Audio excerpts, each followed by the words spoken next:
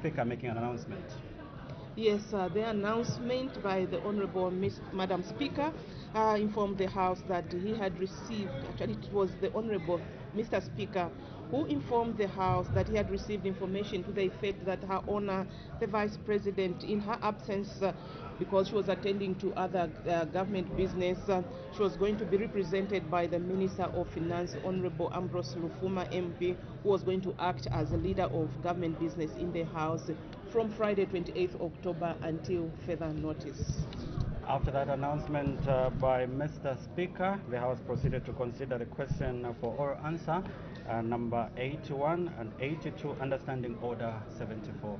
And there was a resumption of debate on the motion of 30th of September that the House do resolve into Committee of Supply on the estimates of revenue and expenditure for the first year of January 2023 to 31st December 2023, together with the annual borrowing plan presented to the National Assembly by the Minister of Finance, and this is Dr. Stombeko Musokotwane, and the question was agreed to, which means that the motion was adopted and committee work to start today, which is Tuesday, 1st November 2022, and the House adjourned accordingly at 12:15 hours. So today, Tuesday, the presiding officer is expected to take the chair at 14:30. Let's quickly look at businesses expected to be considered on the floor of the House today, Pauline.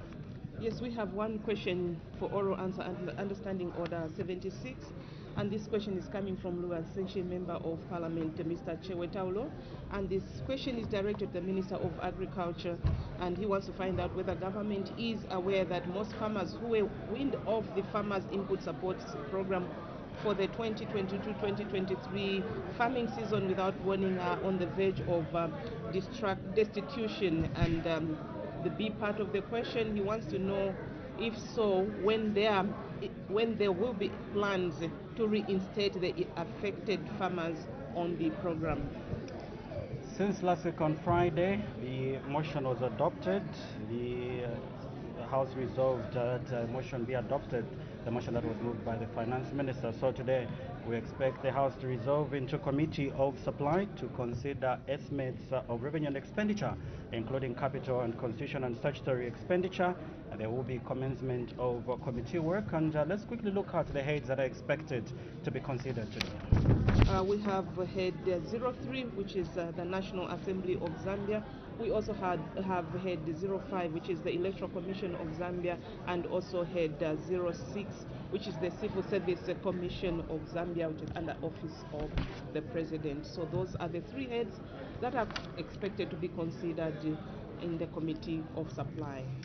So we do have question 83, which will come from Luansenche, Member of Parliament, and this is Mr. Taulo Chewe, and this question is directed to the Minister of Agriculture, and the Member of Parliament would like to find out in A part whether the government is aware that most farmers who were weaned off the Farmer Input Support Program on the 2022-2023 farming season without warning are on the verge of destitution, and if so, whether there are any plans to reinstate the affected farmers on the program. And the heads to be considered in committee today is the head 03, which is the National Assembly. We also have head 05, Electoral Commission of Zambia, and the head 06, the Civil Service Commission under the office of the President. So head 1 is never debated, and we do expect head 05, which is second head by the Electoral Commission of Zambia and the Civil Service Commission, Office of the President, and the policy statement will be given, and later on they'll go into individual items. For now, as you can see on the screens, Madam Speaker making the way to the chamber, and that means that business is about to commence. Keep watching Parliament Television.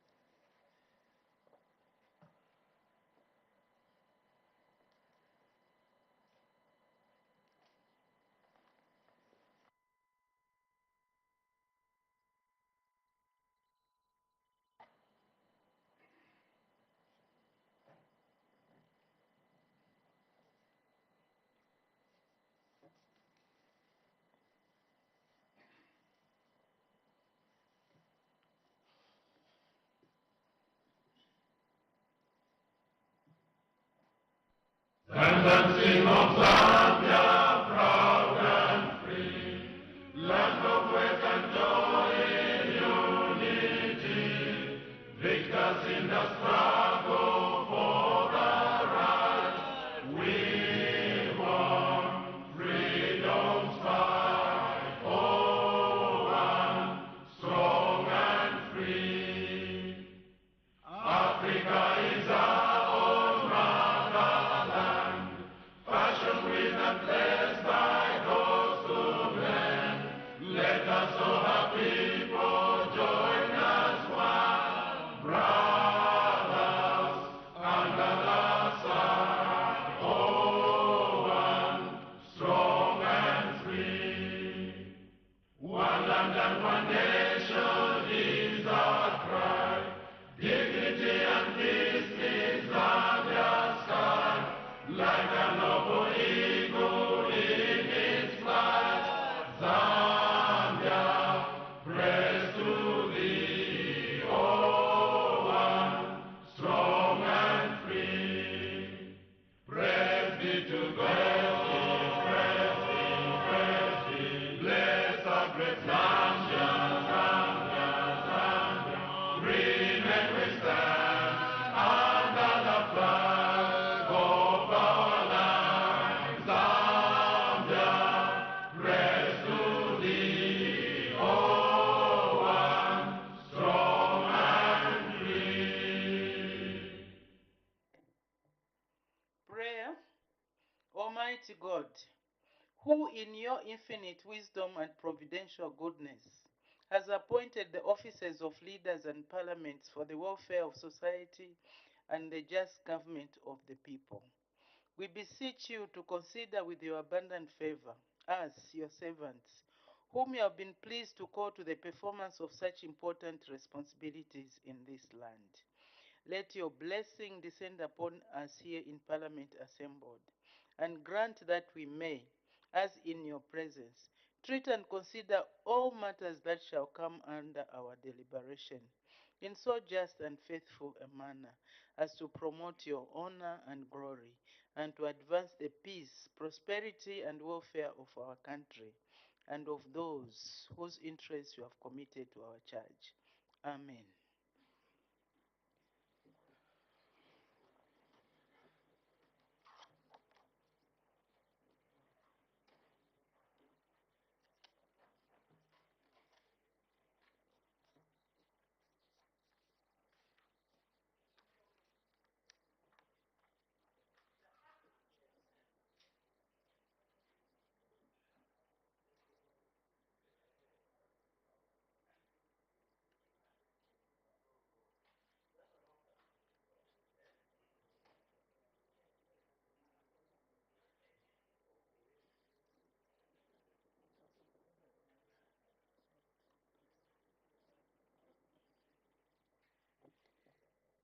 Honorable members, I have one announcement to make, and the announcement is as follows. I wish to inform the House that in accordance with the provisions of Standing Order 166.5, some changes have been made on the composition of parliamentary committees as follows. 1. Committee on Delegated Legislation. Mr. Charles Abel Mlenga, MP, to fill up the vacancy on the committee. And 2, Committee on National Guidance and Gender Matters, Mr. Bernard Kanengo, MP, to fill up the vacancy on the committee. I thank you.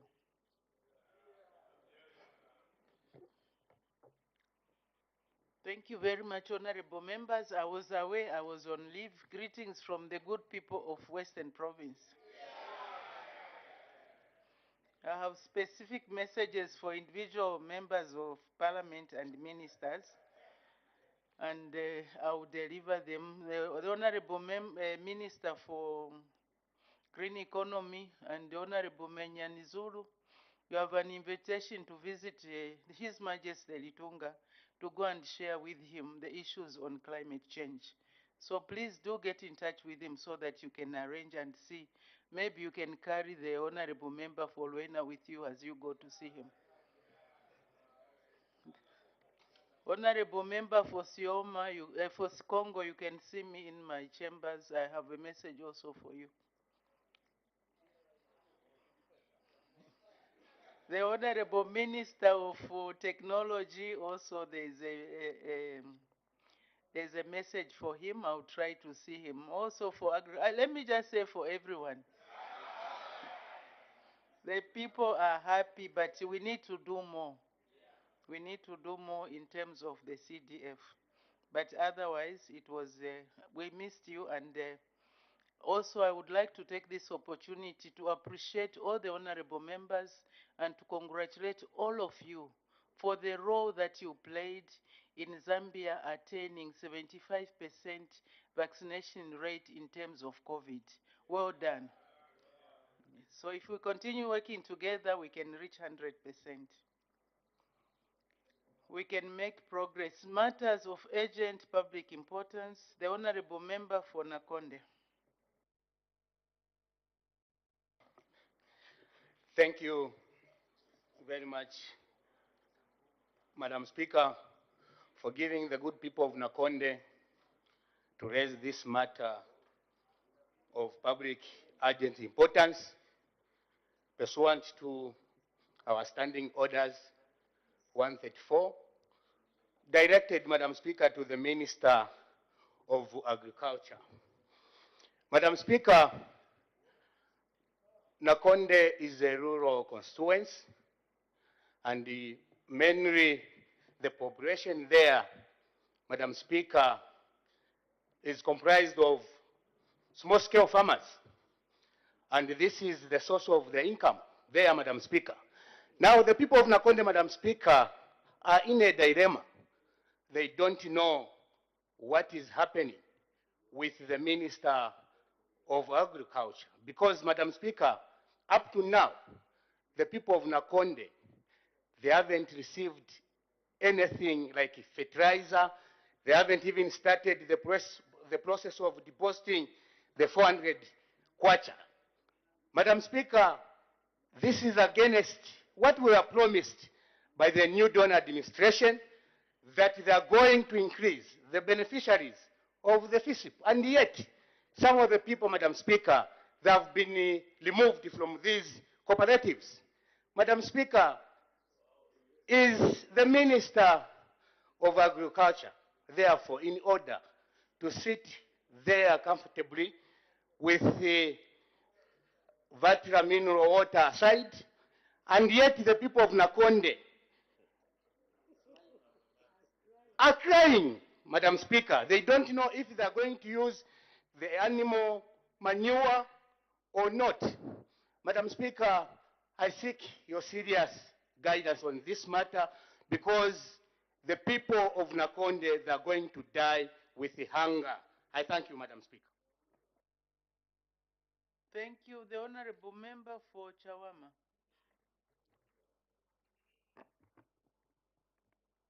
Thank you, Madam Speaker. This issue of urgent matter of public importance is addressed to the Minister of Home Affairs. On October 18th in Chawama, John Howard to be specific, there was a group of young people, a gang, that attacked the residence of John Howard. This is not the very first time that this has taken place. It has happened before, and it's still happening. So the people are now scared because there's been no redress since this last incident that I'm speaking of on the 18th. Their goods were stolen. There's a mother, a single mother whose tomatoes were taken. Another one, a grandmother, she just purchased mealie meal on her way home. This gang stole her mealie meal. There are 11 businesses, a total of 11 businesses whose goods were stolen. Should I just mention that there's hunger in the compounds at the moment? And with this hunger, the people are trying their best. The little bit that they have to sell and take care of their families is being stolen. They're living in fear at the moment. And there's been no redress from the ministry. Nothing has been sent to the police. And I also want to mention that the police are doing their very best. But this is just too much for them. This gang had as many as 100 people in it. As I mentioned before, the people are vulnerable, so the tensions are going up. They're now thinking that they should take matters in their own hands. So we're doing our best to allow the police to do their work, but it's just too much. Madam Speaker, I seek your guidance. Thank you. The Honorable Member for Kamfinsa. I thank you most sincerely, Madam Speaker, for allowing the people of Kamfinsa constituency to rise on this very urgent matter of public importance. Madam Speaker, yesterday the Energy Regulation Board announced that the prices for petrol and diesel, including kerosene, had been adjusted upwards. After that announcement, Madam Speaker, a press statement was released by the Energy Regulation Board, and the heading of this press statement is Petroleum Pump Prices Revised. Reading through that statement, Madam Speaker, in paragraph 3, the Energy Regulation Board has referred to the global recession that is in effect. They've also again referred to the global recession in paragraph 5. Twice in this very important matter, Madam Speaker, the global recession has been referred to. And I do recall, Madam Speaker, in 2008, Zambia faced huge challenges arising from the global economic meltdown. Madam Speaker, is the leader of government business in order not to come to this House to inform the public on this very important aspect of the global economic meltdown and how prepared Zambia is to cope with this challenge, especially that from experience, Madam Speaker, whenever we have an economic meltdown, not only jobs are affected, mining is affected, literally our economy comes to a halt. I seek your serious indulgence, Madam Speaker, for the nation to be informed about this very worrying issue that needs to be addressed so that all stakeholders are aware how Zambia is coping with this very important aspect of the global economic meltdown. I seek your indulgence, Madam Speaker.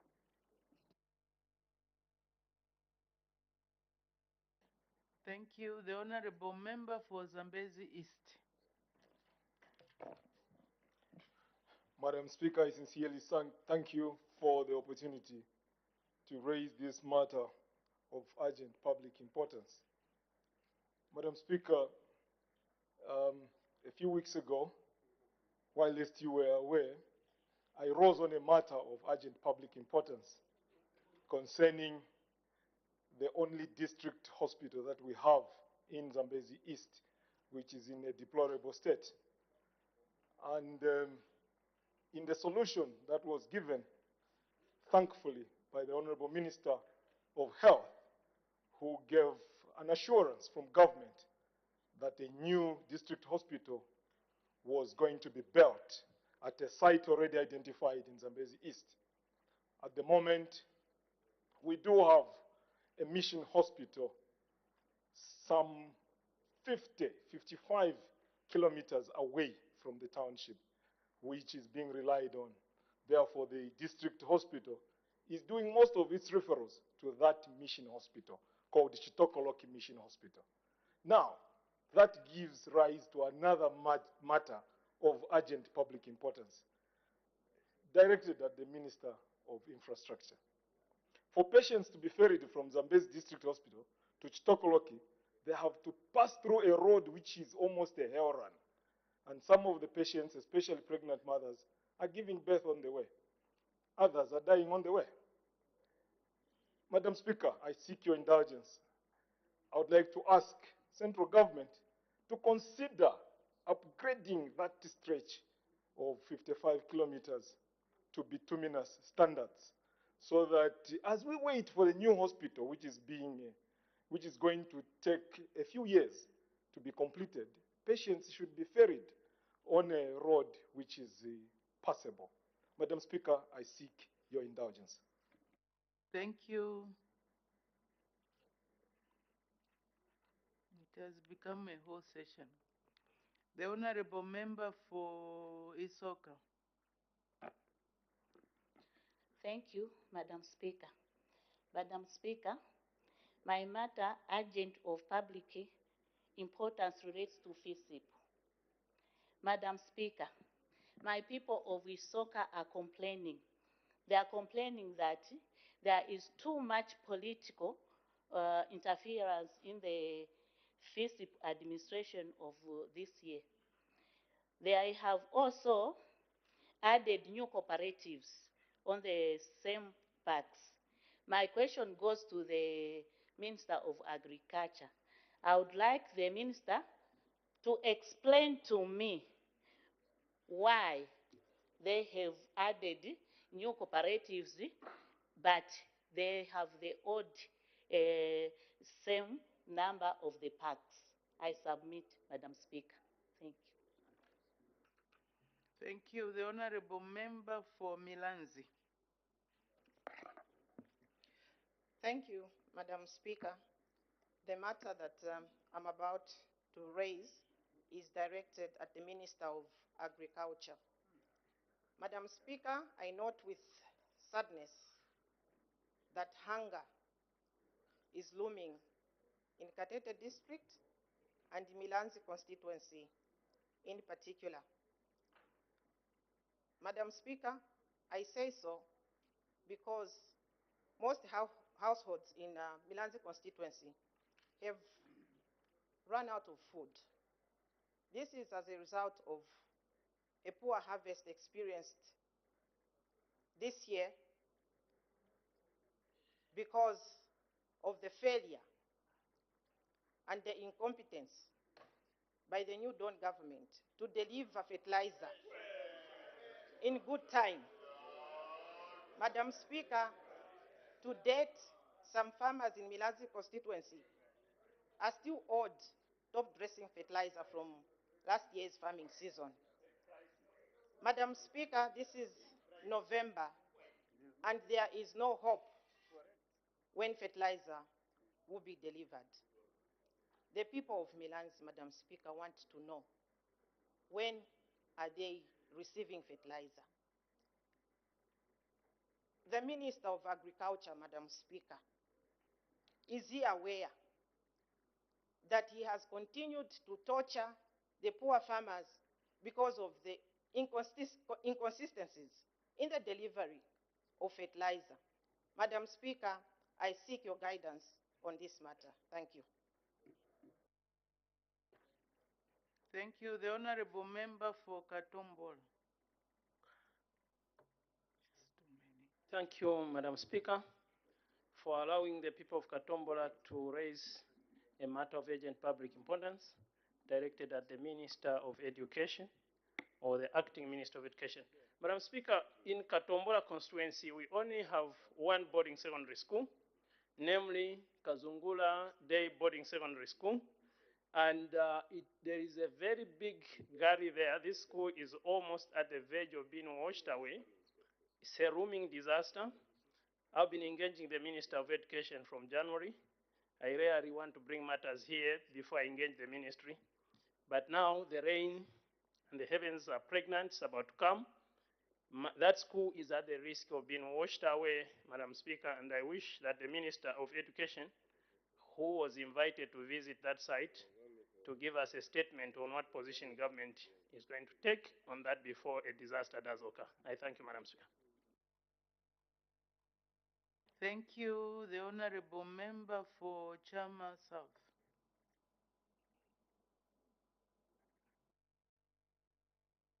Thank you, Madam Speaker. Madam Speaker, greetings from the people of Chama South and welcome back. Madam Speaker, we are in a very bad situation. This matter of public of urgent importance raised on the Minister of Home Affairs. Madam Speaker, 2 days ago, when I went to campaign in an area called Ntembezani, UPND cadres waylaid me together with my party officials, stoned our vehicles. Honorable Mtachalo is there, was with me, smashed the windscreens for my vehicle. I managed to restrain our cadres, and I'll continue doing so, Madam Speaker, because it has never happened in our constituency. Again, just yesterday, Madam Speaker, even after giving one of the best solidarity to our brothers in the UPND, we believe politics to be the matter or contestation of ideas and policies, not the physicality. In spite giving them water, those who were stranded, cold water, Madam Speaker, and it's too hot here. Even giving them help, they continued torturing our people. As I speak, one woman had collapsed because of the mangoes and stones that the UPND members are using to attack, including catapults. These are people, Madam Speaker, that we know by their names, as we'll be taking them to court very soon. Madam Speaker, I've learned that this is not only happening here in Chama and damaging our government. It's happening everywhere. As I speak to you, a man called Mushota Nguni from Murundazi has brought criminals from Murundazi to terrorize people in Rumezi Ward, in Chama South constituency. Is he therefore in order to sit there quiet, in spite us reporting to the police, dockets opened, complaints lodged almost everywhere? He is there quiet, doing nothing. My fear, Madam Speaker, is if this continues, we might just lose lives, apart from having our government being damaged. I seek your serious ruling, because here in Chama, it has never happened in Chama South. But it's happening now under the new Dawn government. I seek your serious guidance on this matter, Madam Speaker. Thank you. As a matter of interest, Honorable Member for Chama South, are you not supposed to be in the House? Madam Speaker, I got permission. I followed all the processes. Because of the by-elections, Madam Speaker, we are allowed to attend meetings virtually. I'm the campaign manager here. Thank you, Madam Speaker. Thank you, I've noted. But if you are campaigning, how you are managing to log in and ask questions? And that's a matter for later, I think. The Honorable, I have taken note, Honorable Whip for the PF. Honorable Member for Wengwa. Thank you, Honorable Madam Speaker, for allowing the people of Wengwa to rise on a matter of urgent public importance directed to the Minister of Agriculture. Madam Speaker, just this morning, I received a shocking phone calls from the people of Wengwa, Monze Central, Momba constituents, or can I simply say the entire Monze district.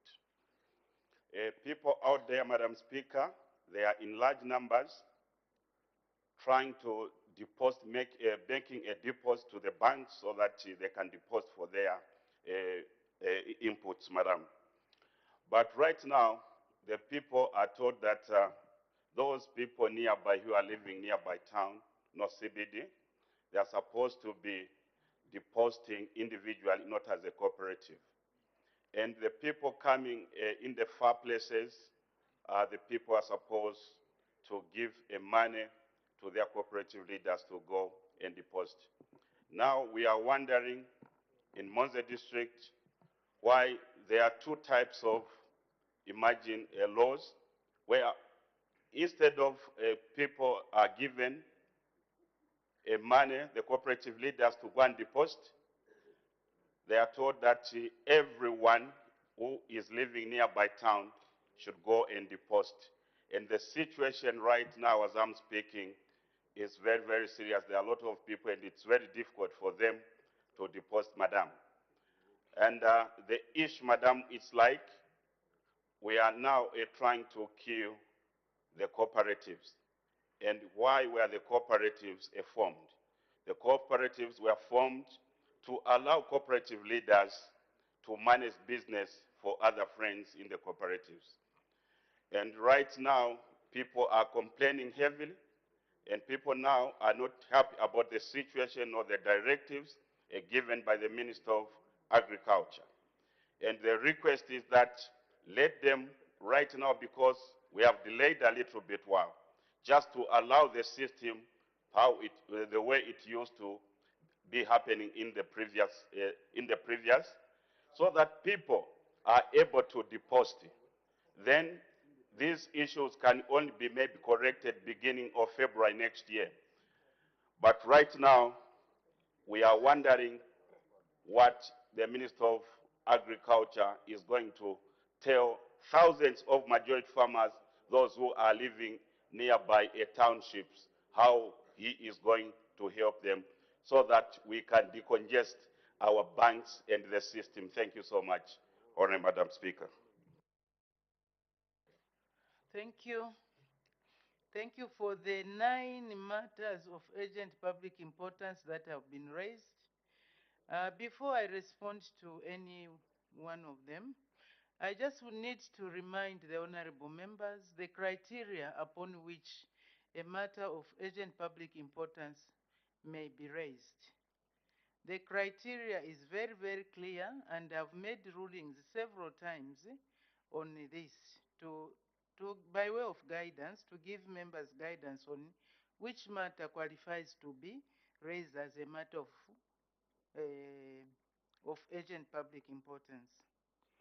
Honorable members, Standing Order 134 is very, very clear on the admissibility of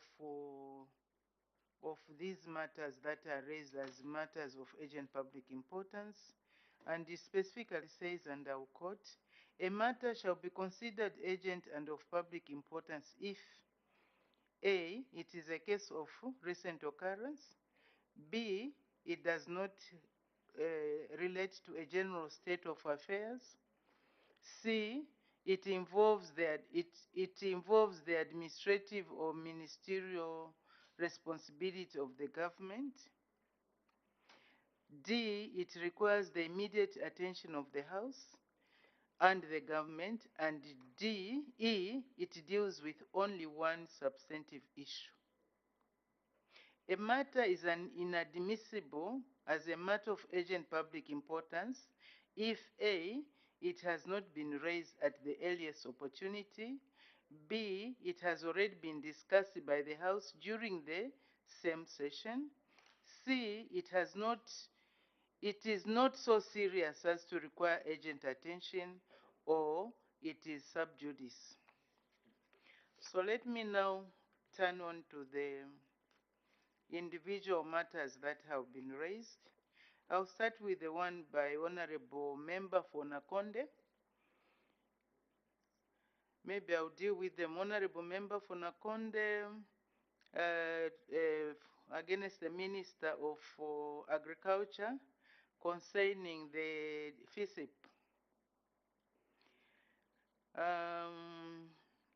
Then the same related matter raised by the Honorable Member for Isoka, also relating to FISIP.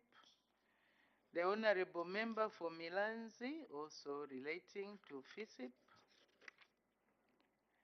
The Honorable Member for, those three are relating to one aspect, FISIP. The Honorable Members will recall that the Honorable Minister has, on several occasions, made ministerial statements on the floor of this House concerning the FISIP, how it's going to be administered, and the challenge or what measures are being taken to ensure that the fertilizer is distributed. And also, there have been other questions that have been asked.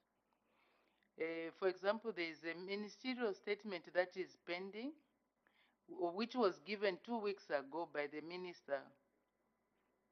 No, that's this one. Okay, so the minister, and also there is a question. If members have had a look at today's order paper, There is a question which is being asked by the Honorable Member for Lubaseshi touching on the same issue of FISIP. So it appears this matter of FISIP is not going to go away. No matter what, the minister is there. Maybe since he's there, maybe we can just, are you able to give an indication of what challenges you are facing, Honorable Minister? Although the matter really does not qualify to be raised as a matter of urgent public importance, but because of the concern that fertilizer has not been delivered in time, and some people have been omitted. Honorable Member for Wengwa also has raised an issue where he says that now the depositing is done individually instead of cooperatives.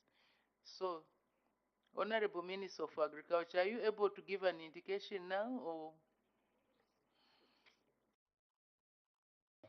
Madam Speaker, because of the urgency and importance of the issue, I would really like to respond to the queries which the honorable members have raised.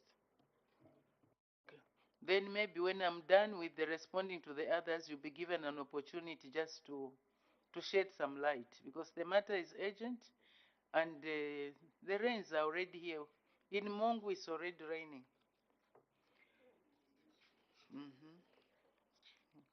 Then the Honorable Member for Chawama. The matter of urgent public importance directed at the Minister of Home Affairs and Internal Security. There is a gang that is attacking people there in Chawama. People are living in fear. And I believe that the Honorable Minister gave a ministerial statement. Oh, this is in relation to by-election. So in relation to the attacks in Chawama, Honorable Minister of Home Affairs, do you have any immediate reaction, or would you want to come later?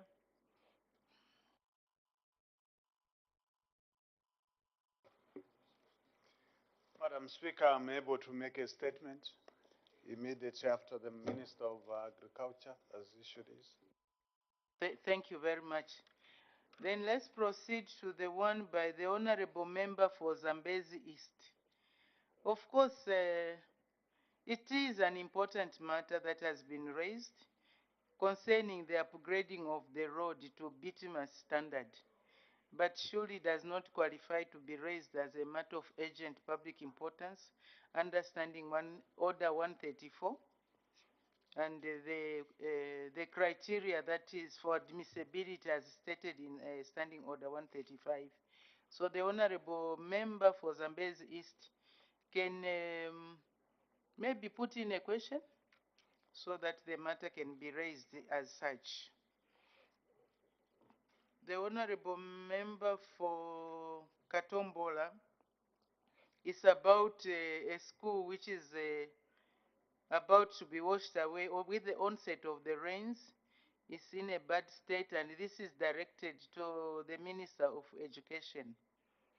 Honorable Member for Katombola, I believe there is a good thing called CDF. Have you had recourse to this fund to ensure that you put in measures to, maybe I would advise by way of guidance that you seek recourse to CDF to be able to address that issue as you wait for now, this will be the Minister of Infrastructure to attend to the issues of structures, but definitely not the Minister of Education. Then the Honorable Member for Chama South, Honorable Member for Chama South, who is a campaign manager somewhere has raised issues that there is some violence there. But Honorable Member has also stated that they've reported the matter to the police, and these people are going to be taken to court very soon. And since the matter has been taken to the police and the culprits are going to be taken to court very soon, and they are very well known, I think let's leave it to the police to do their work, and the police will be able to attend to that issue. So the matter raised by the Honorable Member for Chama South has not been admitted, The one raised by the Honorable Member for Katombola has not been admitted. The Honorable Member for Zambezi East has not been admitted. The other matters, the one by the Honorable Member for Kamfinsa, ERB, in the statement, there is a mention of global recession twice, and the Honorable Member is worried that the government should be able to advise or inform the people what the status is of the economy and the onset of a meltdown. Honorable Member for Kamfinsa, again, Standing Order 134-135, read with 135. This issue does not qualify to be raised as a matter of urgent public importance. Of course, as you've raised, it's an important matter, which you can find means and ways of raising it, using other means, instead of raising it as a matter of urgent public importance. Maybe you can put in a question. So with that, I will call upon the Minister of Agriculture just to respond to the issues raised by the Honorable Member for Nakonde, Honorable Member for Isoka, Milanzi, and Iwengwa. The Honorable Minister of Agriculture.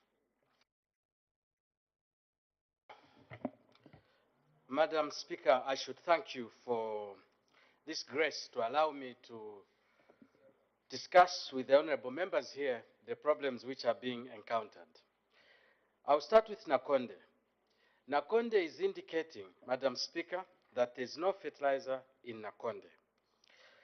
I wish not to argue on that particular point, but to inform the honorable member for Nakonde, to inform the House and to inform the nation that we have delivered, as at today, into the northern province, Madam Speaker, 6,248 metric tons of fertilizer.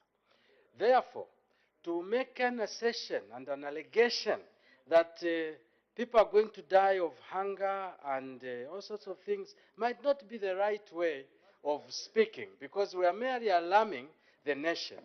Yes, Madam Speaker, we are late, but I can assure you that countrywide, we are well over 35% in terms of deliveries of the fertilizer. So the honorable member for Nakonde should feel free to come so that I can give him exactly how much fertilizer, depot by depot, place by place in the northern province. That's my job, Madam Speaker, and I would be very happy to do that with the honorable member. Then the honorable member for Isoka. The honorable member is complaining why we registered new cooperatives. Honestly speaking, I'm beaten that the honorable member could ask a question like that. The fertilizer program is supposed to run on an individual for 3 years. I get fertilizer this year, first year at 100%, next year 75%, third year at 25%, fourth year I'm out. And we should revolve this and allow other members to get this fertilizer. Most of these people who are complaining are those who have been getting fertilizer from 2002 up to now. 20 years they have been the same people over and over again.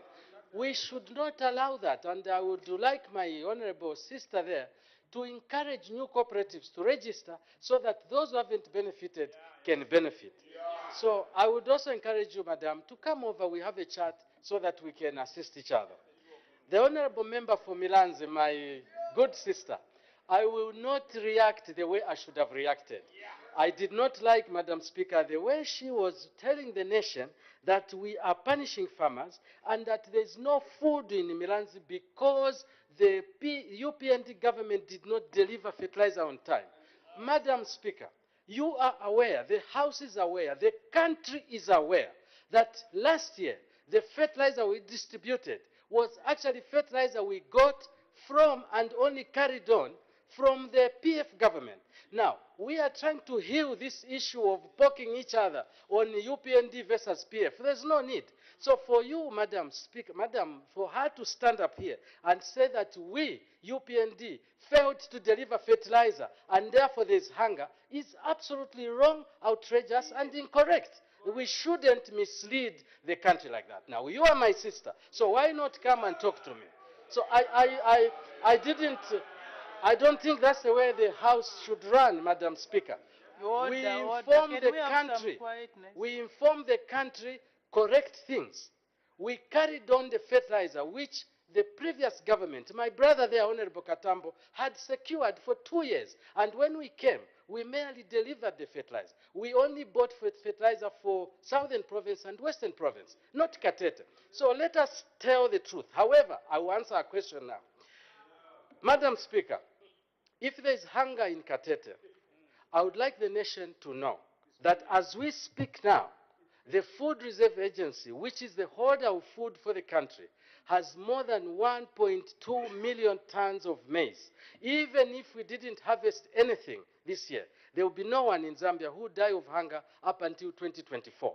So if there is hunger in Milanzi, come to the office of the VP, come to my office, madam, we make arrangements, we start selling maize in Milanzi because the maize is available. You have seen the stacks of maize which we have in Katete. We are ready to offer that maize so that the people cannot die of hunger. No one wants any Zambian to die.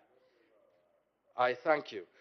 Then coming to Bwengwa, my honorable chairperson of the Agriculture Committee, I appreciate what you have said, but as you said, madam, I said it, I think the last time I gave a ministerial statement and other questions, that we changed the program. All those farmers can have their names picked by one member of the cooperative and deliver to the bank, and the bank will accept. Yes, we said, Madam Speaker, those who are nearby should on their own go to the banks and deposit the 400 kwacha. We also encourage, and this is where technology is important, we also encourage that those with a phone who can deliver the money by phone should do so, so that there is less congestion. However, I have taken note, Honorable Chairperson for Agriculture, immediately after my questions, I will go out and go and talk to the people in Wengwa, the agriculture officers in Wengwa, so that we decongest the town. It is unfortunate if there's a huge congestion because of that. But the issue, Madam Speaker, is what caused us to change the system so that people can go and deposit on their own. It is a way of trying to clean, because there were a lot of cooperatives which had no membership, but one person would have 60 fake names, and they were getting the fertilizer, and the fertilizer was being sold. It was here, it is these same members, Madam Speaker, who were telling me that there's a lot of theft on the fertilizer. There were a lot of people arrested last year, taken to police because of stealing the fertilizer, which is supposed to go to the poor farmers, the vulnerable farmers. So all I'm trying to do, as your Minister of Agriculture, is to change the system and keep away those who have been stealing the fertilizer. Of course, yes, or who have been misapplying the fertilizer. I withdraw the term stealing because it's unparliamentary. So we will try our level best to implement a system which is good for the country and which will take out the hunger in the country by giving fertilizer to the vulnerable farmers who are the producers of 96% of our food staple, which is maize. Madam Speaker, I thank you.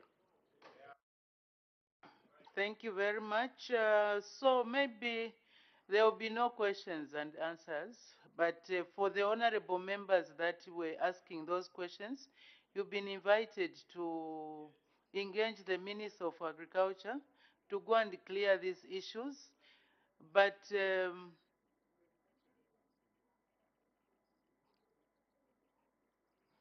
because then you know we have a order of proceedings here which we have to follow. Once we start asking questions now, we will be derailing ourselves. We will derail ourselves.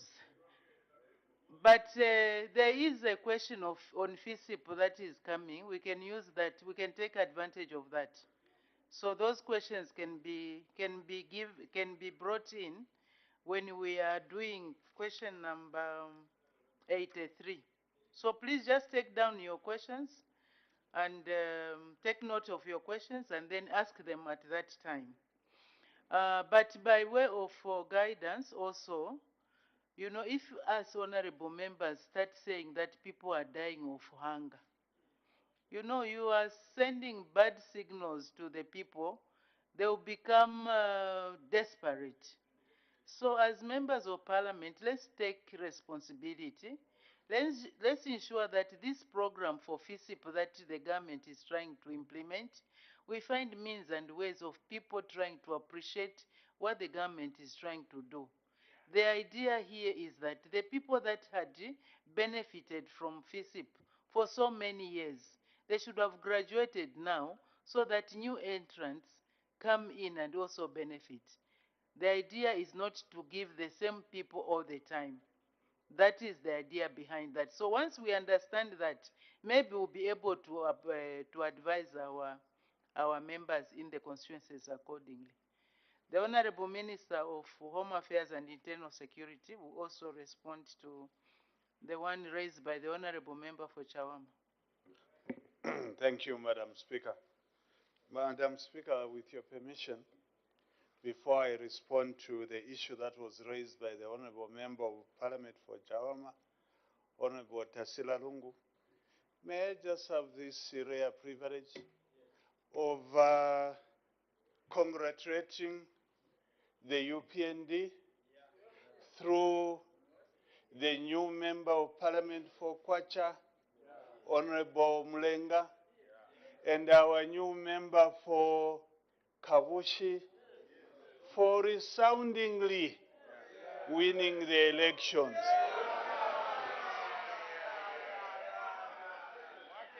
And that, Madam Speaker, they will continue to be in this House until 2026.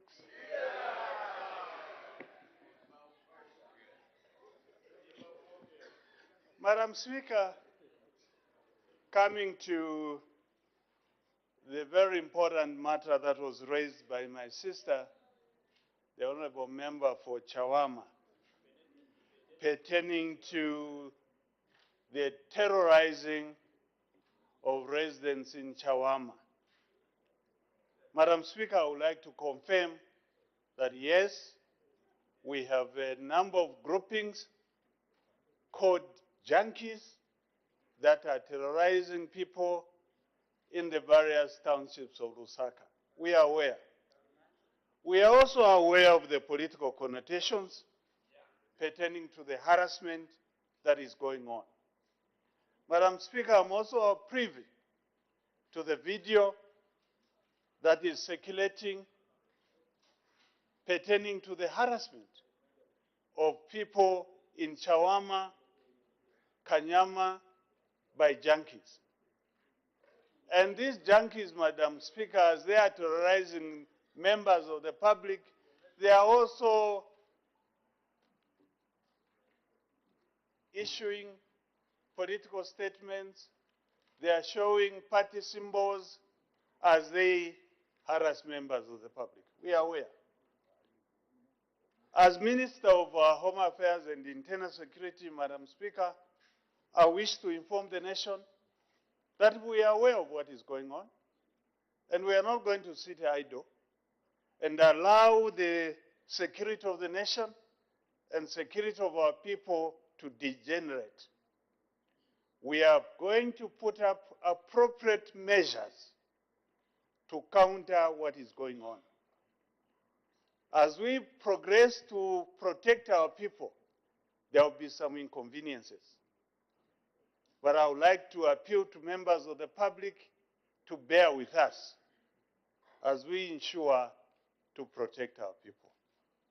Madam Speaker, we have made measures which we are going to implement like yesterday to ensure that peace and stability is retained. Thank you, Madam Speaker. So in view of that statement that the Minister is taking measures to ensure that the situation is put under control, I think it will not be prudent for us to start inquiring on what measures, how and when. I think for now, let's leave it to the Honorable Minister of Home Affairs to ensure that security of the nation is protected in Chawama and all other constituencies. Because, you know, this peace that we take for granted, You should go to Rwanda. For those members that have gone to Rwanda, you have seen what Rwanda has done and where they came from. We all need to change our mindset and ensure that we live in harmony with each other. This idea of, no, me, I'm PF, I'm UPND, I'm independent or what have you, I think that doesn't build a nation. Let's change our mindset and live together in harmony. And the peace begins with each one of us taking that individual responsibility and saying that I'm going to change my mindset and I'm going to live with my brother, I'm going to live with my sister in harmony with each other. Only when you go through problems like what Rwanda went through, then you appreciate this peace that we take for granted. If we lose it, it will be very difficult for us to get it. I think only women appreciate the issue of peace because when the problems come, they are the worst hit. But I think the men should also take leave and ensure that we maintain our peace.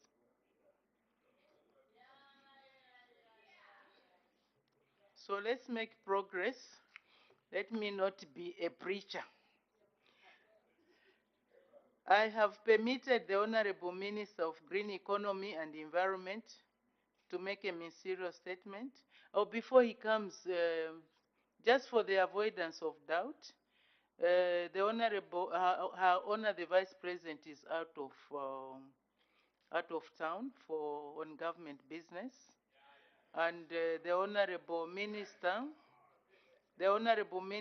of Home Defense will continue to act as a leader of government business until further notice. So the Honorable Minister of Green Economy and Environment, please, you can come and make your statement. Thank you.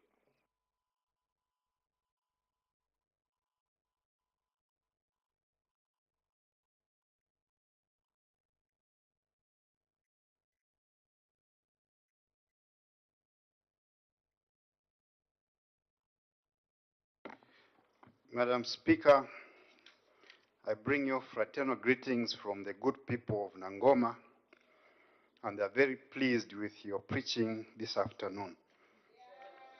They wish you good health. Madam Speaker, I wish to take this opportunity to thank you most sincerely for allowing me to make this ministerial statement on the forthcoming 27th session of the Conference of Parties, COP27, to the United Nations Framework Convention on Climate Change, UNFCCC, to be held from 6th November to 18th November 2022 in Sharm el-Sheikh in the Republic of Egypt. Madam Speaker, climate change is the most pressing issue facing humanity today. It is a global problem that will need cooperation from all countries of the world in order to solve the crisis. This is because greenhouse gases do not respect sovereign territorial boundaries of any individual country.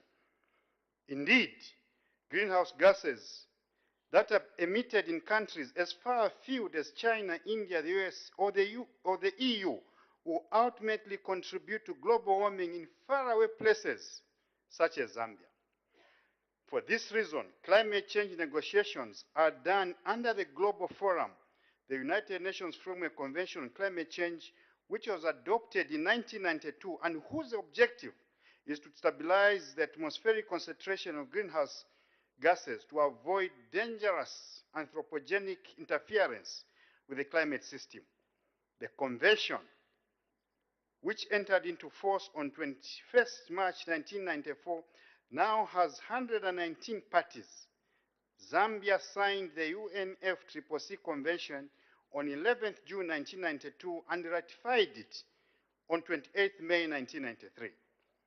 Madam Speaker, the Kyoto Protocol, which was adopted in 1997, provides legal force for industrialized countries to reduce their greenhouse gas emissions, and it is headed by the Conference of Parties, COP, serving as the meeting of the parties to the Kyoto Protocol, the CMP.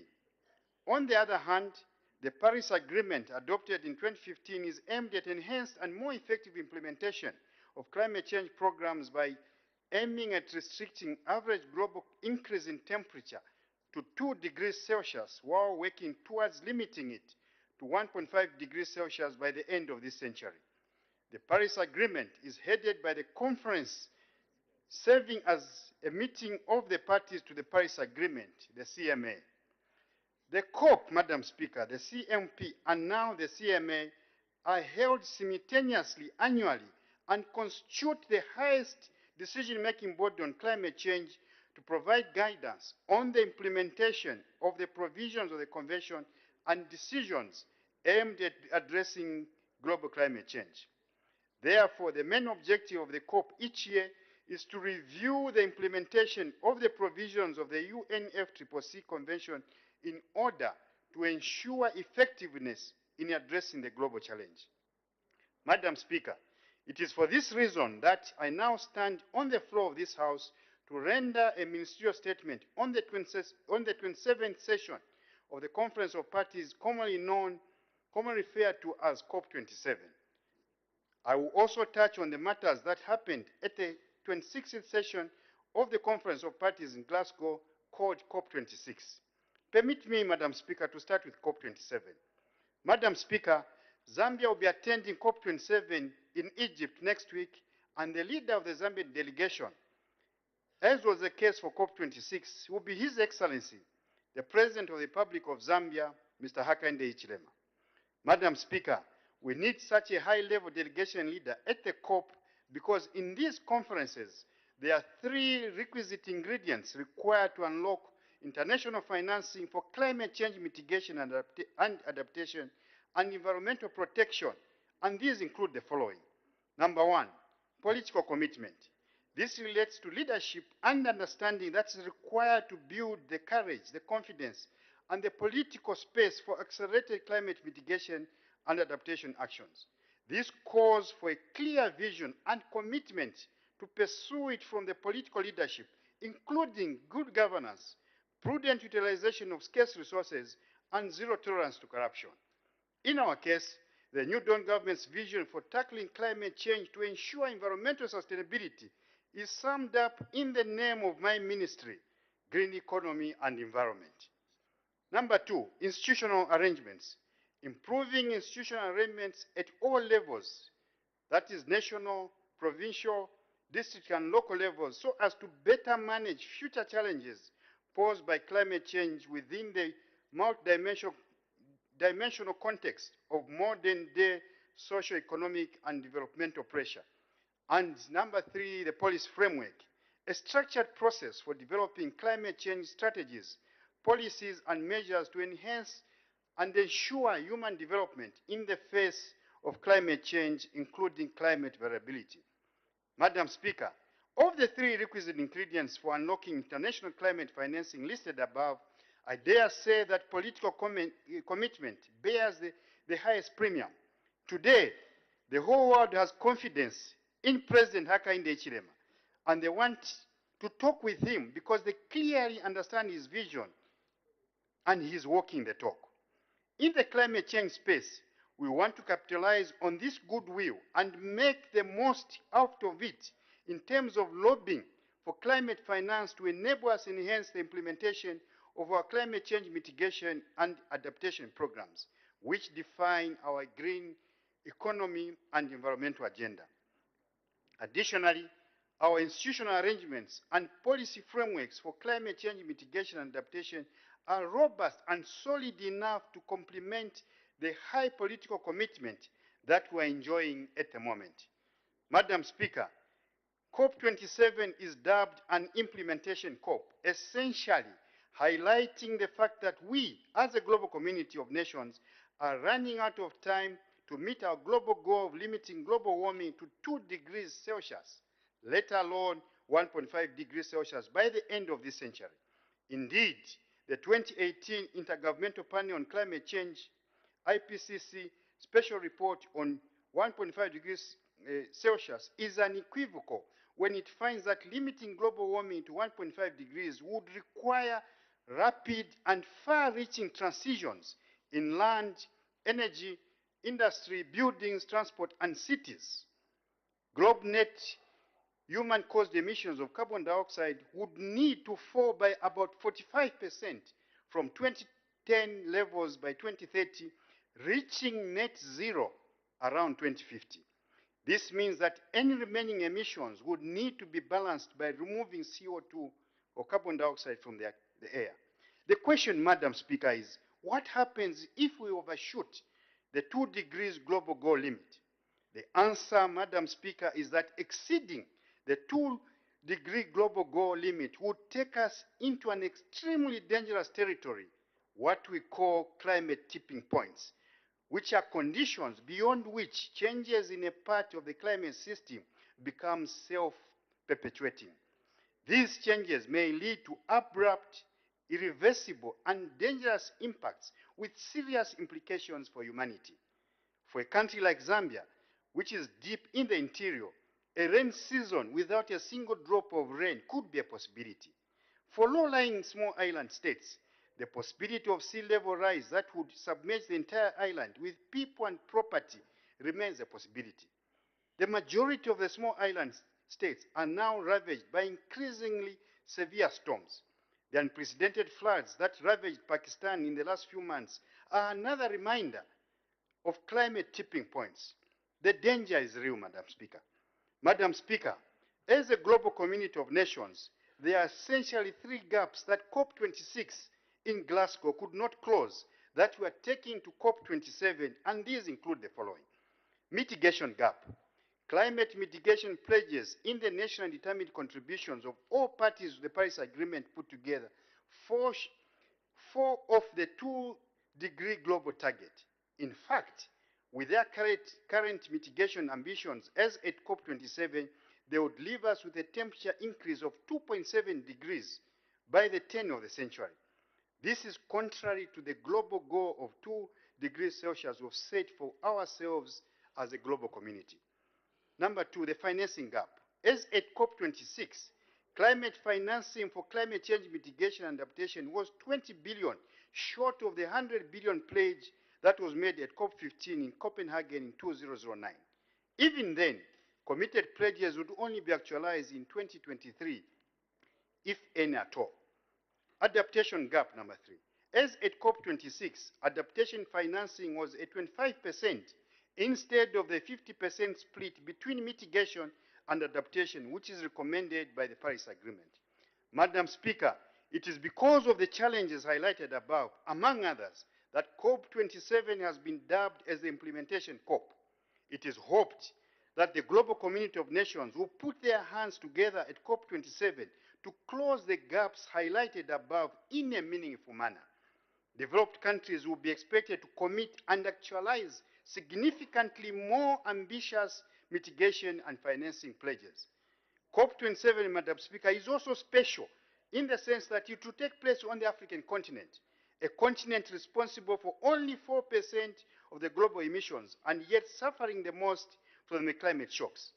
For our beloved country, Zambia, COP27 is special because having been elected as chair of the African group of negotiators, we will lead Africa during the climate change negotiations, having facilitated the preparation of the African Common Position, including the key messages adopted by the African Ministerial Conference on the Environment, chaired by yours truly here, and the Committee of African Heads of States and Government on Climate Change, chaired by His Excellency, President Hakainde Hichilema. In this regard, Madam Speaker, the following are the key messages in the African position that Zambia will present at COP27. Number 1, enhance climate finance. COP27 must deliver ambitious financial outcomes, including delivery of the much promised 100 billion, delivery of the COP26 financial pledges, significant progress on setting the new collective mobilization goal for 2025, and establish financing for just transition pathways to support developing countries. 2, strengthen adaptation actions. For the African group, a successful adaptation outcome at COP27 in Egypt will have to include delivery of a substantive milestone in the work program on the global goal on adaptation. to inform their assessment of progress towards achieving the global goal on adaptation in the first global stocktake. Number 3, enhance support to address loss and damage. COP27 is expected to make progress on the provision of both technical and financial support to developing countries to address loss and damage associated with climate change. There's a need to establish a formal agenda item to discuss financing arrangements for loss and damage. Number 4, consideration and recognition of Africa's special needs and special circumstances. While Africa only contributes less than 4% of greenhouse gases that are responsible for global warming, the continent is the worst affected by the impacts of climate change. Thus, COP27 must launch work on a consideration of the special needs and special circumstances of Africa under the Paris Agreement in line with the relevant and previous decisions adopted by the COPs. 5, enhance mitigation ambition and implementation. COP27 should respond to the latest report of the Intergovernmental Panel on Climate Change and take decisions to enhance mitigation actions and advance the implementation of the nationally determined contributions. Developed countries should scale up their mitigation actions and provide necessary support to developing countries to contribute their fair shares. 6, financing for just transition pathways. Building on COP26 decisions and initiatives, COP27 should take decisions on financial support to promote sustainable development and support African countries to effectively move away from fossil heavy development models in a just and fair manner. COP27 needs to secure meaningful commitments and investments for pragmatic renewable energy at scale and support the social and equity dimensions of the just transition pathways. 7, implementation package. COP27 is expected to provide support for the implementation of Africa-led initiatives, including renewable energy and adaptation. Madam Speaker, even as we shall speak on behalf of the African continent in our capacity as AGN chair at COP27, we shall also push our country position in order to address the climate change challenges that are specific to our national circumstances, including on adaptation, the need to define the global goal on adaptation, and increase financial, technical, and technological support for implementing the National Adaptation Plan and the adaptation components of the nationally determined contributions. On loss and damage, Madam Speaker, we refer to the consequences of climate change that go beyond what people can adapt to, or when options exist but the community does not have the resources to access or utilize them. In this regard, Zambia will ask COP27 to clarify and operationalize the institutional structure for the loss and damage, including operational modalities. Matters related to finance. Zambia expects COP27 to deliver on the new goal or target for climate financing commensurate with science and the development needs of developing countries, including deliver on the overdue $100 billion pledge by developed countries, operational definition on climate finance, new collective mobilization goal on climate finance, financing for just transitions, need for developed countries to commit to higher mitigation targets that are commensurate with the global goal of limiting global warming to 1.5 degrees and capacity building. Madam Speaker, climate change is a knowledge-intensive arena and requires adept negotiators. I can confirm that our negotiators are well prepared and ready for the task ahead at COP27. Madam Speaker, in order to ensure our full and effective participation, Zambia has for the very first time established its own pavilion and delegation office, which will allow Zambia to have adequate space for the delegation to showcase our interventions in transitioning to a climate-resilient and inclusive green economy. This space will also be used to promote Zambia's climate-friendly tourism, mining, energy, and agriculture potential to delegates from other parties to the UNFCCC participating at COP27, including many other investment opportunities that the country offers. Madam Speaker, this is a pavilion for Zambia, and as such, all ministries, and we hope as many as possible will be there, agencies, and other collaborating partners are welcome to exhibit at the pavilion as part of our collective desire to market Zambia investment potential to the outside world in order to grow our economy and create jobs for the youths. But most importantly, Madam Speaker, our pavilion will allow us ample space and flexibility in setting up bilateral meetings with the potential partners for climate financing. Indeed, immediate post results from COP meetings are usually measured by the volume of successive memoranda of understanding that are achieved following the COP meetings. Indeed, a number of high-level bilateral engagements for His Excellency the President of the Republic of Zambia, Mr. Hakainde Hichilema, and myself, and other ministers are planned for COP27. Others are still being finalized. Madam Speaker, let me now quickly turn to some of the achievements we made at COP26 in Glasgow through bilateral engagements to give you a glimpse of the potential benefits that we are likely to reap from COP27. Number one, through the engagement of His Excellency Mr. Hakainde Hichilema, President of the Republic of Zambia, with the administrator, the U.S. Administrator Samantha Power from USAID, Zambia was able to secure a place to implement the comprehensive Africa Climate Change Initiative, whose primary objective is to support African member states in implementing the Paris Agreement on climate change through nationally determined contributions or national adaptation plans. This project is already being implemented through the Endeavour for Agriculture Policy Analysis and Research Institute.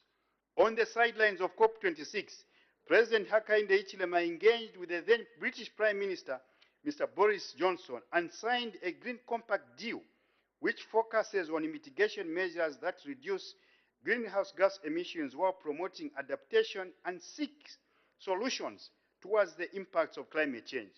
It was mutually agreed that over the next 5 years, there will be an additional £1 billion UK foreign direct investment injected in Zambia. Further, pledges were made to support Zambia's effort to a green growth for small and medium enterprises to create jobs as well as support Zambia's competitiveness in regional trade and investments. On the carbon trade, Zambia has received support from the German government through a project dubbed Supporting Preparedness for Article 6 Cooperative Approaches project. This is aimed at supporting the country in its readiness to engage in carbon trading as provided for in the Paris Agreement. Zambia, Madam Speaker, has also received support from the Global Green Growth Institute to support the development of the Green Growth Strategy for Zambia. The support is for the provision of technical expertise to facilitate the development of the Green Growth Indexes. 5. Projects like Lake Tanganyika and the ZIFU projects, which were at the verge of being cancelled because of political interference, leading to violation of the principles of cost due to rampant corruption, low quality of works by contractors, and late delivery of projects, were not only given a new lease of life, but the project's end dates have since been extended. Glad to inform you, Madam Speaker, that these projects are now performing well, and the bank has since promised to start new ones.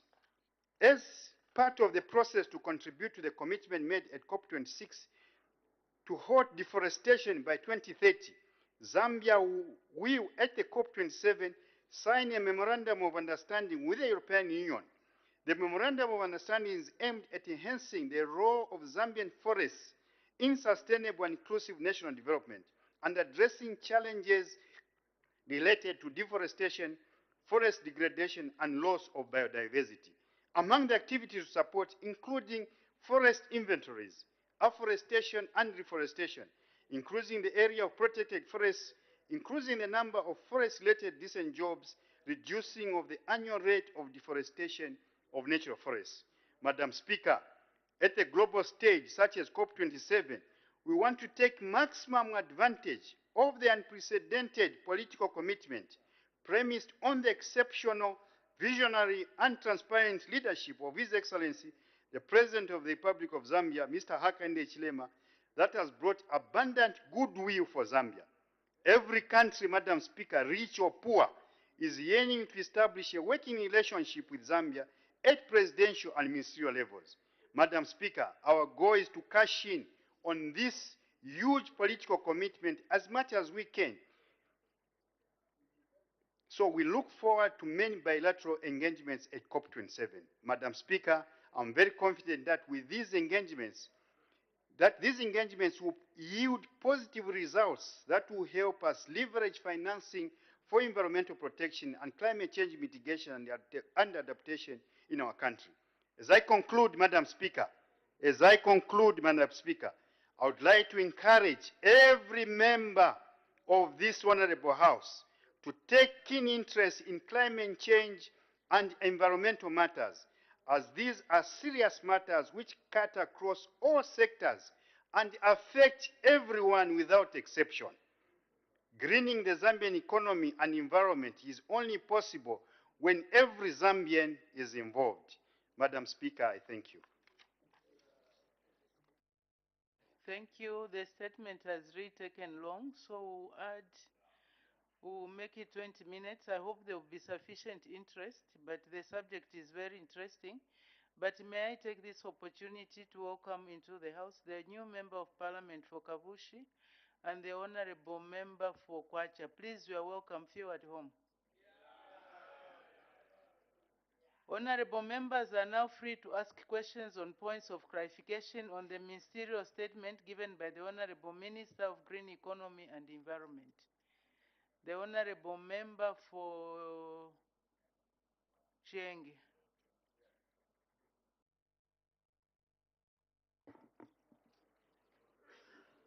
Thank you so much, Madam Speaker, for giving the voice of Chienge to be heard on this very important ministerial statement.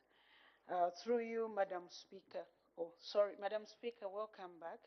At least we are now behaving nicely since you've come back. Madam Speaker,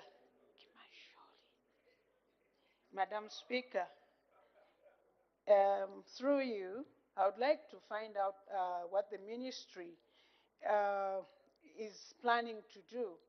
I've seen that we all, as members of parliament, we've been asked to plant at least 1,000 trees. Now, looking at us who are coming from rural constituencies, the livelihood of our people is charcoal. And I cannot really support, at the same time knowing that this is their livelihood. Is there anything that the Minister of Environment, Green Economy can come with in the House to help us to stop this charcoal burning? Because it's really doing a lot of damage to our forests in our country. Madam Speaker, at night if you drive along Great North Road, it's a sad story. You see 30-ton trucks overloaded with sacks of charcoal. Is there a way of us as Zambians, maybe through this ministry, to see how we can help our people to understand better that we are heading towards a disaster? Thank you, Madam Speaker. Thank you. The Honorable Minister of Green Economy and Environment.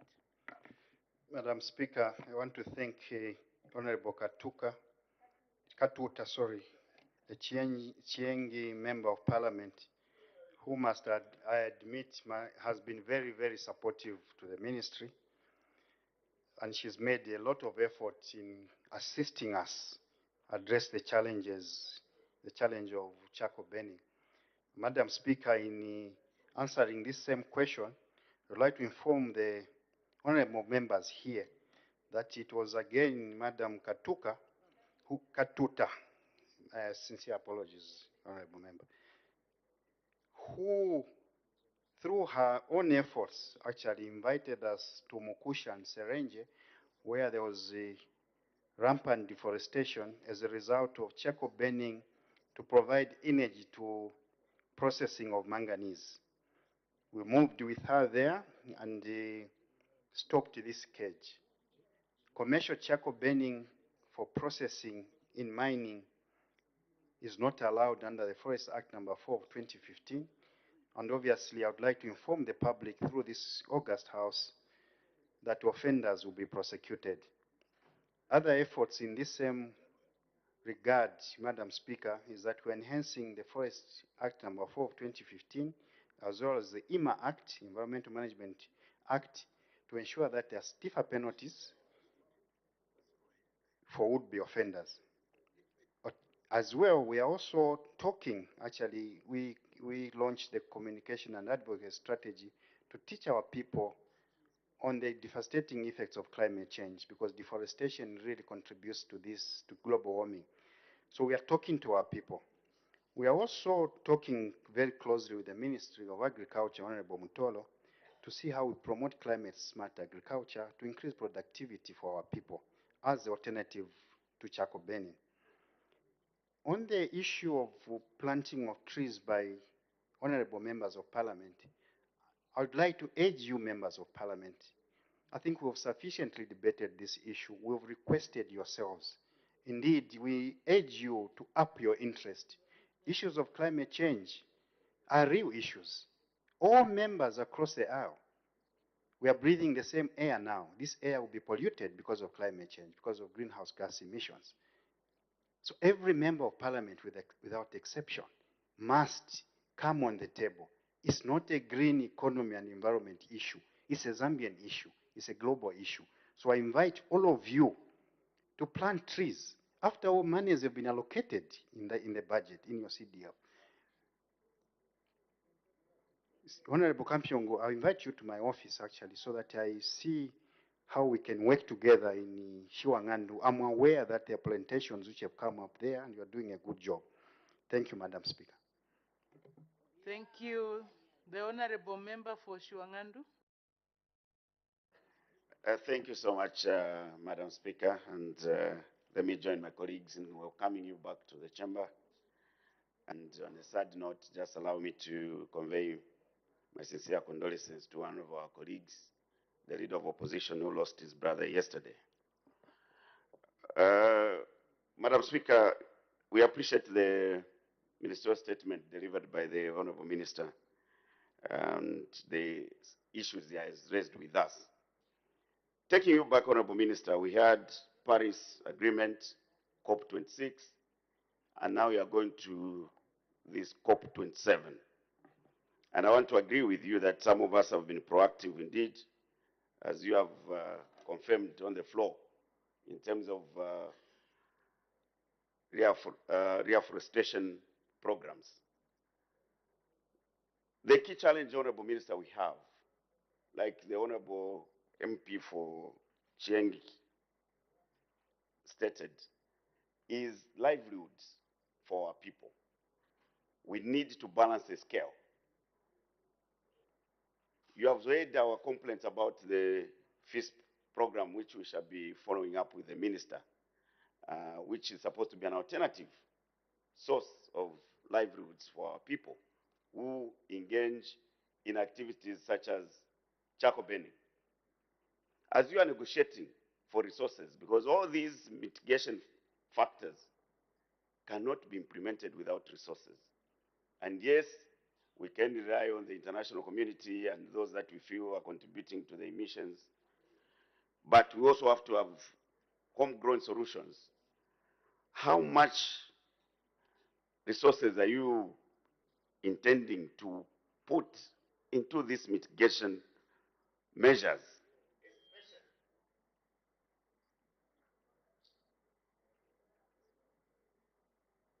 Especially focusing on the practical approach of providing alternative sources for our people who are contributing negatively to the deforestation challenges that we have had.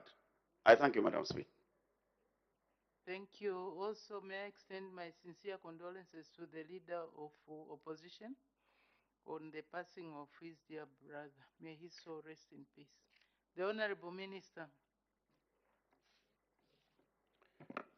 Madam Speaker, I wish to thank the Shiwangandu Member of Parliament, Honorable Kampiongo, for those sentiments. Indeed, improvement of the lives of our people is key. What are we doing? For us, in the developing world,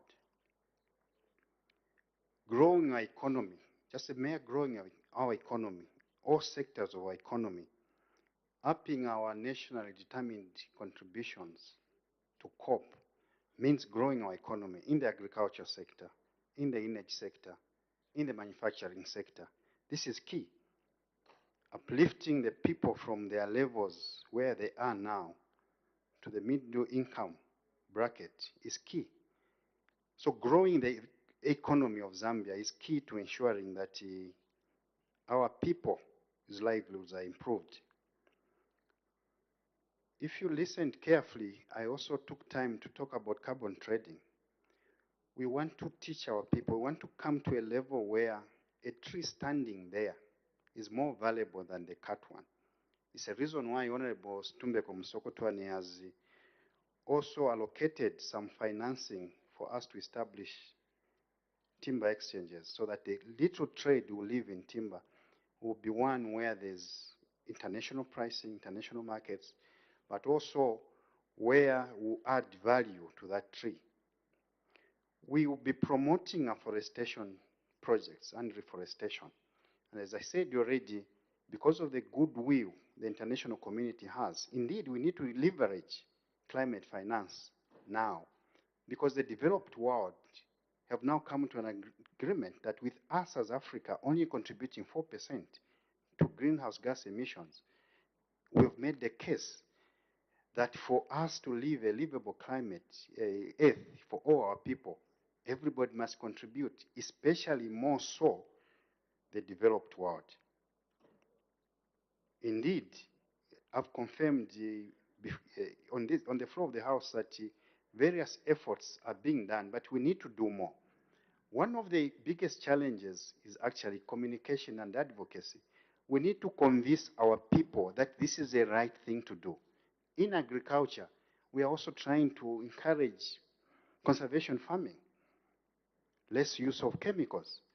We are teaching actually agriculture extension officers, for example, on communication, for example, on meteorological information dissemination, on climate change issues, because the food, water, and energy nexus is one we need to solve together. So, Madam Speaker, these are the issues we are doing, and we believe that with our goodwill from COP26, actually as a new Dawn government, from COP26 to now, we are seated at a very good table where we will reap benefits. I thank you, Madam Speaker. Thank you. Where is the Honorable Member for Lumezi? Not Lumezi, sorry.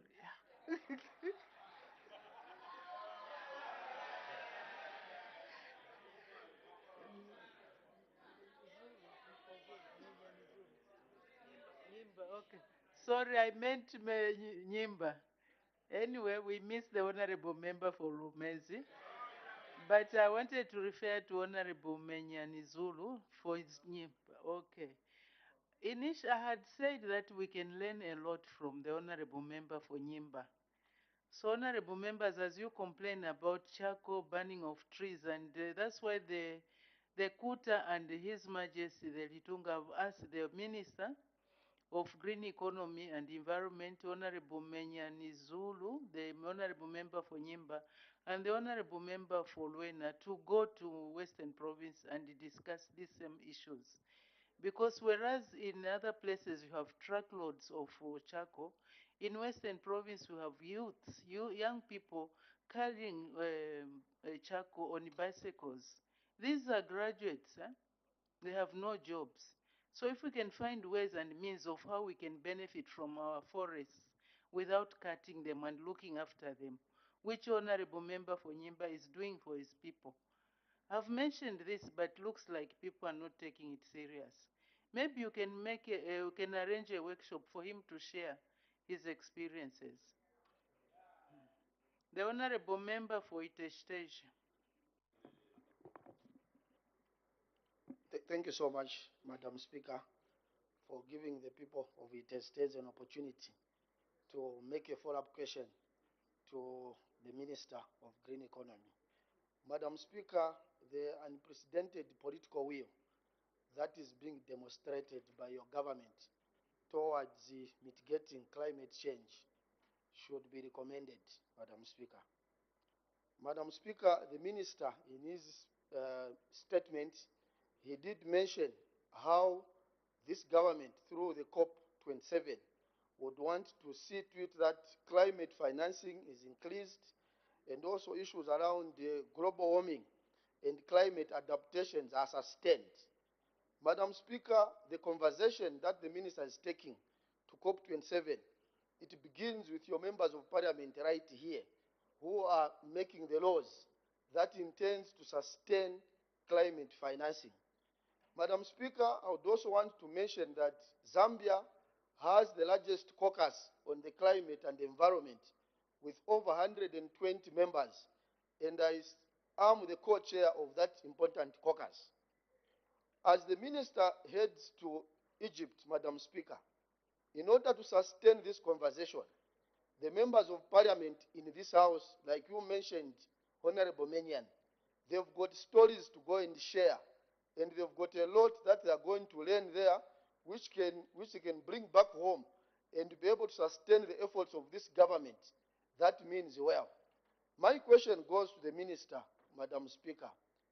Minister, as we head to Egypt, how many members of parliament is your ministry intending to support, to come along, so that the efforts that are going to be assured in Egypt shall be sustained? Your caucus minister, of which you are also a member, it has membership from the left and the right. And these members, they would want to support you fully, and they would want to be part of the conversation, so that your efforts will be substantiated by proper legal framework that is going to ensure that the issues that we are confronted, they are supported in this house. Thank you so much, Madam Speaker. Thank you. The Honorable Minister of Green Economy and Environment. Thank you, Honorable Mtinta, for that very, very important question. And indeed, there's an unprecedented political will, and indeed, we hope to reap benefits. Without pointing at the esteemed office of the Speaker, Honorable Speaker, we wrote many times to the National Assembly for funding for several members of parliament because our budget was very small. We did not receive support, and therefore we have not sponsored any, and regrettably, we have not sponsored any members of parliament because of budget constraints, and we did not receive support from the office of the clerk or, in inverted commas, the Speaker's office. I thank you, Madam Speaker. My lips are sealed. The Honorable Member for Mapatiza, I'm sure that is something that can be looked at. Yes. The Honorable Member for Mapatiza. Thank you very much, Madam Speaker, for giving the people of Mapatiza a chance to ask a question to the Honorable Minister of Green Economy. Honorable Minister, sir, most of Zambian population is in rural areas. I stand to be corrected. And the charcoal burning, as we put it, to be part of the major causes of the greenhouse emissions and also the deforestation, is coming from these rural areas. But Honorable Minister, sir, this charcoal burning is meeting a need, an energy need somewhere, because there can only be demand, and then the supply is given. In your quest to make sure that this global warming and carbon emissions is kept, by you requesting us members of parliament to help in planting trees, is there an alternative solution to this problem of charcoal burning? Because we will plant the trees and there will be no solution. These days, there has to be a solution of energy, an energy solution to meet the demand. Because if that is not done, 10 years from now, our people will continue cutting trees because there's an energy demand for this particular form of energy in the form of charcoal. Thank you. The Honorable Minister of Green Economy and Environment.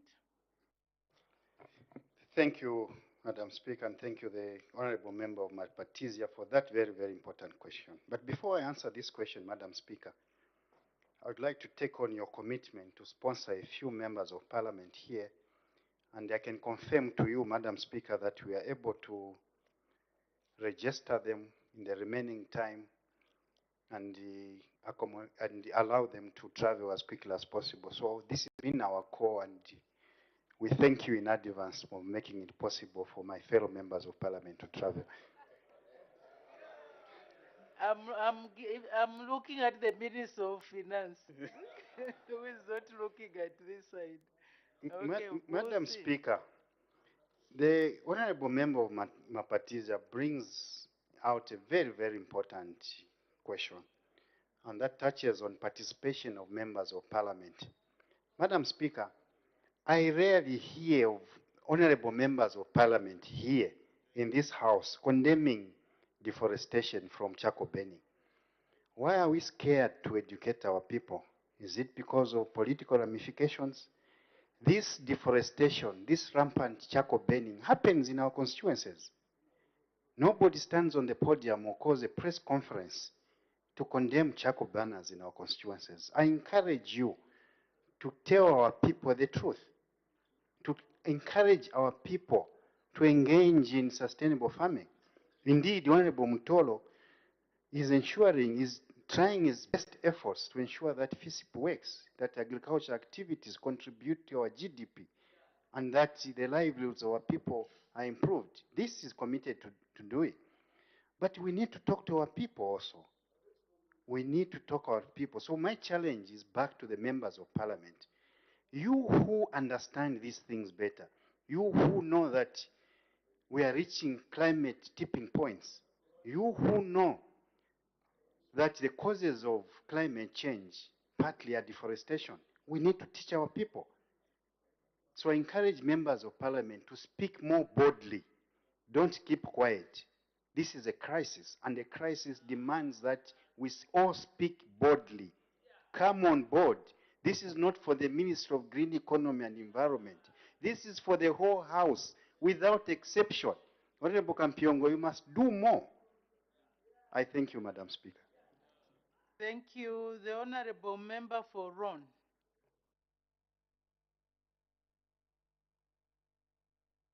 Thank you very much, Madam Speaker, for recognizing the people of Ron. Madam Speaker, whilst we are talking about deforestation in terms of cutting down of trees for charcoal and also, of course, for the people that are in brewing the opaque beer, who uses logs. I want to find out, Madam Speaker, from the Minister, as to whether, on the other side, you are also concerned of what is happening in some mining entities. Ron constituency is a mining township, and we have seen massive open pit mines being opened. A lot of open pit mines being opened, which is leading to the cutting down of trees and disturbing the environment. Are there any deliberate policies or initiatives that your ministry is doing to bring to a stop this environment destruction, which is starting from the trees? I thank you, Madam Speaker. Thank you. The Honorable Minister of Green Economy and Environment. Madam Speaker, I thank the Honorable Member of Parliament, Honorable Chibuye, for bringing this very, very important question again. Madam Speaker, two pieces of legislation, the EMA Act and the Forest Act, do not allow commercial charcoal production. What are we doing? We are enforcing the law now. Under the EMA Act, every developer, without exception, is required to carry out an environmental impact assessment. And the authority called ZIMA gives out what we call decision letters. In those decision letters, there are several conditions which have to be met by the developer. But more so, that is the developer before carrying out the project. More so, Madam Speaker, during the life of the project, and this is where there has been a problem. What has been the problem mainly is compliance monitoring. In the previous times, a few years back, this activity was almost non-existent. So developers will be given a decision later, and there will be no environmental management. What we've done now through ZIMA is to ensure that there's compliance monitoring. And this activity has been enhanced with budget support from Honorable Msokotwane. For your information, for the information of this House, Madam Speaker, some mining activities in Punkusha and Serenje, 8 mining entities, operations were suspended on account of deforestation from charcoal burning. Indeed, they were also suspended because they were polluting the environment. They were fined, actually taken to court, penalized and fined.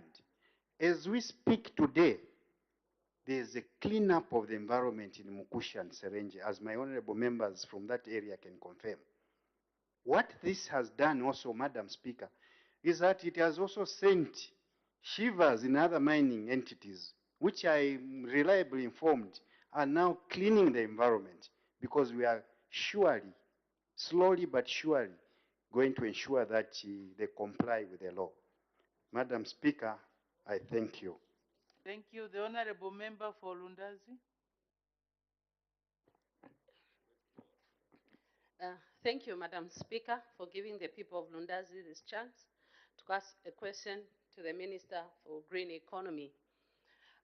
Madam Speaker, as the saying goes, the best time to have planted a tree could have been 20 years ago. And if we missed it 20 years ago, the best time is now.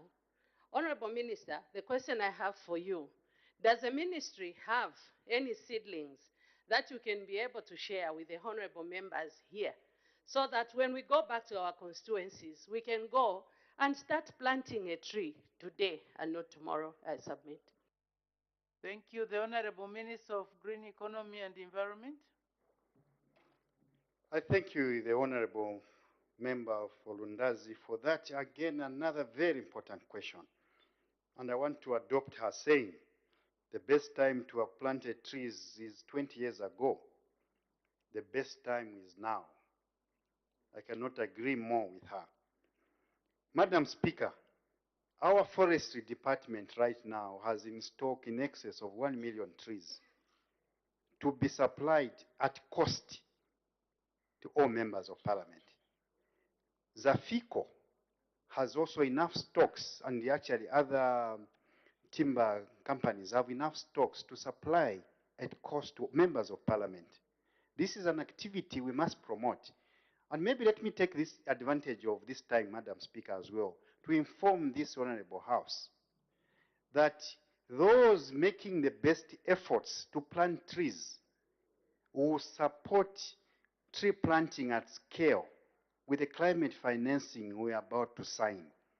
So we are watching you carefully in your various efforts you are making in your constituencies, and we want to see where we can apply this at scale. I thank you, Madam Speaker. Thank you. The Honorable Member for Luena. Thank you very much, Madam Speaker. Madam Speaker, thank you very much for conveying the invitation from His Majesty. Indeed, I can confirm that His Majesty is a very keen supporter of the green economy.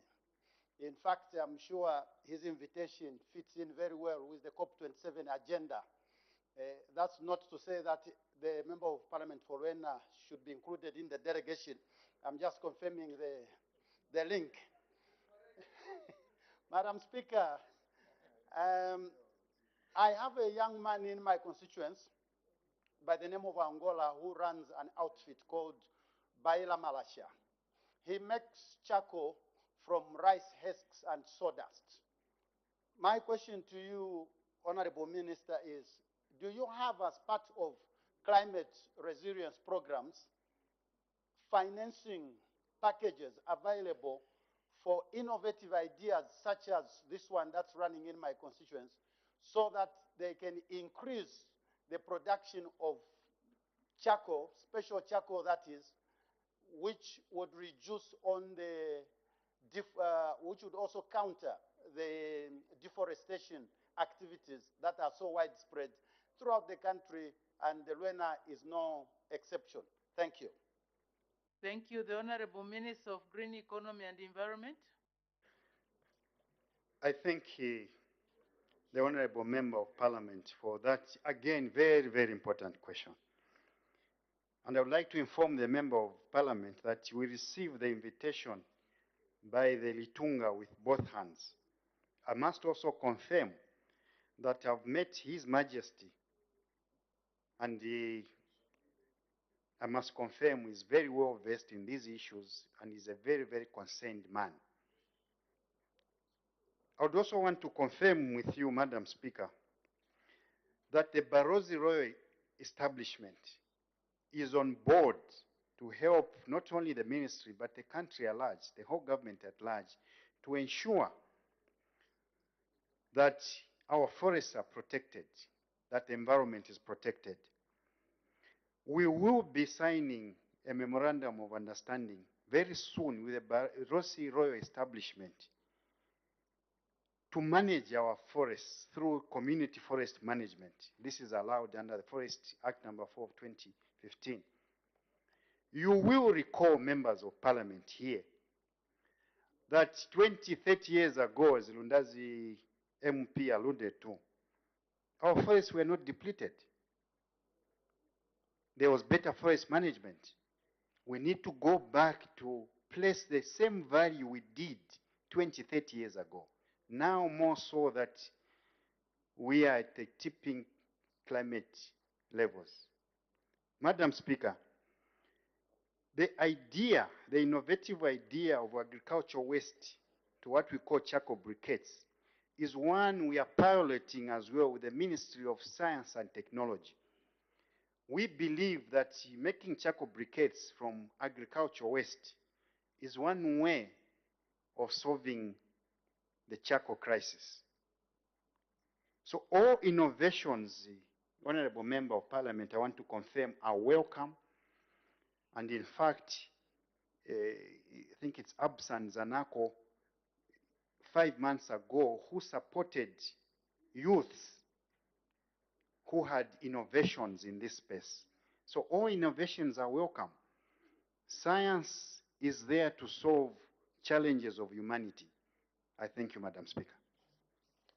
Thank you. Very interesting subject. Let's continue the conversation, but we need to make progress. Question for oral answer under Standing Order 76. The Honorable Member for Lubanseshi. Thank you so much, Madam Speaker, for giving this opportunity to the good people of Ruanseshi, and the greetings to you and even the people of Western Province that you visited in the recent days. Question 83. Thank you. The Honorable Minister of Agriculture. Thank you, Madam Speaker. Madam Speaker, the Honourable Member asked the Ministry of Agriculture whether the government is aware that most farmers who were weaned off the Farmer Input Support Program for the 2022-23 farming season without warning are on the verge of destitution. And B, if so, whether there are any plans to reinstate affected farmers on the program to avoid them going into destitution. Madam Speaker, the Ministry has been implementing the Farmer Input Support Program since 2002. For the 2022-2023 farming season, the direct input supply modality is being utilized. You may wish to note that the target for the 2022-2023 farming season is 1,024,434 farmers. The following is the criteria in place for one to qualify. Number one, Madam Speaker, You must be a member of a duly registered farm organization or cooperative. The cooperative or farm organization should have a registration certificate issued by the Department of Cooperatives under the Ministry of Small and Medium Scale Development or Registrar of Societies. Number 2, you must be a registered small-scale farmer and actively involved in farming within the camp coverage area with a field of less than 5 hectares. Madam Speaker, the third issue is that you should be cultivating not more than 5 hectares. And the fifth one is that you should have the capacity to pay the 400 kwacha as a farmer contribution. You should also be a Zambian and in possession of a Grid National Registration card. And finally, where possible, it is advisable you should have an active phone number. Therefore, Madam Speaker, you may wish to note that there are more than, and this is very important, Madam Speaker, there are more than 3 million registered farmers on the register. And as such, not all the 3 million can benefit from the FISIP at the same time.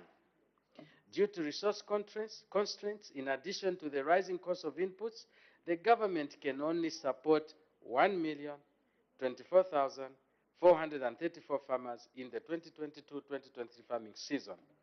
Madam Speaker, the direct answer, therefore, to the Honourable Member is that the government is not aware that farmers who have been weaned off the program are on the verge of destitution. What we know is that any farmer who has benefited for at least 3 years must now be able to stand on their own without government support.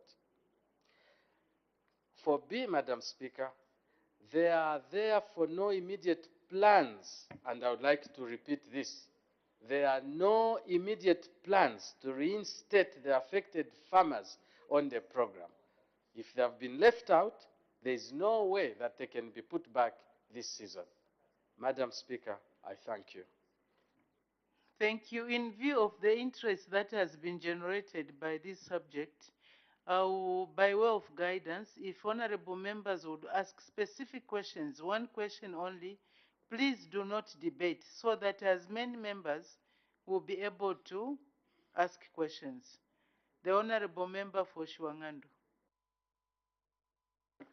Thank you so much, Madam Speaker, and I appreciate the response from the Honorable Minister.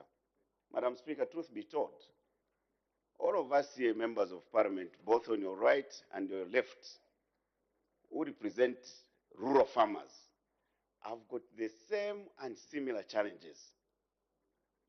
I was in Push village of Mpika yesterday, I was in Kush the other day. The complaints are the same. You recall, Honorable Minister, you came to this August House and told us the farmers were going to deposit on their own, which issue the Honorable MP for Wengo brought out. You again came and said you were only going to clean the registers of those people that could have been civil servants or indeed non-eligible beneficiaries to remain on the register. And you agree that there's been no transformation to prepare our farmers that you are saying are ready to be graduated. No MP here can say there are farmers who are ready to be graduated from FISIP. Here, all of us, on your right, there where you are, and here, our farmers are at the same level. And you know, this was an inherited program. Honorable Minister, the situation is dire. Where you have got 60 members, you are a town MP, young man. Sit down. We wait, we explain. Order. Honorable members, order. Madam Speaker. Order, honorable member for Shuangandu. I had guided, please, let's not debate.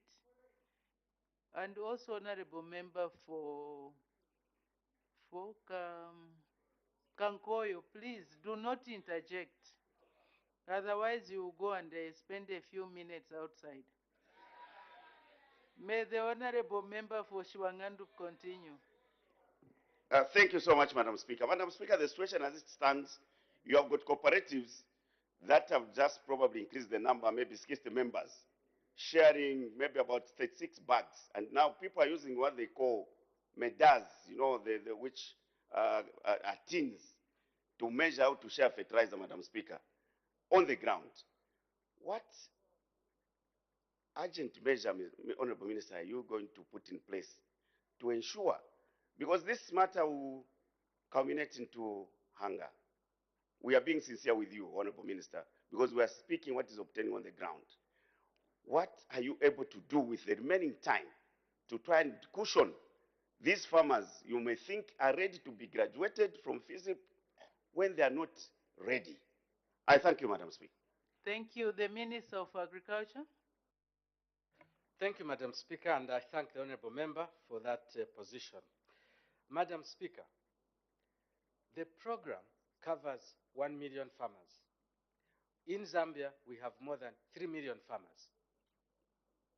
I don't know how you would expect that there would be an immediate position to support 2 million farmers. This is the program as it has been running.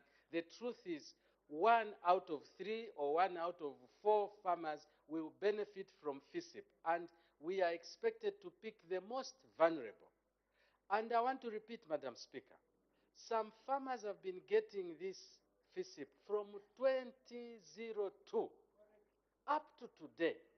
Honestly, wouldn't they leave room for others? The ones who have set aside, they are the ones who are complaining so much. In fact, as a compromise, and this is a policy position, Madam Speaker, as a compromise we said, do not isolate all the old farmers. Try to do an 80% new farmers, 20% old farmers, so that we do not isolate the old ones.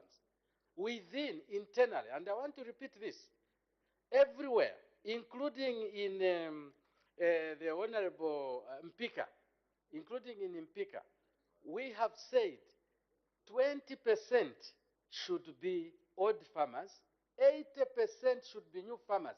We cannot continue, Madam Speaker, dealing with the same people for more than 20 years.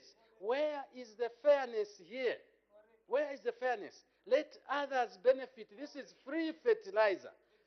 Madam Speaker, when you take away a free thing from a person, they are not going to allow you to go scot-free. They are complaining. It is true. Countrywide, all over, I can do a 360-degree rotation. They are complaining. But that is a position. We want new people also to benefit. Madam Speaker, I thank you. But the Honourable Member talked of hunger just like my sister from Miranzi. No, Madam Speaker, there will be no hunger because the same number has been given the same quantity of fertilizer as was last year. Therefore, they will still produce. Madam Speaker, I thank you. Thank you. The Honourable Member for Shuangandu brought in the aspect of people sharing fertilizers in buckets. How is that issue going to be addressed? Maybe you can address that issue, Honourable Minister. Madam Speaker, I'm sorry. I was looking at my papers. May I be guided again by yourself, Madam? The Honourable Member for Shuangandu was saying that people are now sharing the fertilizer in buckets. They are using what is called meda. It's a bucket. So how is that issue going to be addressed? Thank you. Madam Speaker, when you were away, I discussed at length that issue and encouraged the members here to discourage fertilizer sharing so that our productivity can increase. I use the synonym of chloroquine or quinine, medicine for malaria. If you are given medicine for malaria to say take it 6 tablets per day, and you start breaking these tablets and sharing it with your family, your malaria won't go away. And that's what is happening in the field. This issue of sharing fertilizer and just putting a few grains, it does not do anything to our maize or our produce. We need to put sufficient. Madam Speaker, let me say it this way. We are dealing with 1 million farmers. If these 1 million farmers were to use the fertilizer according to what we have defined, and they were to apply it properly, and they get even 5 tons, just 5 tons per hectare, Madam Speaker, would be getting not less than 6 million bags, straightforward. But because 6 million metric tons, but because they are sharing, they get so little, and we end up with 2.7 million metric tons. It's because of sharing. Get the fertilizer, the few people, let them produce adequately, then we will get proper produce. They can feed the others. If we are going to share, we are sharing poverty. There is nothing good that will come out. Madam Speaker, I thank you. Thank you. The Honorable Member for Lubansenshi. Thank you so much, Madam Speaker, and thank you so much, Honorable Minister, for the responses that you are providing to this Honorable House. Honorable Minister,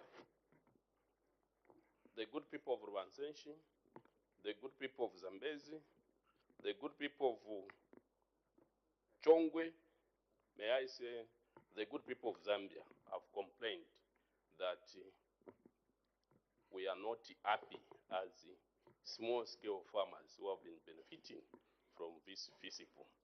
And it's for this reason we brought this matter before this Honorable House to find a lasting solution, because I believe in that government is people. And when people, which is the one who have formed the government, speak or complain, our job as executive is to listen to them. My question is, Honorable Minister, how ready are you to facilitate the address by His Excellency to address the nation or the farmers, so that people maybe can hear from the President who has been given mandate to rule this country in terms of the position, because we may continue talking about this issue. Maybe the President himself has a different view. So my appeal and my question, are you able to facilitate so that all of us, together with our people that we represent, can also hear from the President on how best we can help our people? Because we are saying this, Honorable Minister, we are dealing with a very, very important item, which is life, and it is anchored on food. And when people try to integrate the past few years, there are so many reasons and challenges that these people faced. One, we had the issue of drought. The harvest was so much compromised. There are a lot of issues too.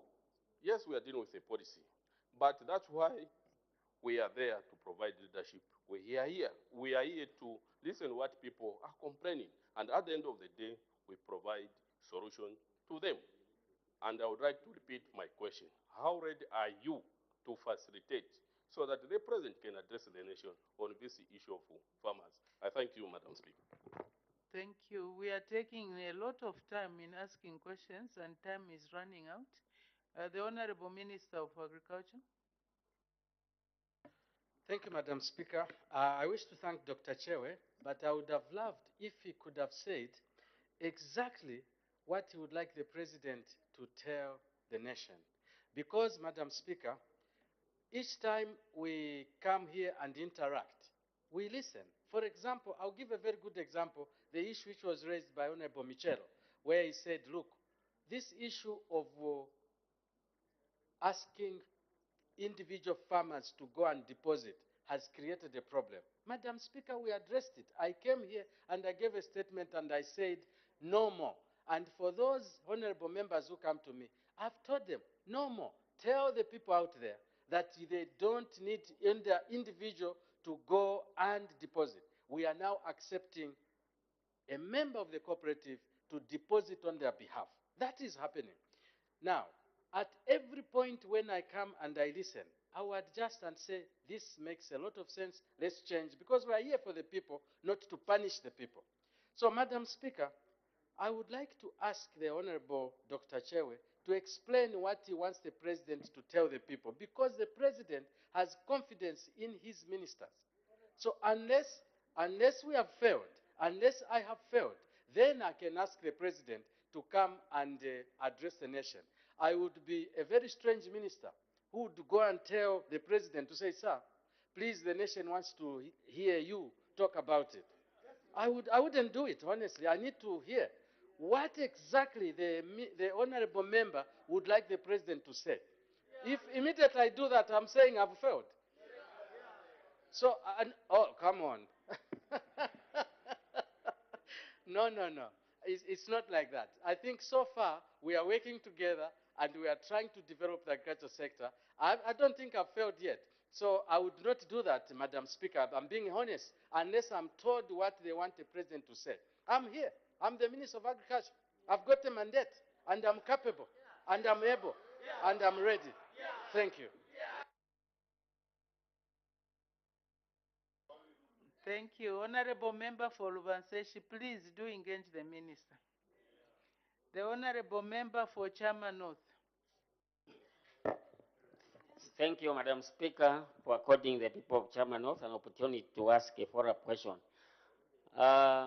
Madam Speaker, I'm privileged to be a member of the Agriculture Committee. And when we went around the country, we were asking the farmers why they are not graduating. And they are saying that the fertilizer which they have been given is not adequate. So my question, Honorable Minister, don't you think that there was need to increase the fertilizer allocation to these farmers and then win them off so that we don't affect food security and exacerbate poverty levels in the country? Thank you.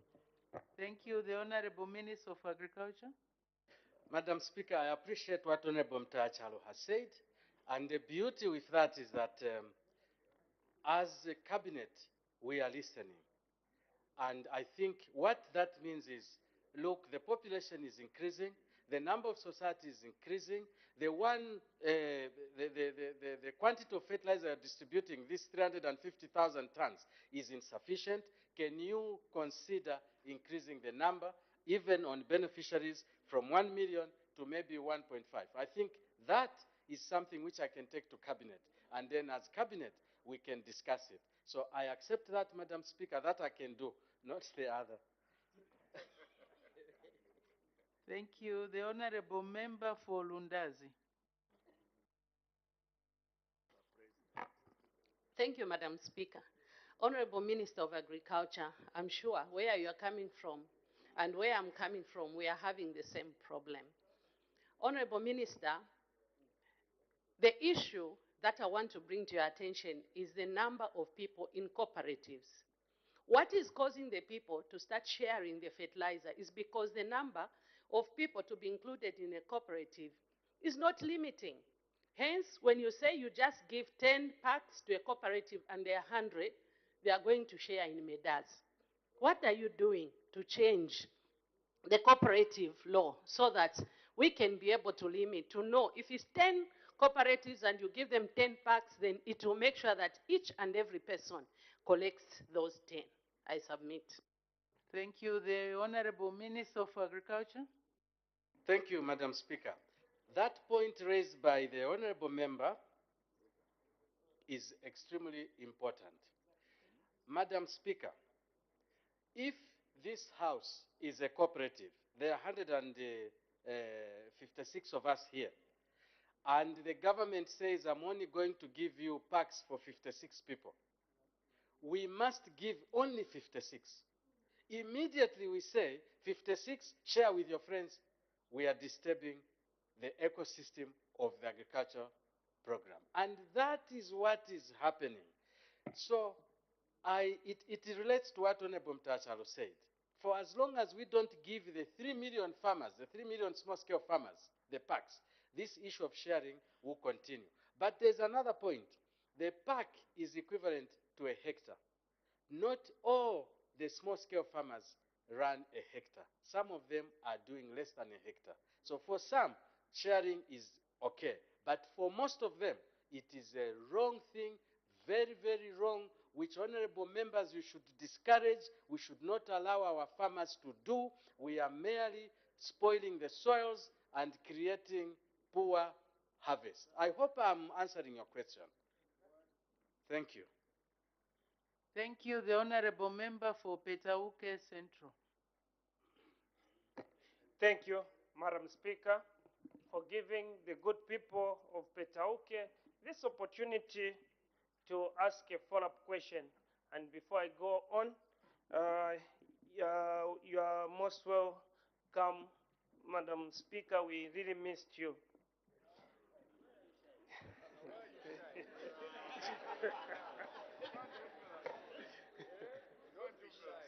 I'm not shy. Thank you. The Minister of Agriculture.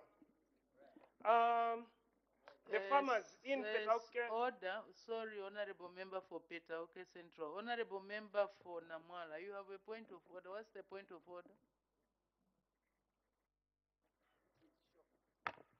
No, Madam, I think it was just a mistake. Otherwise, there isn't. Thank you. Thank you. The Honorable Member for Petauke Central can proceed. Thank you. The Minister of Agriculture. As you are aware that this FISIP, when it started, and the people have been benefiting for more than 10 years, so they don't even know to say there is that graduation. You say to say after 3 years, someone needs to graduate.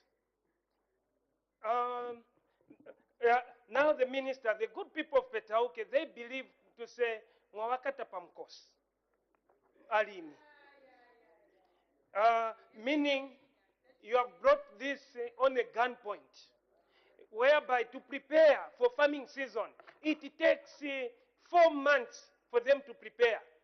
But now, you have just introduced to say now, farmers, they need to graduate, whereby they have already applied and whatever they plan, it was that they will have FISIP.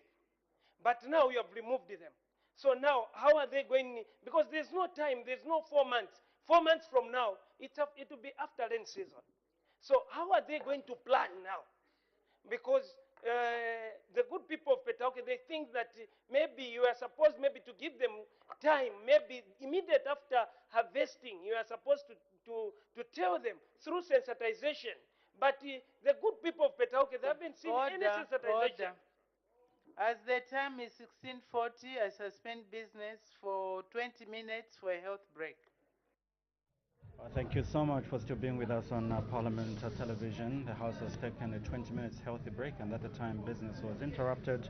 I was considering question 83, which came from Mr. Chewe, who is the Member of Parliament directed to the Minister of Agriculture, and it was the Member of Parliament for Petauke who was making a follow-up question. So when business resumes, he'll continue asking questions, seeking clarity from the Minister of Agriculture.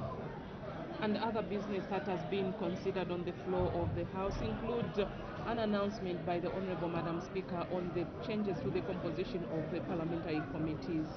We've also had a ministerial statement that has been rendered by the Minister of Green Economy and Environment, and this is on the 27th Conference of Parties, COP27, of the United Nations Framework Convention on Climate Change, which will be held in Egypt from 6th to 18th November 2022. For now, we'll take a short break and we'll be able to come back and give you the details of the responses that we got from the Minister of Agriculture and the details of the ministerial statement and the announcement that Madam Speaker made earlier. Keep watching Parliament Television.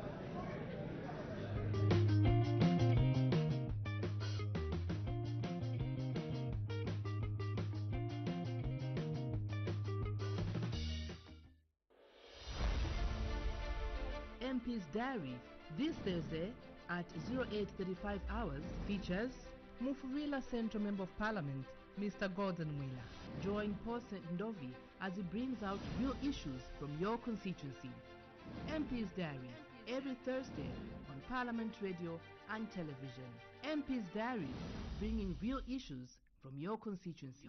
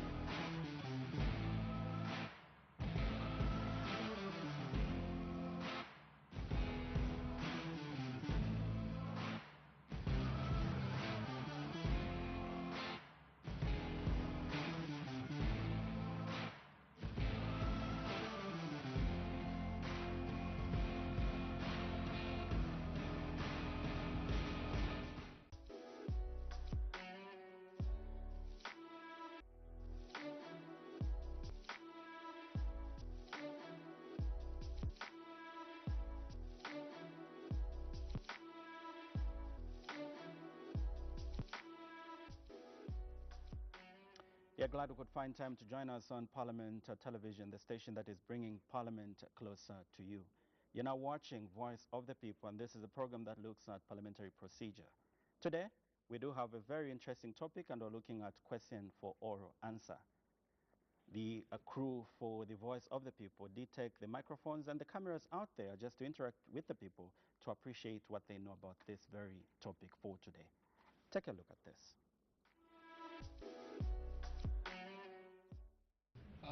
Oral answers, the way I understand is, it normally happens when the vice president or the minister is in the parliament, is giving a presentation.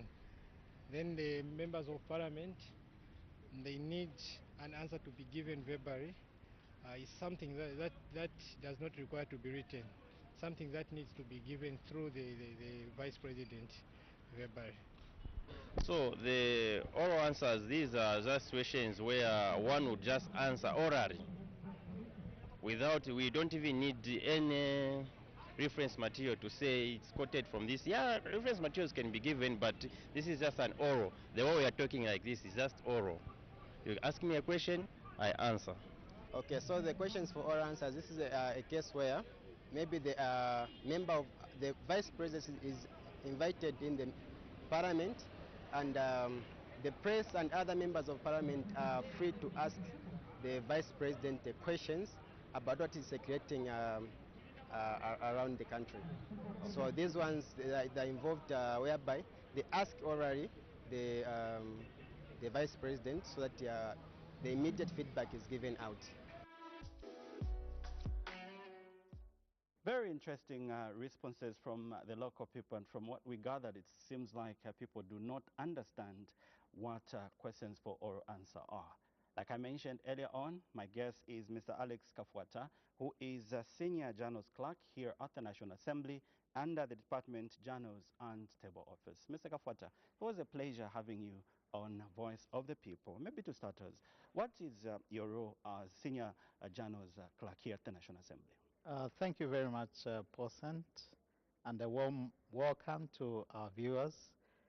My role as a senior journals clerk is to provide procedural advice to members of parliament, to management, as well as other members of staff. You did see and hear some very interesting responses from the general public. The Voice of the People crew did take cameras and microphones out there, and very funny responses that we got, if I may say. People do not understand what these questions for oral answer are. But before we look at that, but what are parliamentary questions? Thank you very much, Paulson. A parliamentary question is a question that is asked by a member to a minister or the vice president regarding the portfolio functions that the minister or the vice president is connected with. So how many parliamentary questions do we have? There are 4 types of parliamentary questions. These are questions for oral answer, which we'll delve in much detail today as we proceed with this program. There are questions for written answer. There are also agent questions and questions to the vice president. Why having parliamentary questions on the floor of the House? Parliamentary questions are a tool for intervention or an oversight tool by members of parliament to check on what the government is doing. It gives them an opportunity to ask on progress made in certain areas. Maybe it's a developmental project, what the progress is, or what is the government doing about that project? Why are there delays, for example? So there are such questions, and they are of a policy nature. You know, they need to, members of parliament have got an opportunity to interrogate the government on what they are doing about a particular project or about a particular issue. So this is why questions are important.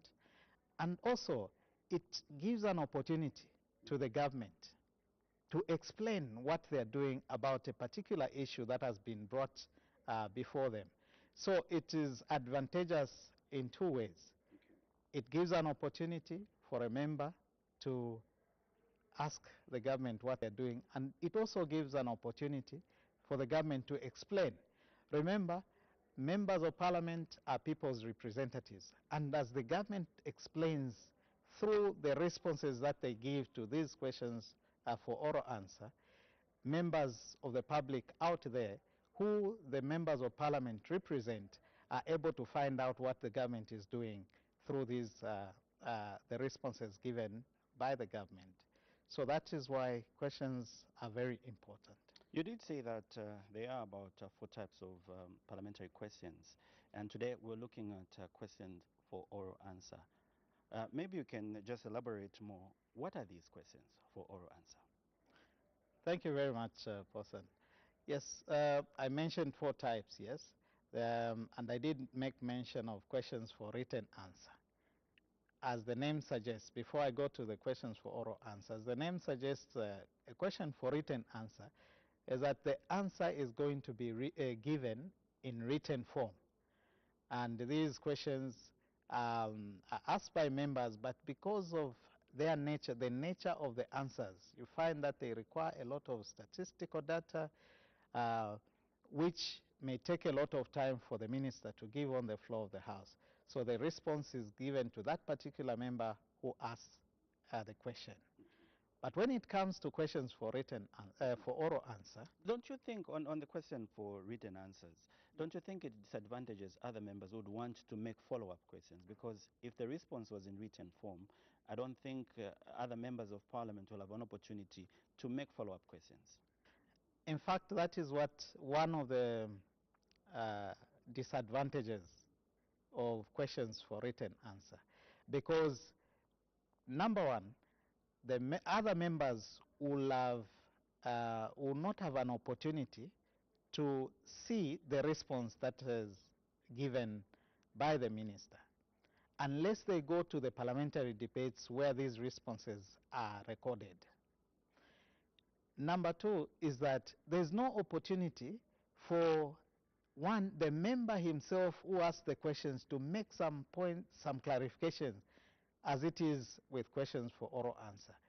And thirdly, other members will have no opportunity for them to make follow-up questions based on that answer, because in the first place, they have not even seen the answer. I know it's a topic on its own, and we should make time for it, so at least we may educate our viewers on these very important questions for written answer. But let's get back to today's topic. We're looking at a question for oral answer.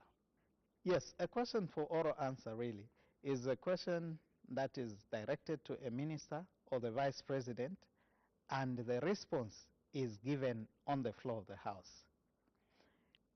One advantage that the questions for oral answer have over questions for written answer is that a member has an opportunity, the member who has asked has an opportunity to make 2 interventions, okay, to ask 2 follow-up questions on the questions just to clarify the response given by the minister or the vice president. Apart from that, other members are able to hear the response that is given by the minister or the vice president. And they also have an opportunity to ask further questions in line with that question. I must emphasize here, Person, that the supplementary questions that are supposed to be asked must be in line with the original question and not going away from the original question. But we do see members of parliament. I'll give an example. If constituency B has asked a question regarding a bridge, the next member of parliament, take for instance for constituency C, who will talk about a certain bridge in his constituency, and maybe it won't even be related to what question A had asked earlier. Why is it so on the floor of the House? I think you would realize that the presiding officer has been actually reminding members to say this question is particular to this constituency. So the presiding officers have been reminding members to stick to the original question. It is not supposed to be the case that once a question, because it talks about a bridge in this particular constituency, then even a member who has got an issue of a bridge in another constituency is supposed to ask about that bridge, because the minister would not have prepared the response for that particular bridge which is away from this constituency. How is the procedure for one to ask a question for oral answer? Or let me just put it, for a question to appear on the order paper. Well, person, that's a that's a long topic altogether. But I think in summary, what happens is a member would bring a raw question, what I would call a raw question, to our department. We'll redraft the question and ask the member to confirm that this is actually the question that they asked, to bring it just to standard, and then that question is sent to the speaker for approval. Once the speaker approves the question, we send it to the ministry for the ministry to provide a response to that question. And once we give them 7 days or 14 days, after the lapse of that 14 days, then we produce what we call a notice of question. When a question appears in the notice of question, then it is ready to be placed on the order paper on any particular day. Can an ordinary person, an ordinary citizen, ask a question for oral answer? If so, how? Well, they can, but not directly. You see, ordinary citizens, if there was a way, they would all come here because they have got issues that they want to be attended to. But then we are in a representative democracy, which means that they have sent representatives here. And we also, you recall, Paulson, that we also have constituency officers. So if a citizen wants to ask a question, they may go to the constituency office, present their issue there, so that that issue is brought to the House by a member of parliament who is the people's representative in that particular constituency.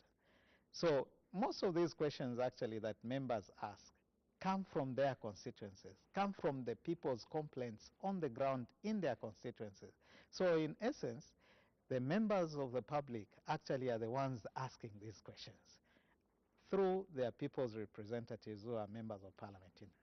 As we come to the end of this interesting topic, Mr. Kafuata, what could be a word of encouragement, a word of appeal? Because we did see and hear the responses that we got from the general public regarding what they know about questions for oral answer. Firstly, I would advise members of the public to continue tuning into Parliament Radio, Parliament TV, and follow the parliamentary proceedings. Secondly, I would urge members of the public to utilize the constituency offices. This is where they can take their issues, which can then be brought on the floor of the House. Thereby, they will be contributing to the governance of this nation. Mr. Kafuata, it's always a pleasure having you on Voice of the People, and we don't take your availability for granted, and wishing you all the best as you continue serving members of parliament and staff. Thank you. My guest on today's Voice of the People was Mr. Alex Kafuata, who is Senior Journals Clerk here at the National Assembly under the department, that's the Journals and Table Office. My name is Paulson Tindovi, and today we looked at a very interesting topic, and this is question for oral answer. I'd like also to say thank you so much to the people that took part in today's program by way of just giving us feedback regarding on what they know about this very interesting topic. We'll be back next week as we look at yet another interesting topic on Voice of the People. Keep watching Parliament Television.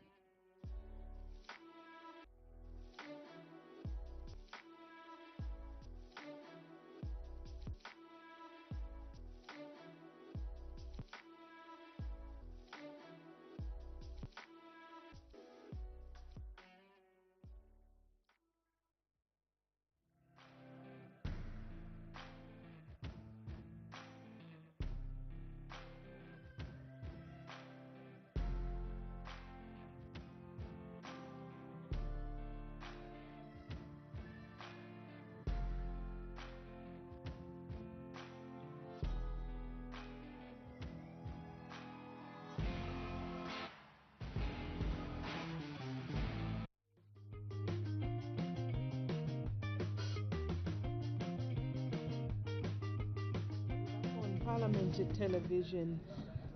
Business of the House should be resuming shortly after a 20-minute health break. We have a look at what has been discussed on the floor of the House so far. Earlier on, Madam Speaker did make an announcement where she informed the House that in accordance with the provisions of Standing Orders 166.5, some changes have been made to the composition of parliamentary committees as follows. Committee on Delegation Legislation, Mr. Charles Abel Mulenga MP to fill up the vacancy on the committee, and Committee on National Guidance and Gender Matters, Mr. Bernard Kanengo MP to fill up the vacancy on the committee. And that's the announcement that she made earlier on. And Madam Speaker also announced that the Minister of Defense, Honorable Ambrose Mufuma, continues acting as leader of government business in the absence of Her Honor, the Vice President. We cross back to the floor of the House. Good afternoon.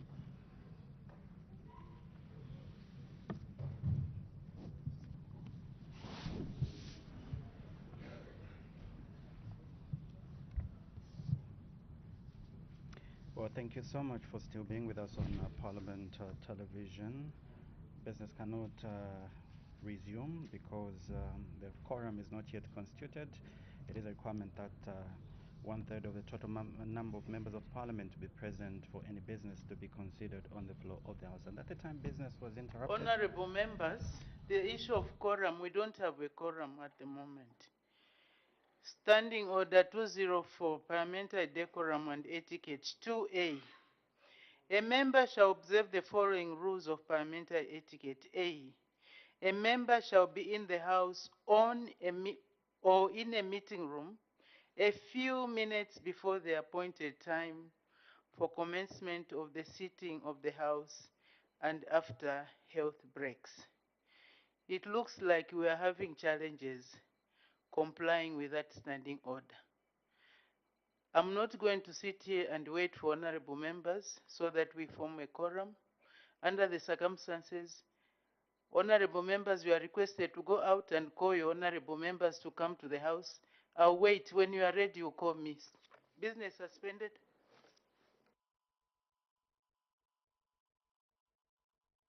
For being with us. The business has been suspended because the quorum is not yet constituted.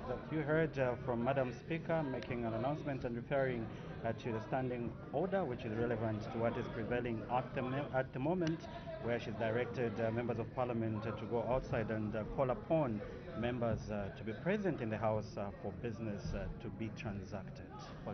Yes, Madam Speaker has expressed concern at the members of Parliament's inability to be in the House at the time business starts. And she has cited the standing orders which compels all members of Parliament to be present at the time, 5 minutes actually before business starts. And so she has suspended business of the House for now in order for all the members of Parliament to come back in the House for business to resume. At the time business was interrupted, the House was considering question for oral answer, question number 83, which was posed by Mr. Chewelu Wansenshi, Member of Parliament, and this question was directed to the Minister of Agriculture, and it was Mr. Emmanuel J. Banda, Petauke Central Member of Parliament, who was on the floor of the House posing a follow-up question seeking clarity from the Minister of Agriculture, and the Member of Parliament for Lubansenshi earlier on. They wanted to find out from the Minister whether the government is aware that most farmers who were weaned off the farmer input support programs for the 2022-2023 farming season without warning are on the verge of destitution, and if so, whether there are any plans to reinstate the affected farmers on the program. And yes, still to come, the House is expected to resolve into committee to consider the estimates of revenue and expenditure, including capital and constitutional and statutory expenditure. And the House will resolve into Committee of Supply, and heads expected to be considered is Head 03, which is the National Assembly, Head 05, Electoral Commission of Zambia, and Head 06, the Civil Service Commission of Zambia, under the Office of the Vice President. So that is the business expected to be considered on the floor of the House when the House resumes sitting. Earlier on, the Minister of Green Economy and Environment, and this is Honorable Engineer Collins Nzovu did render a ministerial statement, and this ministerial statement was in the 27th Conference of Parties, COP27 of the United Nations Framework Convention on Climate Change, which he updated the House and briefed the House on some of the successes that Zambia has made towards the COP26, which His Excellency the President, Ms. Hakainde Hichilema, did attend. For now, we'll cross back to the floor of the House. Seems like constitutional quorum has been come.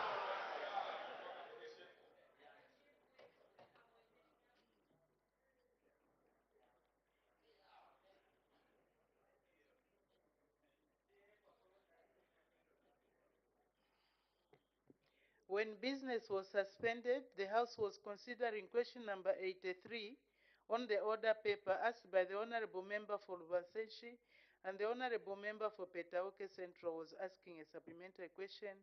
May the Honorable Member continue. Thank you, Madam Speaker, for giving the good people of Petauke this opportunity to continue asking the Minister of Agriculture on behalf of the good people of Petauke, especially the farmers. The Minister of Agriculture, Petauke, you know, it's Petauke, most of them are farmers, and they have been benefiting from FISIP for more than 10 years. And you have just informed the House to say a farmer is supposed to graduate after 3 years. Then the fourth year, he will graduate, will never participate under FISIP. But for them, they have been benefiting for more than 10 years. And you know that in Petauke, schools are in the The Honorable Member for Petauke, please ask the question. Yeah. Ask the question. We don't have much time. I will allow 2 more other people to ask. So please, can you wind up quickly? Thank you, Madam Speaker, for your guidance.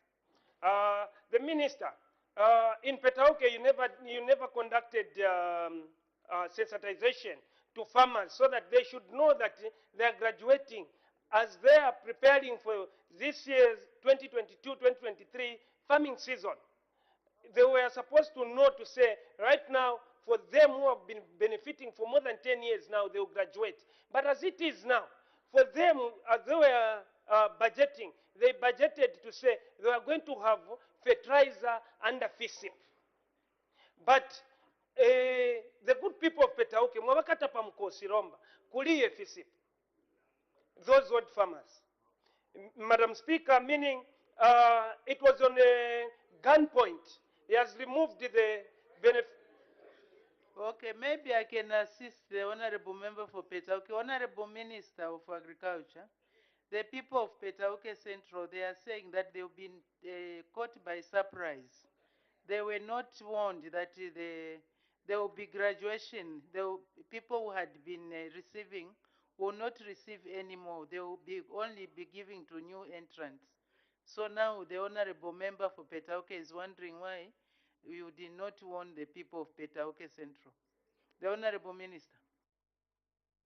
Thank you, Madam Speaker, and thank you, Honorable Banda, for that question. Madam Speaker, it is in order for the Honorable Member to discuss like that. Probably he was not aware, but most of the farmers are aware. However, Madam Speaker, like I said, we have implemented that as much as possible, at least 20% of the old farmers should be absorbed as we gyrate towards 80% of the new farmers to be absorbed. In fact, I must be open to you that in certain areas, the ratios are even higher. They are almost 50-50. But what we want is 20-80. So I hear you, and I can assure you that we are not throwing away all the farmers. But be assured that 1,024,434 farmers will get their FISIP, and that figure has not changed. I thank you, Madam. Thank you. The Honorable Member for Muchinga.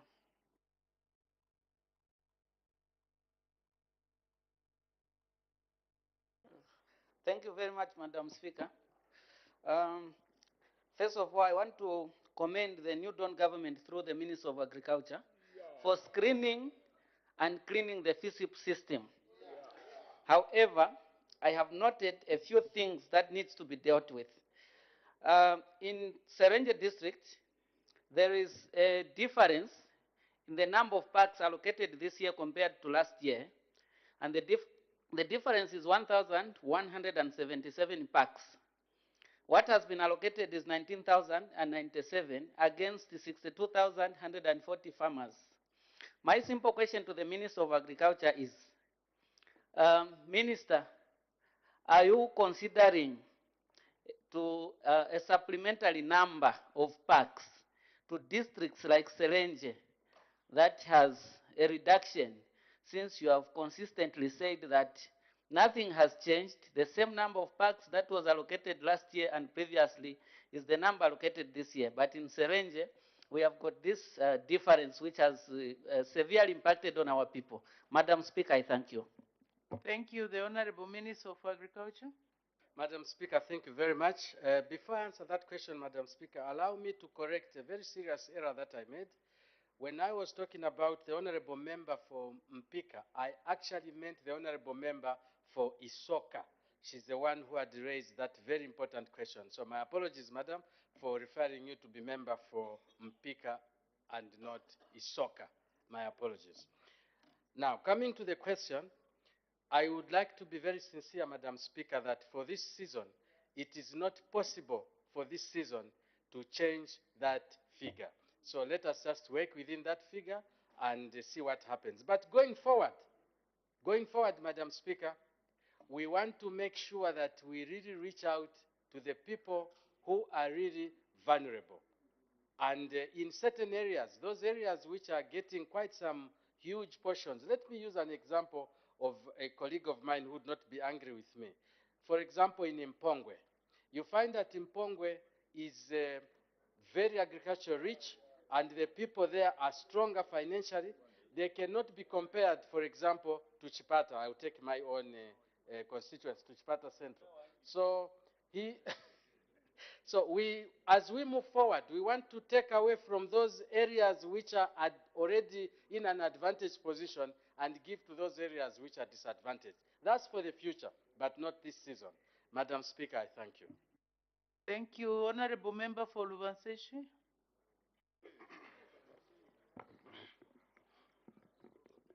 Thank you so much, Madam Speaker, once more for giving this opportunity to ask a question to the Minister of Agriculture. Honorable Minister, we are grateful for the answers that you have been giving.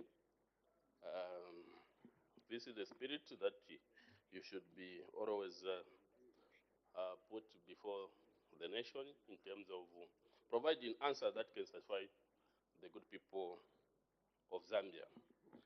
My question is, since you have heard that indeed the Zambian people have complained, in this case the farmers, and there were a point which the government didn't give an opportunity to sensitize them that we're going to remove you on a fiscal program.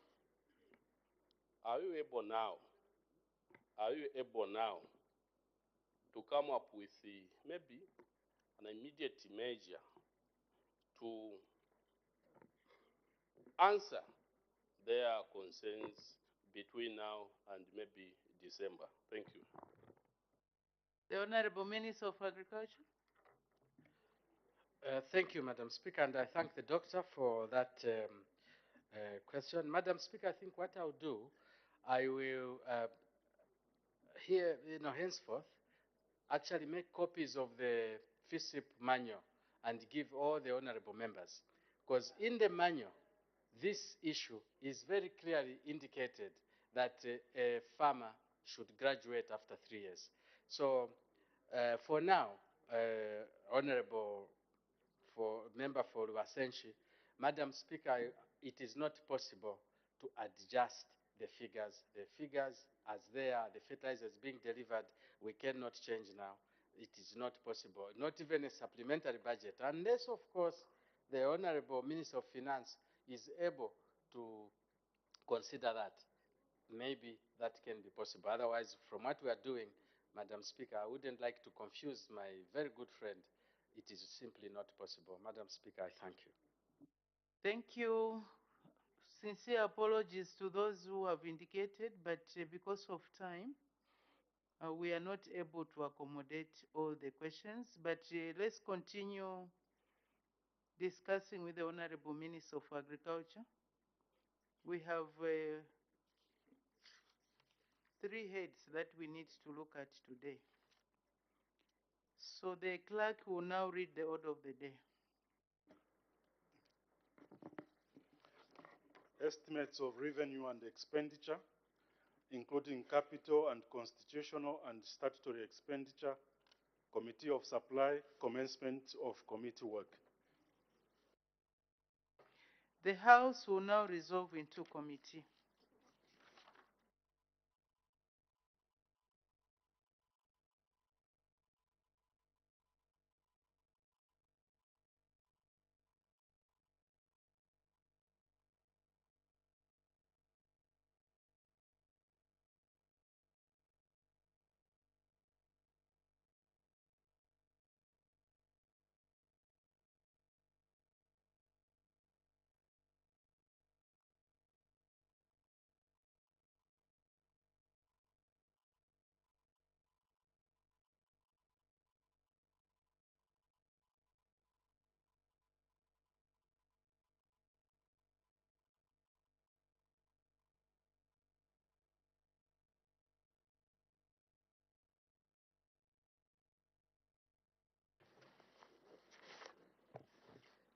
Honorable members, we are going to start with head 03, that is National Assembly. And by practice, the House does not discuss its own budget. Therefore, I'll right away put the question. The question is that head 03, National Assembly, head total 833,765,426 kwacha stands part of the estimates. As many as are of that opinion say aye. All the contrary say no. The ayes have it. The question is resolved in the affirmative. Head 03 National Assembly, 833,765,426 kwacha is ordered to stand part of the estimates. We now move to head 05, Electoral Commission of Zambia. The acting leader of government business policy statement.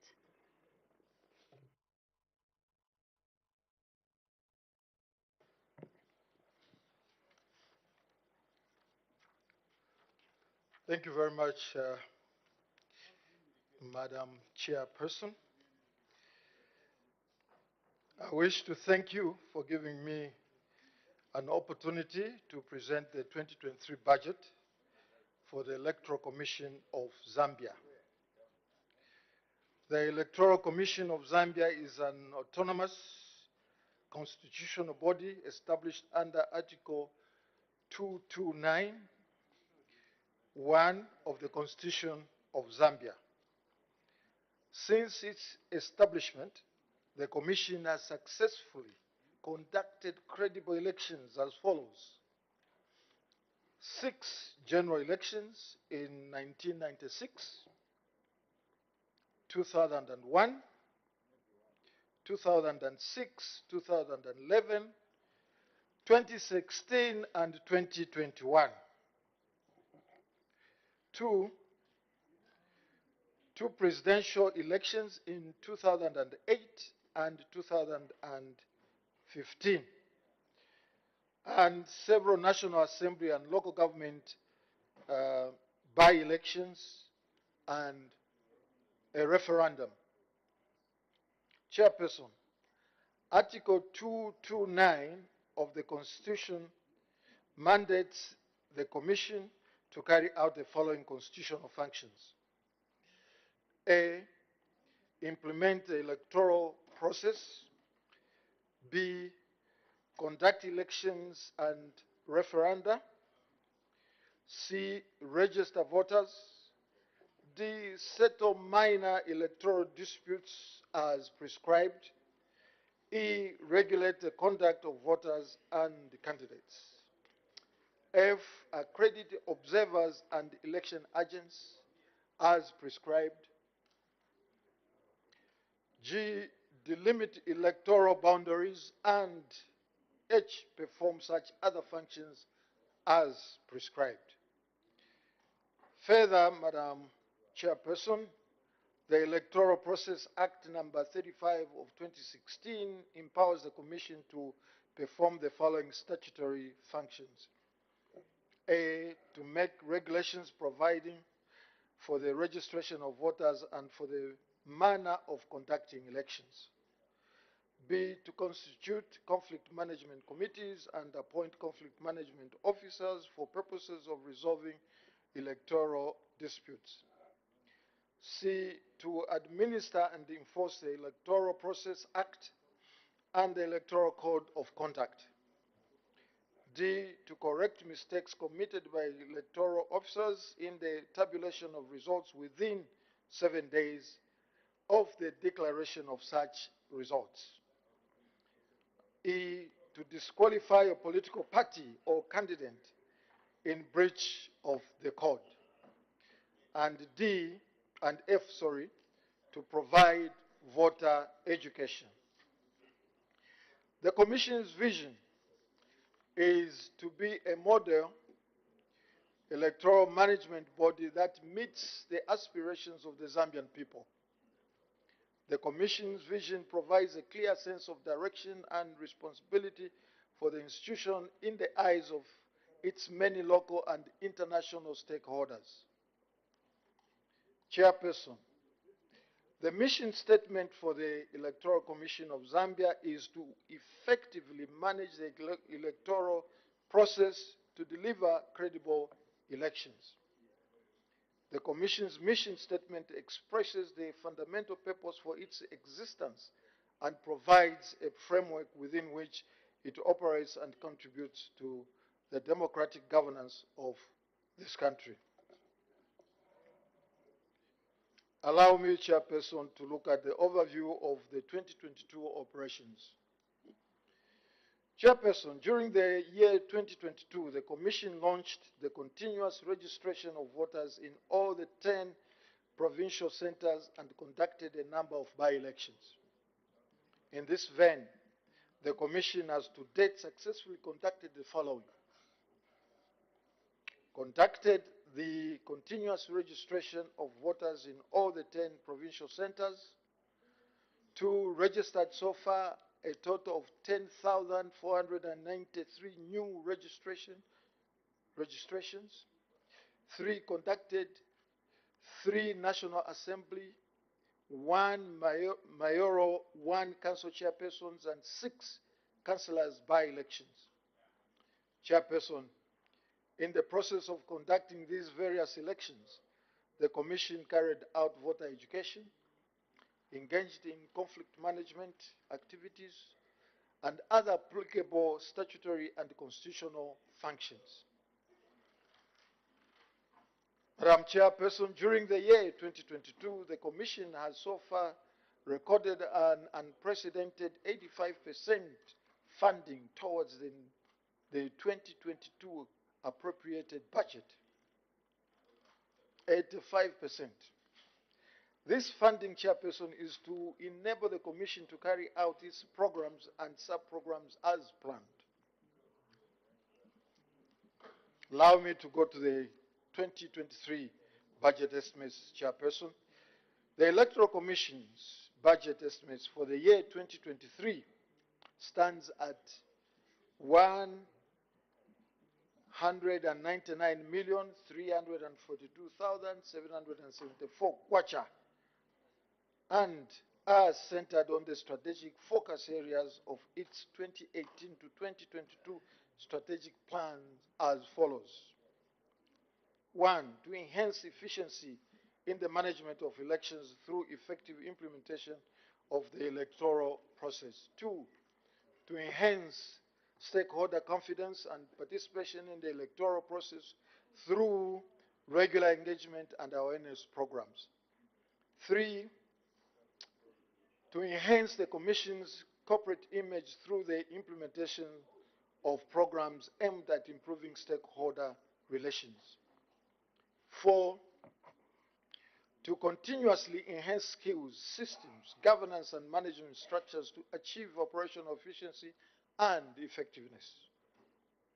The budgeted estimates before the House will enable the Electoral Commission to undertake programs and sub-programs necessary to achieve the foregoing strategic objectives, as well as deliver the provisions under Pillar 4 of the 8th National Development Plan that promotes good governance environment. Chairperson, the following are the main programs and sub-programs that the Commission expects to carry out during the year 2023.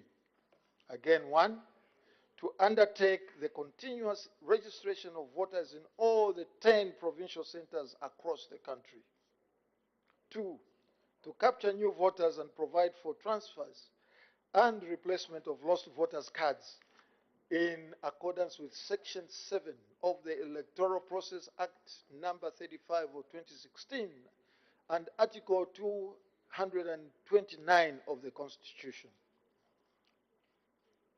3, to decentralize to all the 10 provinces in 2023 as stipulated in the Republican Constitution and in line with the government's agenda to take the services closer to the people. Madam Chairperson, this will enhance efficiency in the implementation of the electoral process. 4, to intensify targeted stakeholder engagement, enhance stakeholder participation and confidence with particular focus on grassroots communities.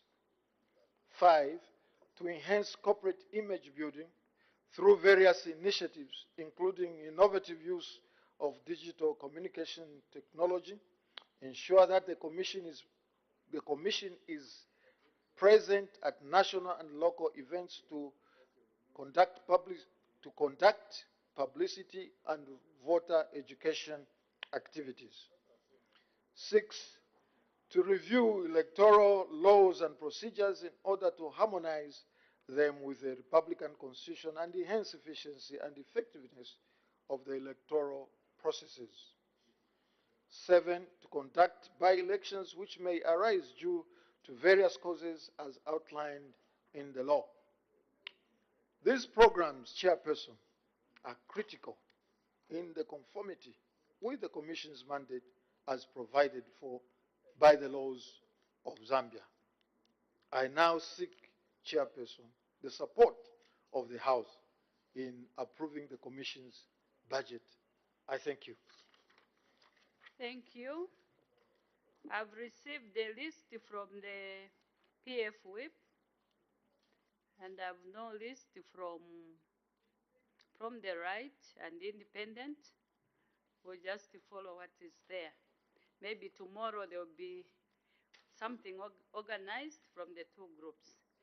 The Honorable, Mr. Kampyongo.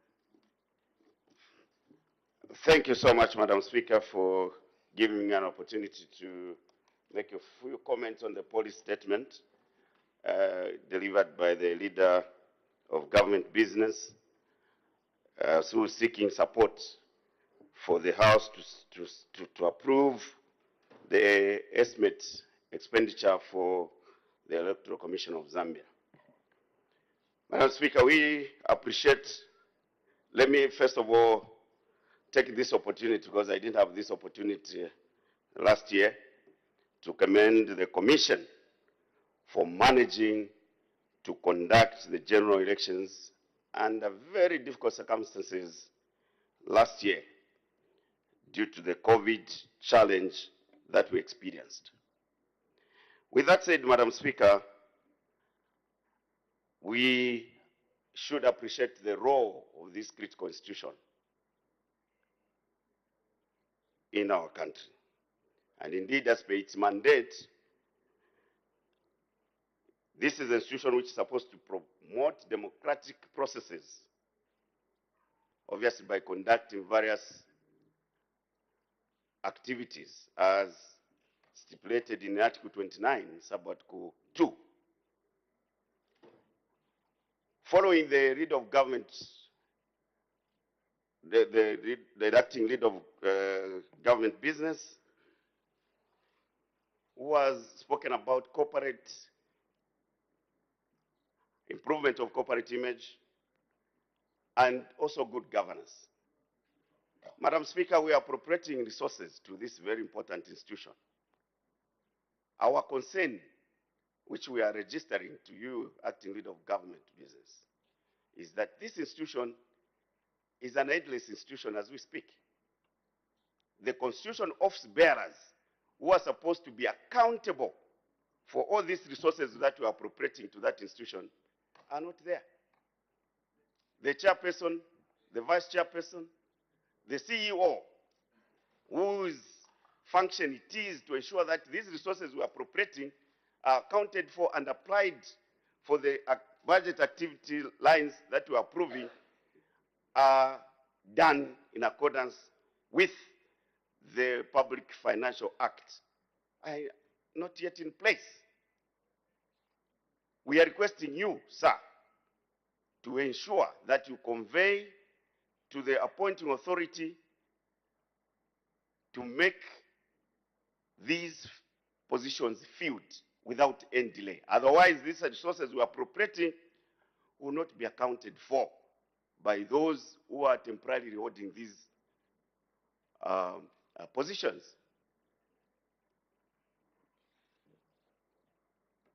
The commissions haven't also been filled, the commissioners. So we want you to make sure that as we appropriate funds, these vacancies are filled. Because through those, we are able to hold this institution accountable. Yes, this is an institution which is like a referee in a football game. And they won't stay away from being bombarded, because where there is competition, people will hear grievances, be the victors or the losers. But theirs must be a role which should be above board. The recent happenings have gotten the citizens' consent. This is an institution whose public perception and public confidence must not be doubted. We want, as we appropriate these funds, to be applied for activities. We have seen the ambitions of the institution. They want to pilot e-voting, for example, processes. These are ambitious, but if the institution is lacking the confidence that people must have, it will be very difficult to implement these new, very progressive programs they've set for themselves. We are appropriating money for printing of ballots, for by-elections that may take place. How can we have a justification for an institution which knows very well its mandate? Utilize outdated ballot papers, because the validity of any ballot which we are budgeting for here is valid. The dates must be valid. Madam Speaker, there's no way you can get ballots for January to be used in December. How? The expiry of anything is tied to a date. So this money we are giving to the institution, Honorable Acting Leader of Government Business, must be used appropriately, because that could be wasteful expenditure.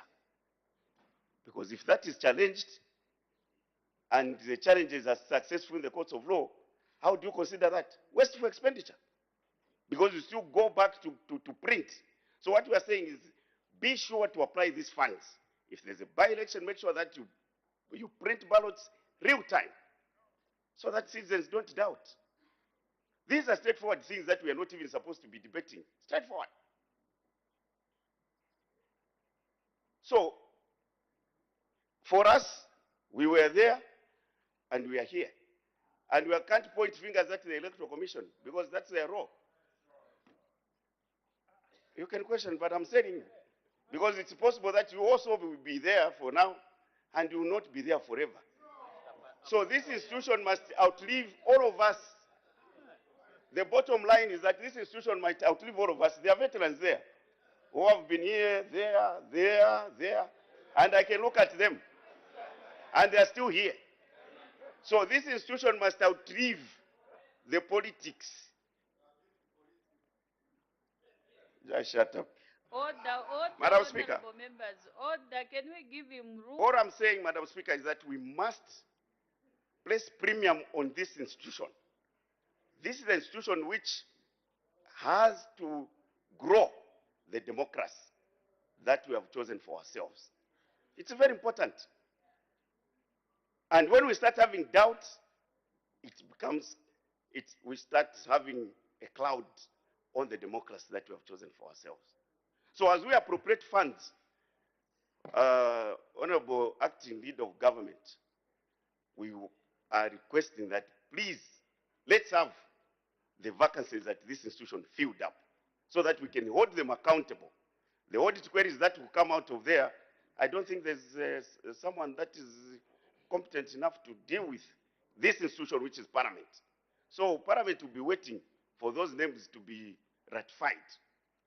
And more importantly, we want this institution to be anchored on the rule of law. Ensure that you follow all the laws that are set for yourselves, for the institution. Don't start interpreting the law. Thank you. That's the mandate of the court. Madam Speaker, I thank you. Thank you. Ms. Katuta.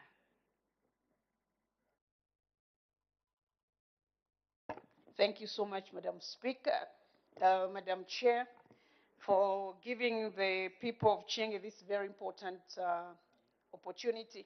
Madam Speaker, ECZ is an institution that everyone should expect to be independent, like they were an independent member of parliament.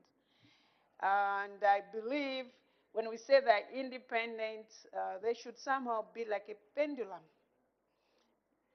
They should not be one-sided. Madam Speaker, we are giving this money to them to function and to perform effectively.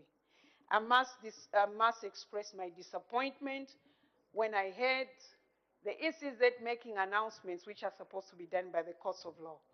We are in this place, we leave the Bible there, and we say that we are here, we are going to, our allegiance is to the President, defend the Constitution and uphold it. Unfortunately, after we've done that, and to see the assault being done to our Constitution is quite painful. And I hope they are going to improve next time. Because if they cannot do a credible, if they cannot conduct a credible election, Madam Speaker, it's quite worrying. Especially for us who are independents, we're now worrying. How are we going to be, helped in 2026 when we see that now this institution, which was once trusted, is now like a political tool? Madam Speaker, without fear or favor, we've seen other institutions like Ministry of Community before being used as a political tool to do things, in the elections. And this must come to an end. Zambia, I know they are seated there. Zambia is bigger than Electoral Commission.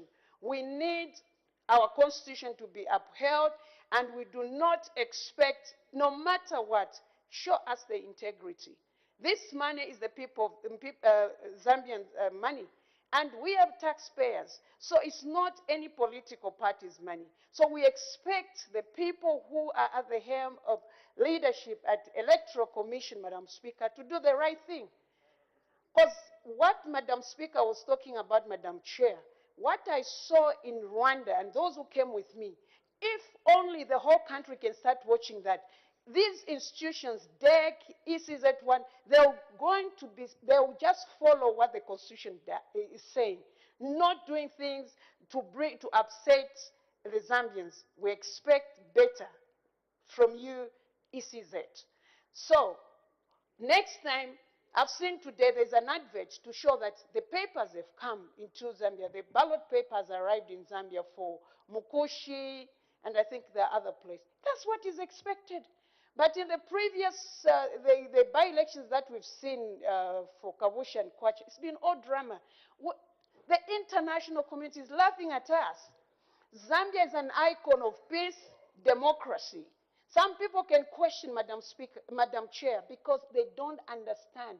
Always a woman suffers. It's the elections that bring civil war in any country. So please, we are entrusting our lives in your hands, Electoral Commission. We don't expect you to behave the way you've been behaving of late. Please, please, please. We are Zambians. Please, we are mothers, and on behalf of all the mothers, listen to us.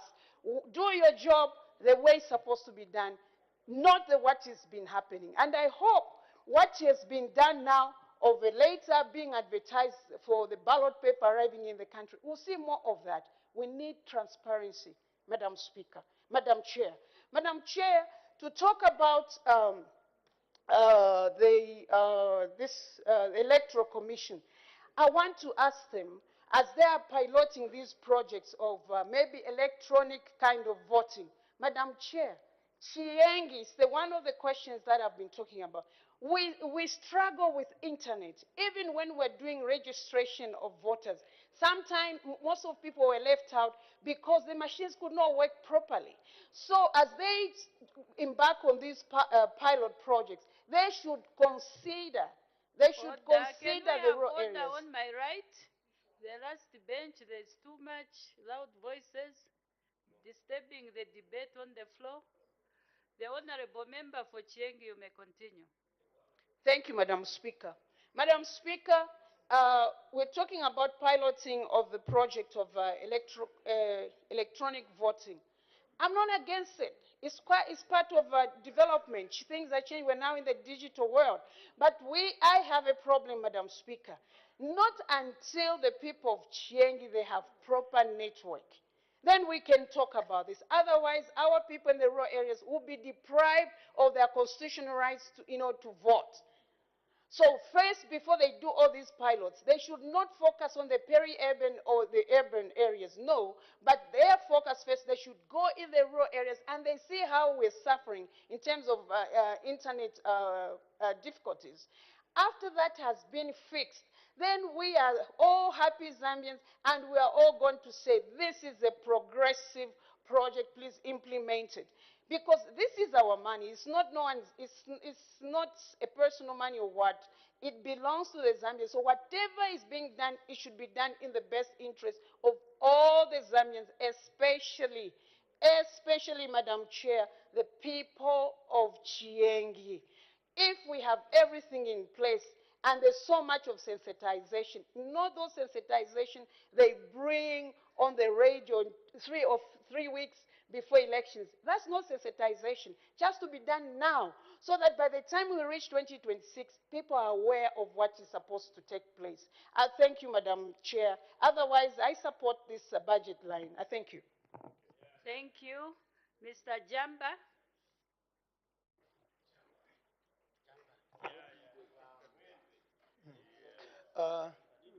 I thank you, Madam Chairperson, for the time accorded to the people of Mwembehi in discussing the budget on Electoral Commission. Madam Chairperson, this commission is very important to the people of Mwembeshi. The constituency is very big.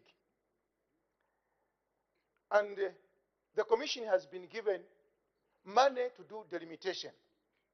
We expect that this delimitation is going to take place, because if we do not do delimitation, just as we did not do delimitation when the 10 years elapsed, we are actually doing a constitutional breach, Madam Chairperson, because you know that after 10 years, you are supposed to do this delimitation. And then if we continue leaving some constituencies like mine, which are so big and with a large population, having one district, even the constituent government which is given becomes so little. But if you are going to do delimitation, produce 3 constituencies out of Mwembe, then we know that 28.3 times 3, it is going to make the people of Mwembe very happy. But this idea of always not going with delimitation and continuing with the very former things we are working with is disadvantaging some of these constituencies. It is my view that, Madam Chairperson, the Electoral Commission is hearing that you shall do the delimitation as you have been actually given the money as espoused in the yellow book that you are going to do, especially Mwembeshi. Madam Chairperson, the continuous voter registration is very important. And it is timely that it is going to start in 2023. The issues which we saw, yes, numbers don't lie. But Madam Chairperson, if you do not calculate your numbers properly, the numbers are going to give you a wrong figure. Because you have computed the garbage and the garbage out. You see, Madam Speaker, some people were very happy. I'm talking about this continuous registration. Some people were very happy that they have registered massively in their strongholds. And they are happy, dancing on the water. We have got the numbers. Even if they vote the way they vote, this time we are walloping them because we have registered more numbers. We were saying in our areas, Northwest, Western Province, Central Province, Southern Province, can you come and do registration? No, paper has finished. No, we shall start. And the registration just started just before the elections in our areas. What happened? The same numbers which we are saying, no, we have registered so much and we have given NRC and Electoral Commission is going to have more numbers. The numbers again voted them upside down and they were out. That's why they are that time. So Electoral Commission, we don't want you also to be right. No, we are giving you numbers in Central Province. We are giving no. We are very transparent. We want you to start from actually where my leader of my chief whip, where he comes from, to start registration of voter registration. Honorable, we don't discuss ourselves here. Yes. The whip of the opposition. Yes. Go in his constituents and start registering e-registration. Make sure that the whole country is registered and register also in Ruapula, in Chiengi. Go and register in Shangombo, now and Mangango. This idea of selective registration, pilot project you are piloting here in Lusaka, in Matero, where there is network, where there is electricity at piloting. Go and pilot in Shangombo where there is no tower. We want to see how that thing is going to work because those are voters. So, if you don't have those things, we are saying you work with the Ministry of Communication so that the towers are distributed all around the country so that everyone is registered. This idea of segregative registration, yes, we know you are the referee standing there. You are not happy to see people crying the way they cried. No. You want to see people, if the way we are here, enjoying. 2026 we should also enjoy. 2031 we should enjoy. 2051 we should enjoy. You are also going to be happy. Therefore, please continue registering e-registration and do not discriminate. If you want to come and start from Mwembeshi, then you can be expanding, going in other areas. Madam Chairperson, I also want to say the e-voting. May you please enhance the e-voting. We want a system where immediately you have voted, if you have got a phone here or you have got a laptop here, the numbers are changing as you are voting. Want to be seeing numbers changing. Not this idea of saying, no, wait, we are still adding. Wait, we are still waiting for such. No, the center there at Mulungushi is a center, and you see people trying to get crashed into the center. As you wait, Mr. Chairperson, we are still adding. It shouldn't be like that. This is a world of technology. We want you, if I'm seated in Mwembeshi, as I'm seated in my house, I go to vote. Just after voting, I go there, I check it has changed. So that those who are losing, because we are here to stay for more than 50 years, those who are going to be losing, they are going to be seeing themselves as they are dropping and we are increasing. We want this thing. That's why the money is given. And therefore, this idea of saying, no, you are waiting. Please don't wait for political pronouncements. You are an autonomous body. You cannot be waiting for people to tell you now, go and start. We have given you the money. This house is mandated to appropriate money. When you have appropriated this money, you should not again be sitting for waiting for Jamba that, no, can you go and start registration? No, you shouldn't do that. That's why we are here and we have appropriated this money. We want to see this thing working and it should work. We don't want stories. Madam Chairperson, you know, when we talk about history, we shall never, if you cannot talk about your past, you don't know your history, then you don't know where you are going. There are people who think that everyone is a thief. If you are a thief, you think everyone is a thief, Madam Chairperson. These people, now as we are talking as a government, we have shown willingness that we are going to work and leave people autonomously. But there are people who are working underhand methods. They are thinking that what happened in Kapubu was an underhand method. What happened in Kwacha is there is no underhand method. We are very clean, except the other people who are doing those things. They think that we are also doing. No, now we are saying Electoral Commission, continue at that trajectory. When you announce an election, let everyone abide. And stand on your firm ground because you are an autonomous body, just like this parliament. I want to thank you, Madam Chairperson, for giving me this chance. Thank you so much. Thank you, Mr. Kafwaya.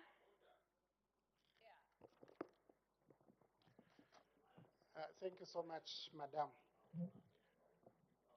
Honorable Leader of Government Business in the House, you request that we support the appropriation of 199 million to the Electoral Commission of Zambia. And indeed, this House is responsible for doing so. So it has to do it.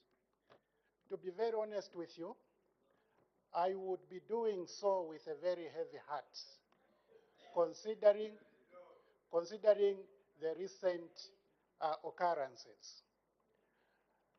Honorable Leader of Government Business, remind the Electoral Commission of Zambia that one of their objectives is to enhance stakeholders' confidence. Ask them whether they think that the outcome of Kabushi and Kwacha has created confidence on their part. Ask them whether the violence that UPND has perpetrated at nomination days in Central Province, in Lusangazi, whether ECZ thinks they have created confidence. Ask them whether the arrest of the campaign team in Chingola, up to today, ECZ is creating confidence. Ask them whether they are happy with the violence in Mwense perpetrated by UPND. Honorable Leader of Government Business in the House, Mr. Kampiongo here stated that the ballot paper which was used in Kabushi and Kwacha was invalid. How then do you expect the Patriotic Front Party, which believes in the rule of law, to accept the outcome of an election? Order, honorable members. Order, please don't exchange words. Somebody is debating. Thank you, Madam Speaker. And he has to debate through the chair. Can we have order? The Honorable Minister for Labor.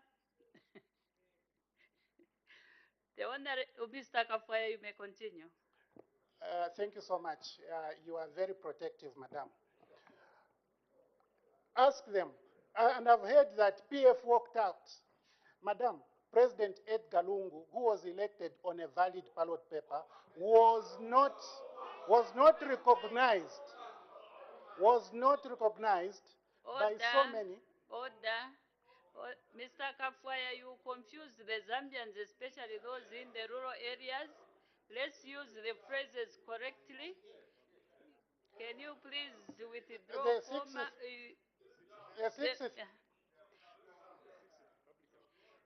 let's be mindful of the way we are using certain phrases so that we avoid confusing the people. And the Honorable Member, Mr. Kafwaya, is going to correct what he said. Madam, 60th President of the Republic of Zambia, Dr. Edgar Lungu, was not recognized by so many for so many years, even though he was elected on a valid ballot paper. We know there are people who have been elected on invalid ballot paper. So how do you hope for us to accept the process? It's a simple question. The ballot paper is invalid. It has delivered a product, and this product must be accepted. We should be laughing. We are not going to be part of the people who are entrenching illegality. We will not be part of those who are comfortable with wrong things happening in our country. Chairperson, Electoral Commission of Zambia needs to be supported by ourselves, all of us here. And in supporting Electoral Commission of Zambia, we need to urge them that they have Honorable members, I'm hearing points of order from about 5 voices. Is it possible that you can indicate on the gadget if you've got a point of order? Because I was hearing 4 voices, different voices. Who is indicating for a point of order? Mr. Jamba. Mr. Jamba, what is your point of order? Thank you, Madam Chairperson. Madam Chairperson, I was listening reluctantly to my very good brother of mine trying to go here. I'm using our standing order 65 years. Yes. He goes this side instead of debating the head and whatever is there. He starts talking about invalidity and other things which are not even relevant to this head. Madam Chairperson, how can he continue? Honorable members on my left. Mr. Jamba, you may continue. Yes, Madam Chairperson, he cannot say that invalid when honorable members are seated here legitimately. Another one is seated here legitimately. When he is saying that invalid, what does he mean? I seek your serious ruling because this person is misleading the state that there are no honorable members in Kwacha. I seek your serious ruling, Madam Chairperson. Thank you. Honorable members, without getting into details of what ECZ is supposed to do, because that is not my role, the honorable member on the floor, it's very important that we follow the budget. However, we are bringing in issues that are connected to ECZ, which members feel or they are using their own views to bring the issues on the floor of this House. However, let's avoid to mislead the people. Because really, I don't know. It's very difficult for me to say those ballot papers were invalid. They were used. And there were MPs out of that election. So really, it's very difficult for me to even agree to say, yes, the ballot papers were invalid. Because there was a by-election and people voted. Can we please stick? Let us stick to the head that is before us so that we do not mislead the people. If you want to put it or you want to bring it forward, can you put it in another way so that the people out there will also understand what you are trying to say? Because if you go direct and say they were invalid, then the people out there will either say yes or no, or what are you thinking, so that you can bring it nicely on the floor of the House to describe what you've talked about. So the honorable member with that guide will continue. Thank you so much, Madam Speaker. Madam Speaker, on the 21st of October, there was an election in Kavushi and in Kwacha. The ballot paper which was used was dated 15th September, invalid on that basis. Madam Speaker, Electoral Commission of Zambia must ensure that the rules of the game are adhered to. Electoral Commission of Zambia, Madam Speaker, must allow for candidates who wish to withdraw to do so. Order. Order. There is a point of order raised.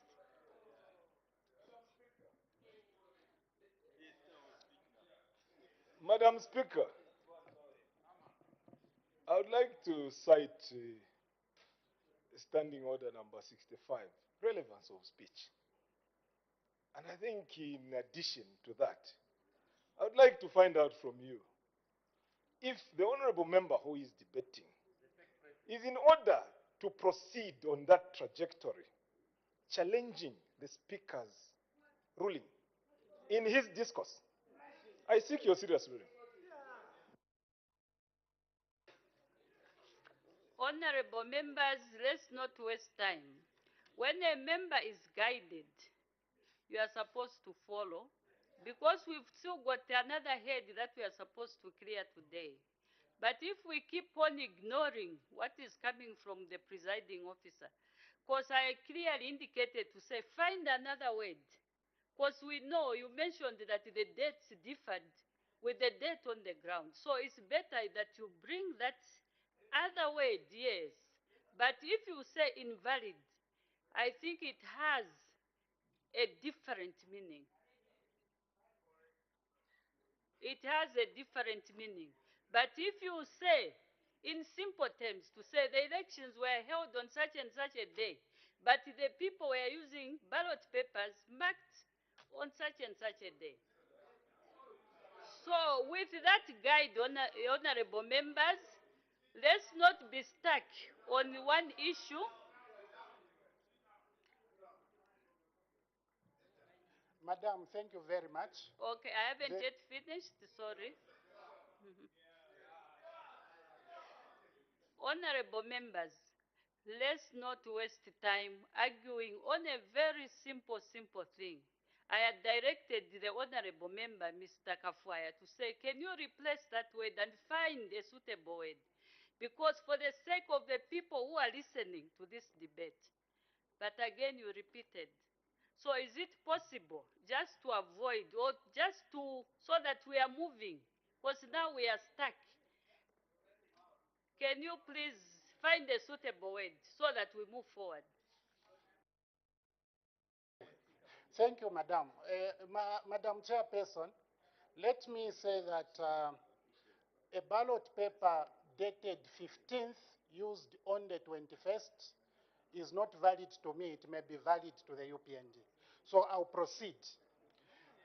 Madam Chairperson, ECZ should be able to allow for the rules of the game to be applied as is. When somebody wants to withdraw, like those colleagues in Kavushi and Kwacha who went to withdraw, the returning officer should not run away from receiving a resignation. They should not run away.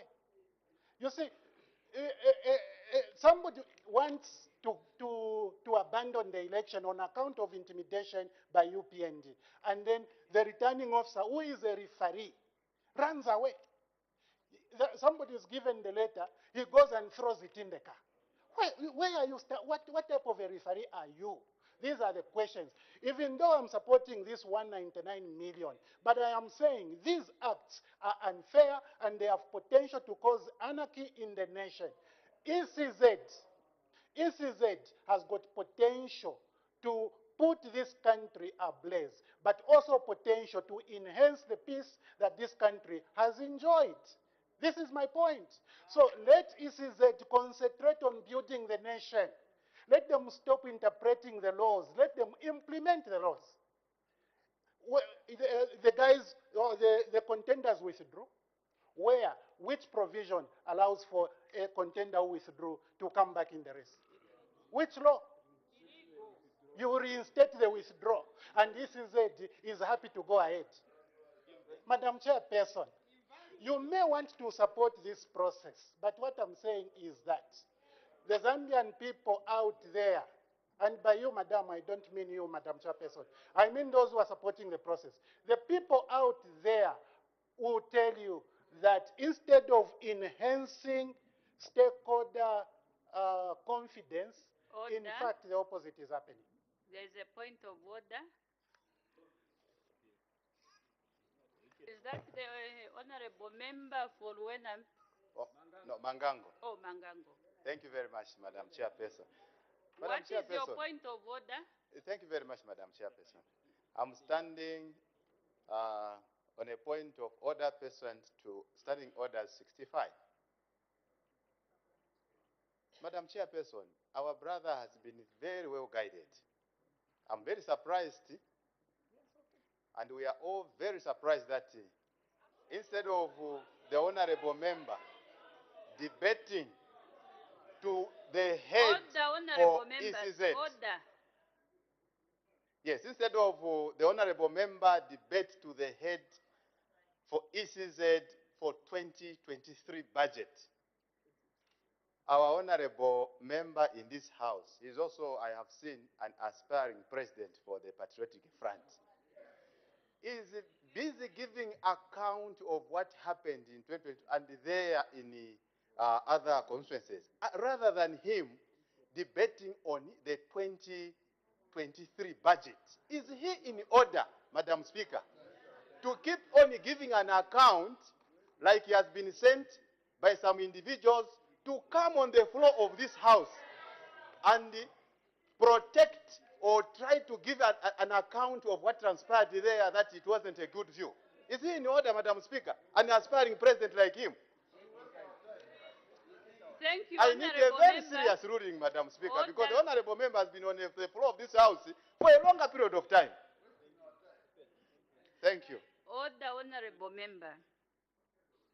The essence of a debate is to bring out issues, your own views. Right now, we are looking at Head 05, talking about Electoral Commission of Zambia. We are looking at all the activities that are done by this commission. Honorable members can bring in their views or issues that they feel are relevant to the commission, so long whatever they are saying, it's tied into the Electoral Commission of Zambia. So, honorable members, can we allow Mr. Kafwaya to wind up his debate so that we move forward? Madam Chairperson, I'm grateful for your ruling that I'm in order to continue appreciating the work of ECZ. And I forgive my honorable colleague for wasting the House's time. Madam Chairperson, I support the appropriation of 199 million to the Electoral Commission of Zambia. And I would like to request that the Honorable Leader of Government Business in the House requests Electoral Commission to go and read and understand their objective and apply these resources to enhancing their possibility of achieving their their objectives as they endeavor to sustain the peace of this country by conducting credible elections. Madam Chairperson, I thank you. Mr. Nakoka. Thank you very much, Madam Chairperson, for the opportunity given to the people of Luena to debate this very, very important head. Madam Speaker, Madam Chairperson, the Electoral Commission of Zambia is the custodian of our democracy.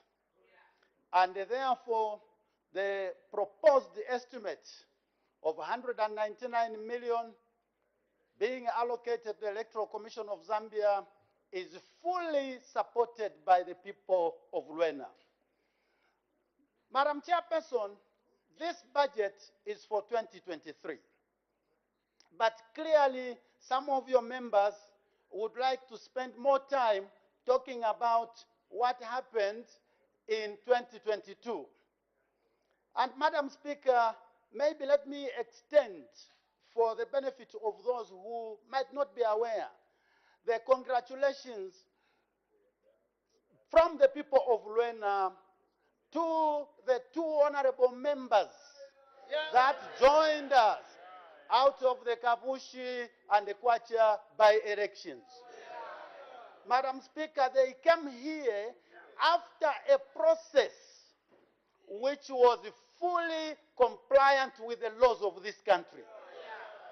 Madam Speaker, if there was any lawlessness that is arising, committed by the Electoral Commission of Zambia, your members on the left must be the last ones to talk about lawlessness being committed by the Electoral Commission of Zambia.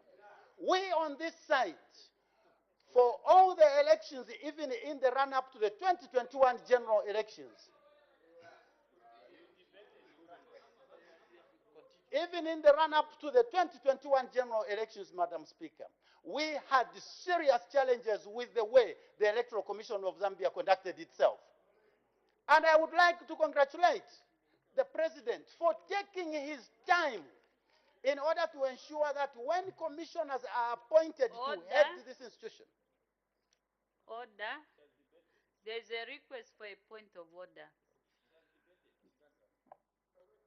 Ms. Katuta, what is your point of order? Thank you so much, Madam Chair, to allow me to rise on this very important point of order. I'm standing on point order, order 65. Madam Chair, the Honorable who is on the floor, is he in order to mislead the nation? You've just cancelled the previous speaker. Is he in order to mislead the nation that this institution, ECZ, has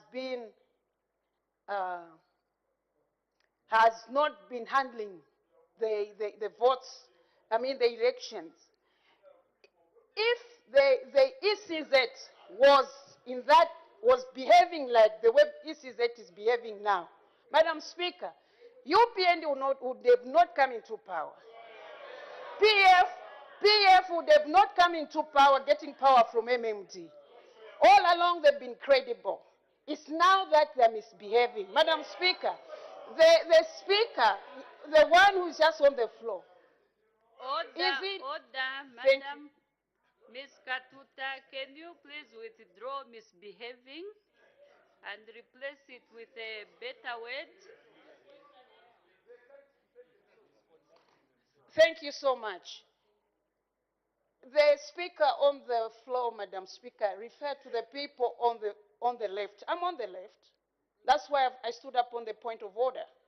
Madam Speaker, if Electoral Commission of Zambia was underperforming or was politically inclined to some political party, MMD would have not gotten power. PF would have not gotten power from MMD. And PF would have not gotten power from MMD. Now, the question, even now, for UPND to come into power, it was the same ECZ. The question is, the one who is on the floor, Madam Chair, is in order to mislead the nation that this is how the ECZ was behaving. Because it's misleading the nation, and you've just warned us of misleading the nation. I thank you, Madam Chair. Thank you, Ms. Katuta. To me, that is now a question that you raised.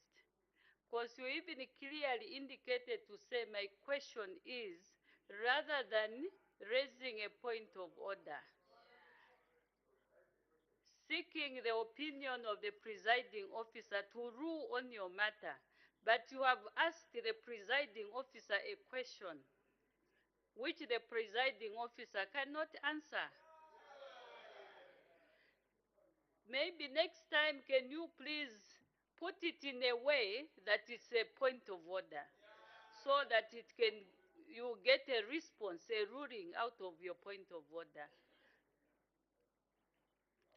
The honorable member will continue. Thank you very much, Madam Chairperson. Madam Chairperson, this Electoral Commission of Zambia has been given the opportunity and the authority to exercise their mandate without interference from the executive, at least for once in this ECZ's life. Madam Chairperson, it's the same ECZ that presided over the Luangwa by-election. And who won it? It's the same ECZ that presided over the Kaumbo election. And who won it? It's the same ECZ that presided over the Rusangazi by-election. Who won it? It's the same ECZ that presided over the Kabushi and the Kwacha by-election. And who won it? Can we have some order? This is not a question and answer session. You are supposed to debate through the chair. Thank you, Madam Chairperson. You don't need to get answers in your debate. You can continue. Thank you very much, Madam Chairperson, for your guidance. Madam Chairperson, the people of Luena are looking forward to the delimitation of the constituencies that will be done in 2023. That said, Madam Chairperson, they are aware that the delimitation report that was done previously had some hidden motives behind it. And they are requesting that the exercise should be revisited. I can see that the ECZ has identified 15 constituencies for delimitation. The people of Luenam, through their representative, would like to have a look at that report so that we can make our fresh input into that process in order to ensure that even the people of Luena, whose constituency is very big, can also be given an opportunity, if the delimitation is taking place, to also indicate whether they would like Luena constituency also to be delimitated, Madam Chairperson. Madam Chairperson, I note that ECZ is looking at introducing e-voting. And they are suggesting that this will enable the diaspora to also vote. I would like to suggest that even without e-voting, diaspora voting could have still been implemented. In fact, this is something we were calling for when we were in opposition. And therefore, an opportunity and to implement such a progressive idea is coming our way in 2023, and we would like to encourage them as they do so. Madam Chairperson, the continuous voter registration that the ECZ is currently undertaking is a very welcome move. For some reason previously, every time we asked the ECZ to implement continuous voter registration, which was already part of their mandate, there were all sorts of excuses. The executive didn't want to provide resources for reasons best known to them. And I note, Madam Chairperson, that from this continuous voter registration, ECZ is targeting an extra 1 million voters for the 2026 general elections. And the extra 1 million voters, Madam Chairperson, as this side will make sure that we move from 2.8 to 3.8 million. As for those who do not want to support the continuous voter registration, they will move from 1.8 million, Madam Chairperson. Thank you very much. However, I would like to urge the issues that Madam Chairperson to reconsider this continuous voter registration and extend it to the district centers as well. In some of our provinces, Madam Chairperson, the distances from the furthest district to the provincial centers, the provincial headquarters, are prohibitive. And therefore, our people are not taking full advantage of this continuous voter registration. So I would like to appeal to the leader of the government business to communicate this to the Electoral Commission of Zambia. Madam Chairperson, the elections that are currently going on are going on under the watchful eye of the Electoral Commission of Zambia. And if us as citizens and as participants in the electoral process, as electoral protagonists, if we do not tame our cadres, it is not fair that people should put the blame on the Electoral Commission of Zambia. If we take the example of the Kavushi and the Kwacha by-elections, Madam Speaker, the Electoral Commission followed through every pronouncement by the court. The court stayed the election. And that was after the ballot papers were printed. And when the stay was lifted, the ECZ proceeded to hold the elections. It's therefore disingenuous for anyone to suggest that the date on the ballot invalidated the ballot papers. And if anyone has a problem with how the two new honorable members were elected, they know where they should go to contest that. Certainly not on the floor of this House. So, Madam Speaker, as the people of Luena, we support this vote, and we wish the ECZ continues to play their referring role in the electoral processes that will take place in 2023 and beyond. Thank you. Mr. Chirufya, sorry. There's a point of order. Yes, Madam. What's your point of order? Madam Speaker, privilege, it's our standard practice that members have got a privilege to represent their people. When any member here stands up to tender discourse, they do so in representation of their people. Madam Speaker, I stood here on this platform which you provided for me to represent the people of Lunte and tendered discourse to your House in view of what I consider as legitimate and illegitimate in terms of the electoral process which happened in Kwacha and in Kabushi. Following your guidance, I stated that maybe to the UPND government, a ballot paper which is used on the 21st but dated 15th is okay. Madam, is my honorable colleague in order to insinuate that I have no right to state the facts as I see them? I seek your serious ruling, Madam Speaker. What standing order has been breached? Privilege, Madam. It's a privilege. Standard practice is my privilege. Honorable members, I think this is a straightforward issue where all members in this House are privileged or they are free to debate without any restrictions. We are here for the purpose of, or for the sake of our people. We were sent here to represent our people. So let's give chance to each one of us to debate, then using your own views. And so long you are sticking to the standing orders so that you do not mislead the nation out there. So the honorable member, you were given an opportunity and you debated. So honorable members, with that guide, can we move forward? Instead of getting two, now we'll get one person.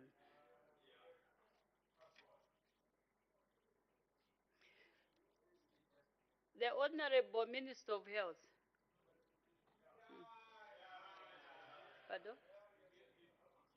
Thank you very much, Sorry, Madam Honorable Speaker. Minister, I forgot that I had called the Mr. Chirufya. We'll consider you after him. Mr. Chirufya? After Mr. Chirufya will be the Honorable Minister of Health.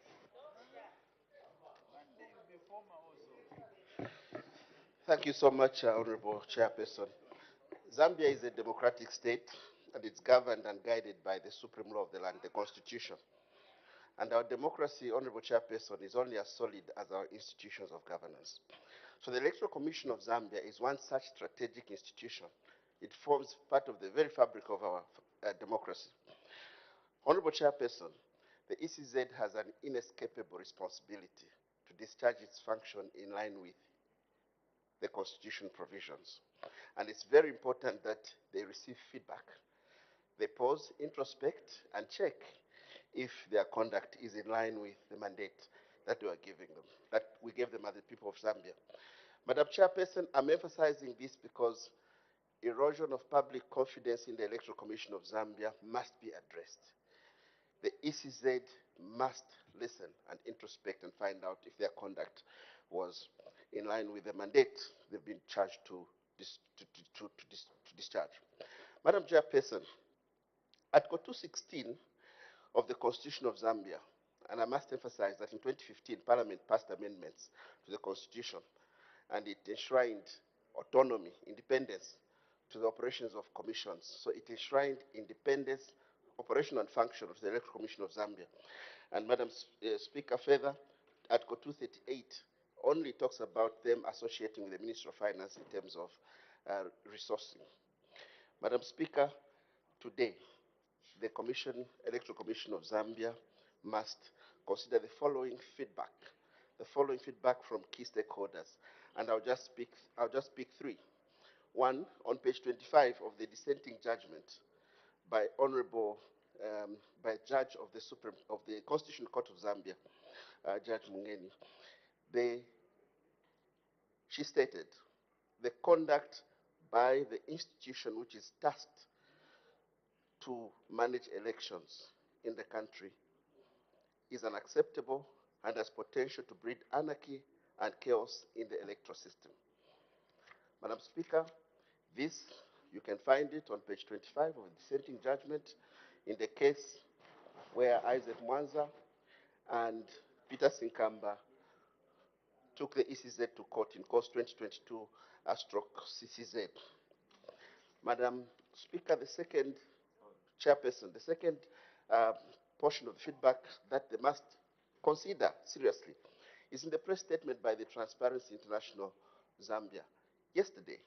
And they stated, and I just quote one paragraph, ECZ has failed to meet aspirations of the people with respect in which they conducted the elections in Kabushi and Kwacha.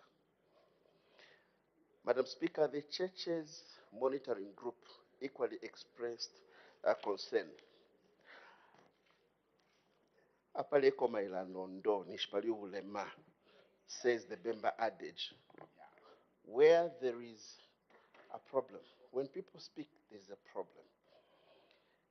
I would like to support the appropriation of 199 million kwacha to ECZ, provided that the ECZ is able to realign. Ensure that they recognize that the power they have, they hold it in trust for the people of this country, and that their capacity to dent the democracy of this country. So we must therefore encourage the ECZ to continue doing what they are doing in terms of managing elections, but in line with the provisions of the Constitution of Zambia. Madam Chairperson, I would like to conclude very quickly by stating that all the functions of the ECZ and all the activities that the ECZ have planned for the year 2023 are valid. Continuous registration of voters, conducting elections, and this Parliament has an obligation to support them because the ECZ manage elections, which are a very important tenet of our democracy. I support the budget with those views taken into consideration. I thank you. Thank you. The Honorable Minister of Health. Thank you very much, Madam Speaker.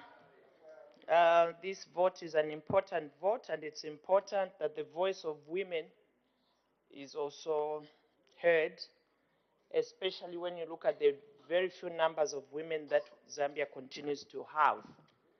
Madam Speaker, I want to support this vote and look at some of the programs that the ECZ wants to conduct in the year 2023. I think the first one, which is very important, is the registration of voters. They are earmarking 1 million.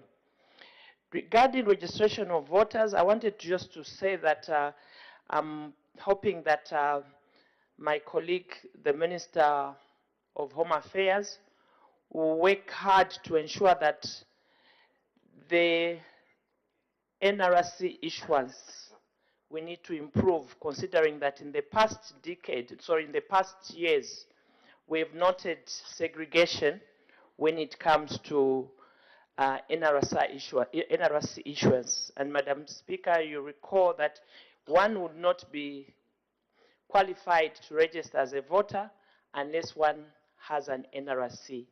And I want to put it that, unfortunately for Zambia, we still have many Zambians that do not have NRCs because of the manner NRCs were issued in the past. It was very political.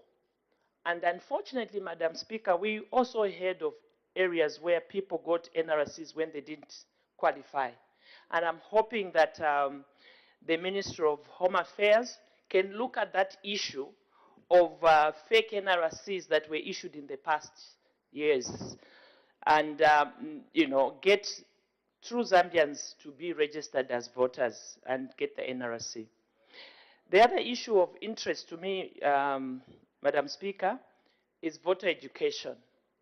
I really support this, and I'm very happy that enough resources, a good amount of resources have been allocated for education of voters, because this is really cardinal.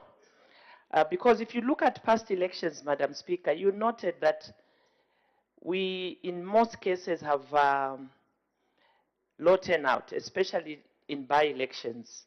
This is mainly because sometimes our people do not know or do not appreciate the importance of voting. So with ECZ going out there to educate our voters on the need and the importance of voting, we hope that we'll be seeing an increase, not just in the general election, but even when there are by-elections. The case of Kabushi, for example, where people didn't see the need to go and vote. And so we hope that that should not be the case.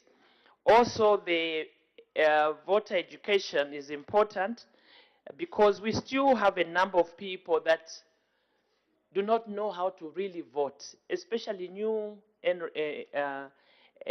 voters and very old voters, but of age.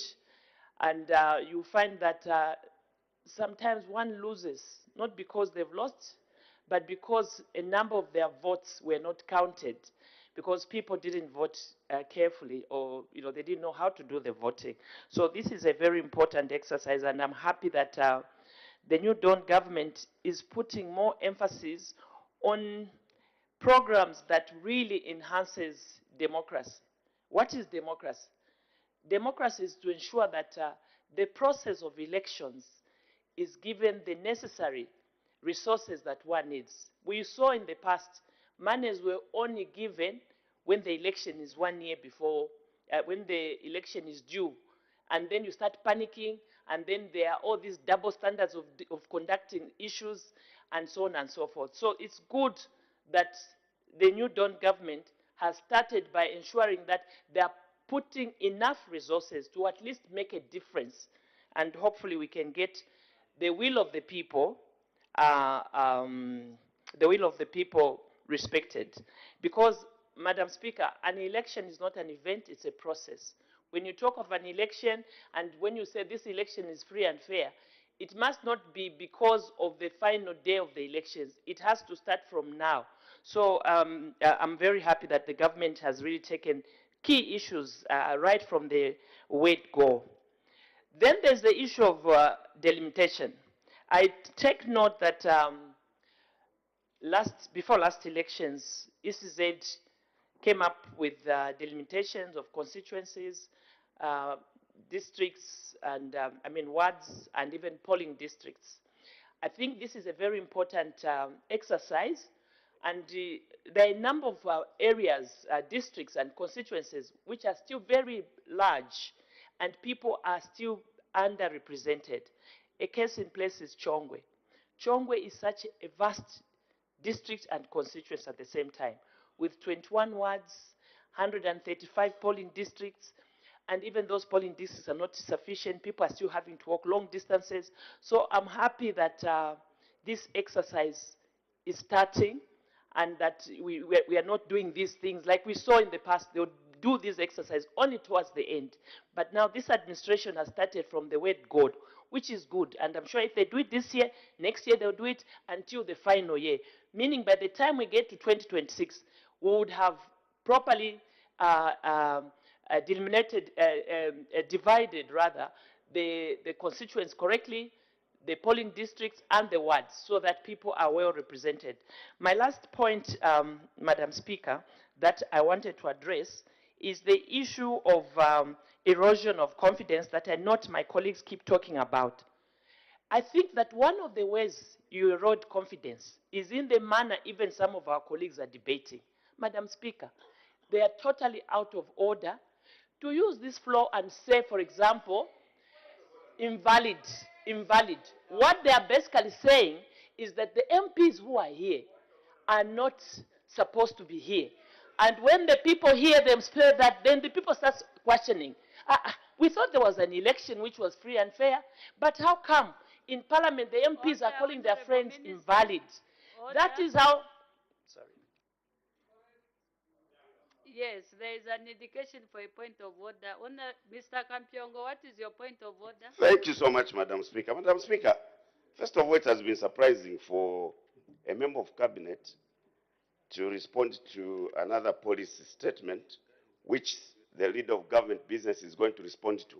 Because in her discourse, she has already started discussing the budget of Minister of Home Affairs. The issue she was raising about NRCs is under the Minister of Home Affairs, and the Minister of Home Affairs will come to this August to render his policy statement on those matters. But she has now veered off her speech and started discussing us here, which is against Standing Orders 65. Is she in order to refer to us, our debates as having been out of order? When did she assume her role, Madam Speaker? She's the longest serving member of Parliament here, who should know the rules of the House. Is she in order to refer to our debates as... We were making our observations, Madam Speaker, and she should understand that. We have got, we did that in the ruling of my colleague, that our debates and opinions, as long as they are within the confines of the rules of this August House, are valid observations. Is she in order, Madam Speaker, to continue on that trajectory? I think it's a serious ruling. Thank you, Honorable Member. I think we are talking on one and the same thing. It's just the language that is being used. You agree, they don't agree, they agree, you don't agree. May the Honorable Minister on the floor, can we be focused to the debate so that we make progress? Thank you, Madam Speaker. Madam Speaker, I was on erosion of confidence that has been brought on the floor of this House, and I was responding that you erode confidence in a system if you say things that basically are not correct. And that is what the public are hearing, that we have members of Parliament here who are elected. People think they've elected, but somebody say they are invalid, as if the courts of laws have declared these people invalid. And so how we behave, what we say, how we say, especially if we're not factual, is what erodes a system, confidence in a system. Madam Speaker, we are still on erosion of confidence. I want to begin by saying that in the past, in the past, and it's important to talk about the past, because that's how we can get better. And I'm happy that the people of Zambia made a good choice to change the past and bring something that is better. And I'm happy that the current president has made it very clear. He wants free and fair elections. He wants a country that is inclusive, whether opposition or not opposition. Thank you. I will allow the Honorable Minister of Home Affairs to respond. There are some issues that were raised.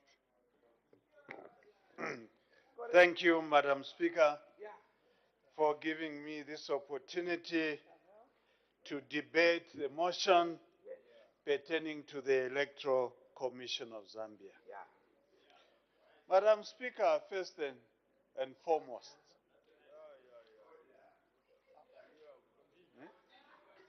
Order. I'll continue tomorrow. As the time is 1840 hours, I interrupt the proceedings and committee work stands adjourned. The committee will report progress and ask leave to sit again.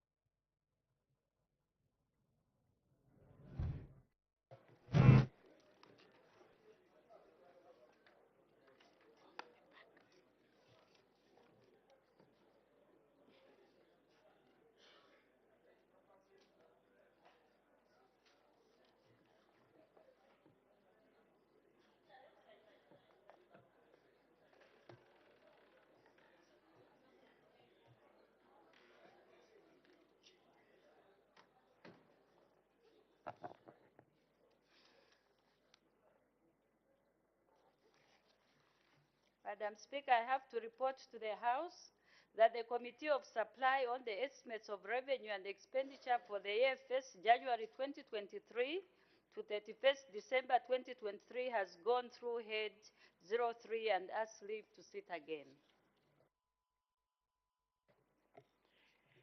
Day for resumption of committee work. Tomorrow, Madam Speaker.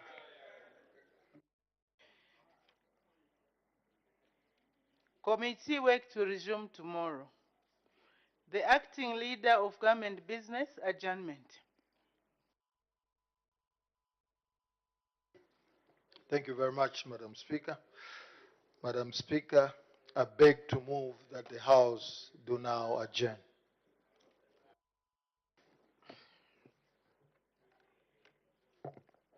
The question is that the House do now adjourn.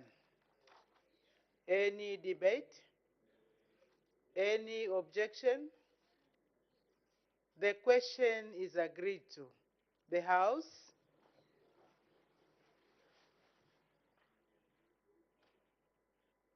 is now adjourned.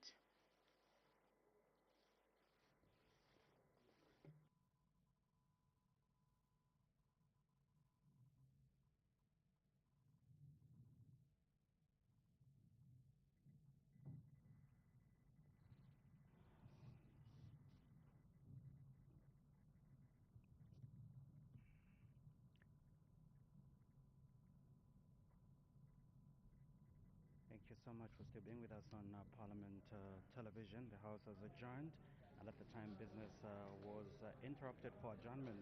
It was considering head 05, which is the Electoral Commission of Zambia, and it was the Minister of Home Affairs and Internal Security, Honorable Jack Mwimbo, was about to begin his debate. Let's quickly, Pauline, look at what has been considered on the floor of the House when business resumed at 14:30. Yes, according to the Honorable Madam Speaker, started business with an announcement to inform the House that in the absence of Her Honor the Vice President, who is attending to other government business, the Minister of Defense, Honorable Ambrose Mufuma, was going to act as leader of government business in the House from today until further notice. And the other announcement that Madam Speaker made earlier on was to inform the House that in accordance with the provisions of Standing Order 166.5, some changes have been made to the composition of parliamentary committees as follows. 1. Committee on Delegated Legislation, Mr. Charles Abel Mulenga, MP, to fill up the vacancy on the committee. And 2. Committee on National Guidance and Gender Matters, Mr. Bernard Kanengo, MP, to fill up the vacancy on the committee. And there was one ministerial statement that was rendered by the Minister of Green Economy and Environment, and this was on the 27th Conference of Parties, COP27 of the United Nations Framework Convention on Climate Change, UNFCCC, which will be held in Egypt from 6th to 18th November 2022. And the Minister did brief the House that the COP27 will be held in Sharm el Sheikh in Egypt next week, and the leader of the Zambian delegation will be the Republican President, and this is Mr. Hakainde Hichilema, and he did say that such a high-level delegation lead at the COP because in these conferences there are 3 requisites. Ingredients required to unlock international financing for climate change, mitigation and adaptation, and environmental protection, and these include the following, Pauline. The first one, the minister said, was the political commitment, and he said that this relates to leadership and understanding that that is required to build the courage, the confidence, and the political space for accelerated climate mitigation and adaptation actions. And the second one, he said, is institutional arrangements. The minister informed the House that improving institutional arrangements at all levels, national, provincial, district, and local, so as to better manage future challenges posed by climate change within the multi-dimensional context of modern-day socio-economic and development pressures. And the third one, Percent. The third one, Pauline, was the policy framework, a structured process for developing climate change strategies, policies, and measures to enhance and ensure human development in the face of climate change, including climate availability. And they proceeded to say that COP27 is dubbed an implementation global community of nations are running out of time to meet the global goal of limiting global warming to 2 degrees Celsius and later on to 1.5 degrees Celsius. And the minister said that by the end of this century, and indeed the 2018 Intergovernmental Panel on Climate Change, IPCC special report on 1.5 degrees is unequivocal when it finds that that limiting global warming to 1.5 Celsius. The minister did proceed by giving the following, that the key messages in the African position that Zambia will present at the COP27: enhance climate finance, strengthen adaptation actions, enhance support to address loss and damage, and the fourth one is consideration and recognition of Africa's special needs and special circumstances. And also the minister indicated that it's also to enhance mitigation ambition and implementation, as well as financing for just transitions pathway, as well as implementation package, which is the COP27 must provide support for the implementation of Africa-led initiatives, including renewable energy as well as adaptation. He did say that climate change is a knowledge-intensive arena and requires adept negotiators. The minister confirmed that the negotiators are well prepared and ready for the task ahead of the COP27. And he did say that in order to ensure the full and effective participation, Zambia has for the very first time established its own pavilion and delegation office, which will allow Zambia to have adequate space for the delegation to showcase the interventions in transitioning to a climate resilient and inclusive green economy. And this space will also be used to promote Zambia's climate-friendly tourism, mining, energy, and agricultural potential to delegates from other parts of the UNFCCC participating at COP27. And the minister said that there will be a pavilion and that this is a pavilion for Zambia. As such, all ministers, agencies, and other collaborating partners are welcome to exhibit at the pavilion as part of the collective desire to market Zambia's investments potential to the outside world and in order to grow the economy as well as create jobs for the youth. The minister also said that most importantly, the Zambia pavilion will allow ample space as well as flexibility in setting up bilateral meetings with potential partners for climate financing, and indeed immediate positive results from the COP meeting are usually measured by the volume of successful memoranda of understanding that are achieved following the meetings. And in conclusion, the minister did encourage every honorable member of this August House to take keen interest in climate change and environmental matters. These are serious matters which cut across all sectors and affect everyone without exception.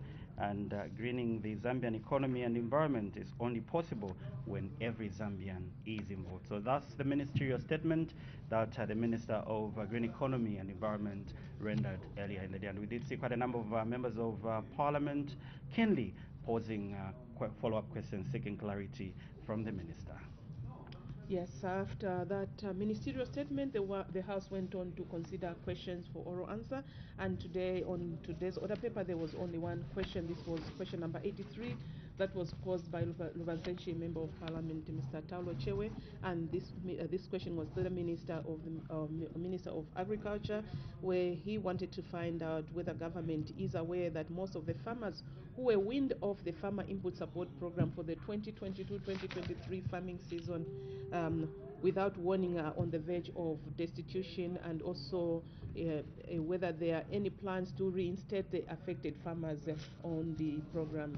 The Minister did respond that the government is not aware that farmers who were weaned off the Farmer Input Support Program for 2022 to 2023 were on the verge of destitution. And the last part of the question did say that there are no immediate plans to reinstate the affected farmers on the program. And there was, the House did resolve into Committee of Supply to consider estimates of revenue and expenditure, including capital and constitutional and statutory expenditure.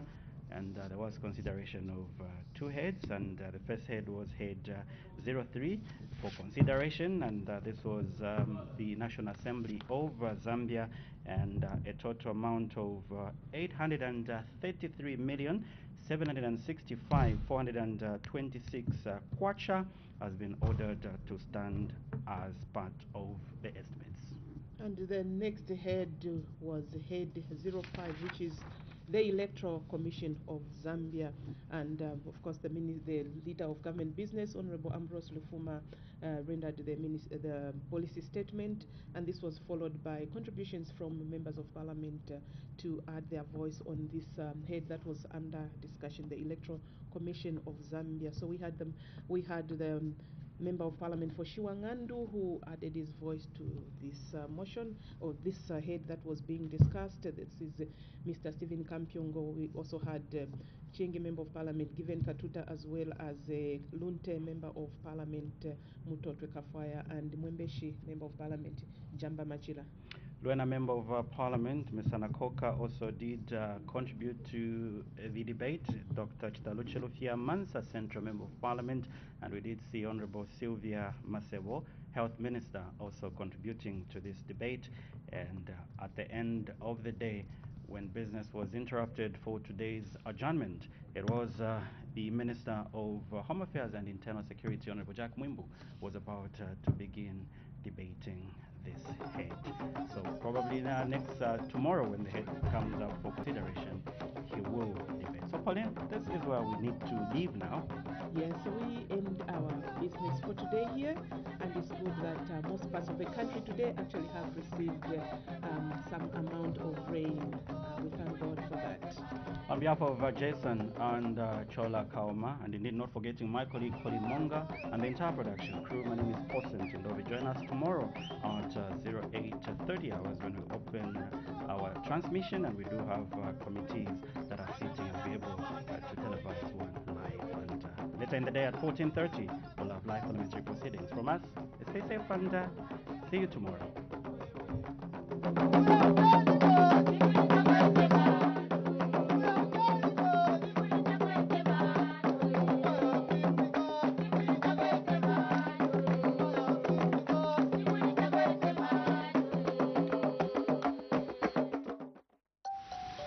This month, we're cooking up a storm.